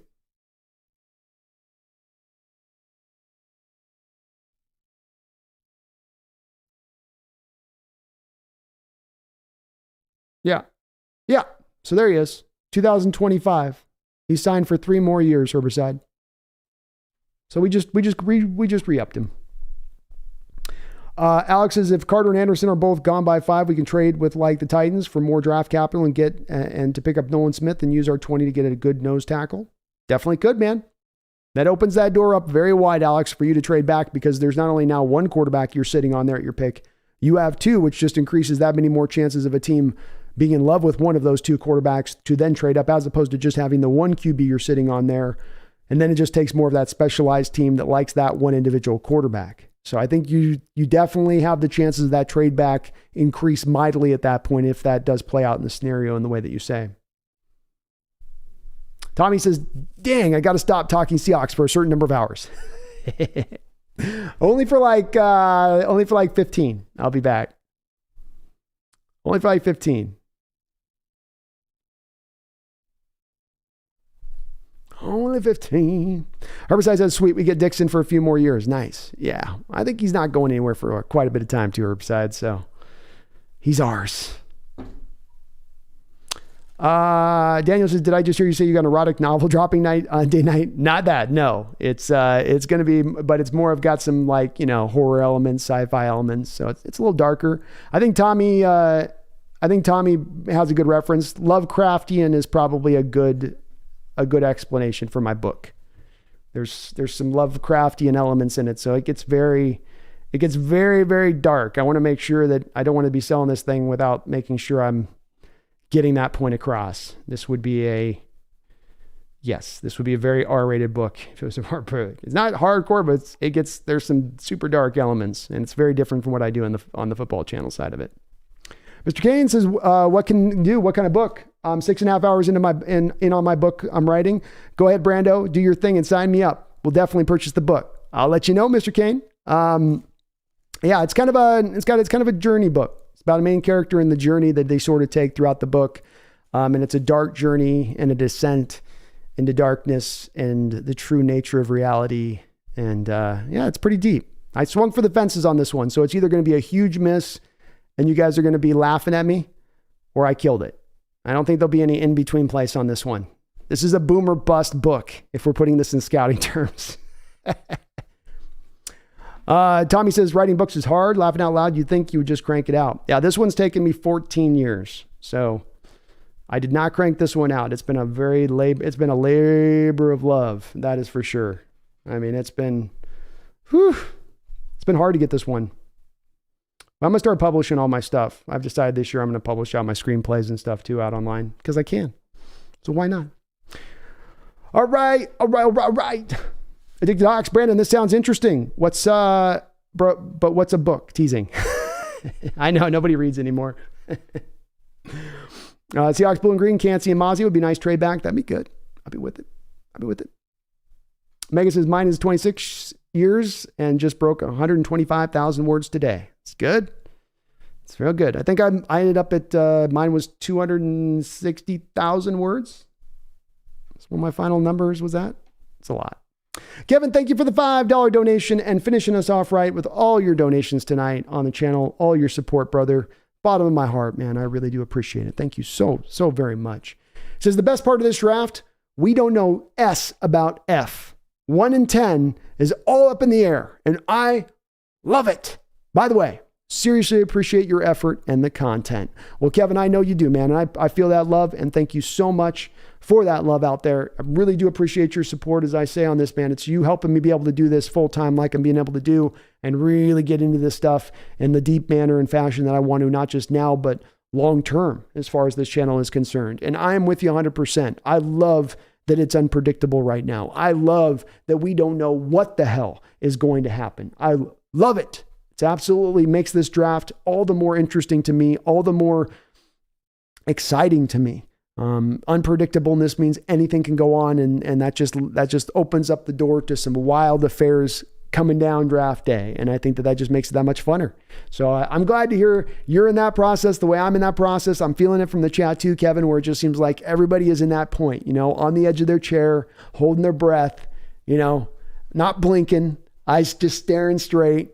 I love it, man. That's where I want my fandom to be. That's where I want my fellow fans to be. I want them carrying in this way, It's great. It's tremendous. But thank you, man, for all your donations here on the chat. I really do appreciate it. Tommy says, well, congrats to all of you authors. That's amazing. Got some authors in the chat. It's good. It's great to say. I love it.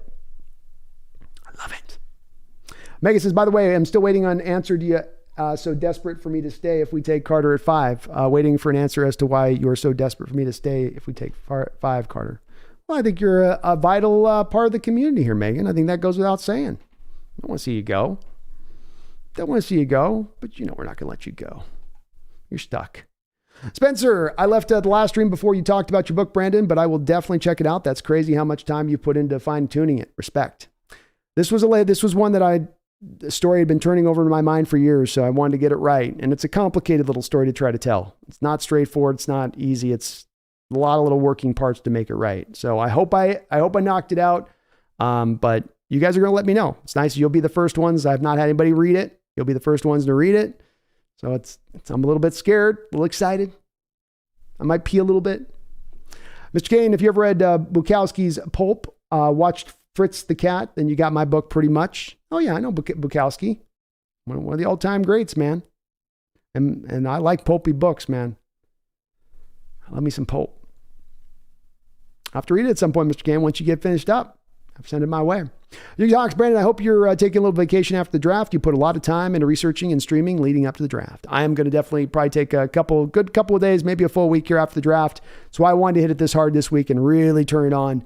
But yeah, I'll probably be just doing some uploads that next week as I kind of try to recover the voice. Megan says 335 players scouted and 112 mocks done as of today. You're doing it right, Megan. You're doing it right. I think my count was 265, 270. But I've hit that point you've hit, Megan, where I don't know if I can watch anymore. I don't think I can watch anymore. All right, folks, we'll wrap it up on this note of things. I want to keep everything fresh here. So we will be back tomorrow, probably 5 o'clock, maybe 6 o'clock Pacific Standard Time. I'm going to be running my final mock. I'm going to do 2 mock drafts tomorrow. One mock is going to be my drop mock, what I want to see happen. The other mock is me trying to predict what I think John Schneider is going to do in this draft. So we're going to try to do 2 of those quick mocks at the top, talk over where your guys' feelings and thoughts are as we're through the final part and where we're at just 24 hours out tomorrow from the draft as we get the last little bit of our evaluation process in, if you were. Another great stream here today, folks, from your support to the way the chat just is able to keep it respectful. We had a lot of passionate disagreement in the chat, but nobody went overboard. Nobody lost their mind. Everybody feels what they feel passionately. But the thing that we understand here, and when we're talking to people across from each other, is that we are on the same team. We can disagree, but let us not ever get lost. Let us not ever get it twisted.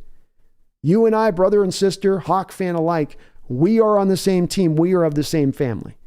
And we always need to remember that in here. We always do remember that in here. And I hope as we get into this draft and there is going to be disagreement and there is going to be some, back and forth between folks as far as the picks and what was the right way and what's the wrong way and what's going to send us into a horrible downward turn now in this respect, is that we can always understand that each person, no matter where they're coming from, is coming from it in a passionate place. They may be right, they may be wrong, but you can't question their passion. And I love that about my fellow 12s. That is always there and is always on display. And I got to be honest with you guys, I don't see it from every fanship out there. I really don't. You guys are awesome. You're tremendous. You're unique. You're the 12s. Don't you ever forget that. Don't you ever forget we're on our rise. Don't you ever forget we're about to kill this draft. We're about to set this league on fire. So you strap in and you get yourself ready. You get your mind right, because we are under 48 hours away from that being the eventuality, from that being the certainty, from that being the fate of your future Seattle Seahawks. I hope you're ready. I hope you're hyped. I hope you're excited. But if you're not, let me remind you one more time. Don't you ever forget. Go Hawks.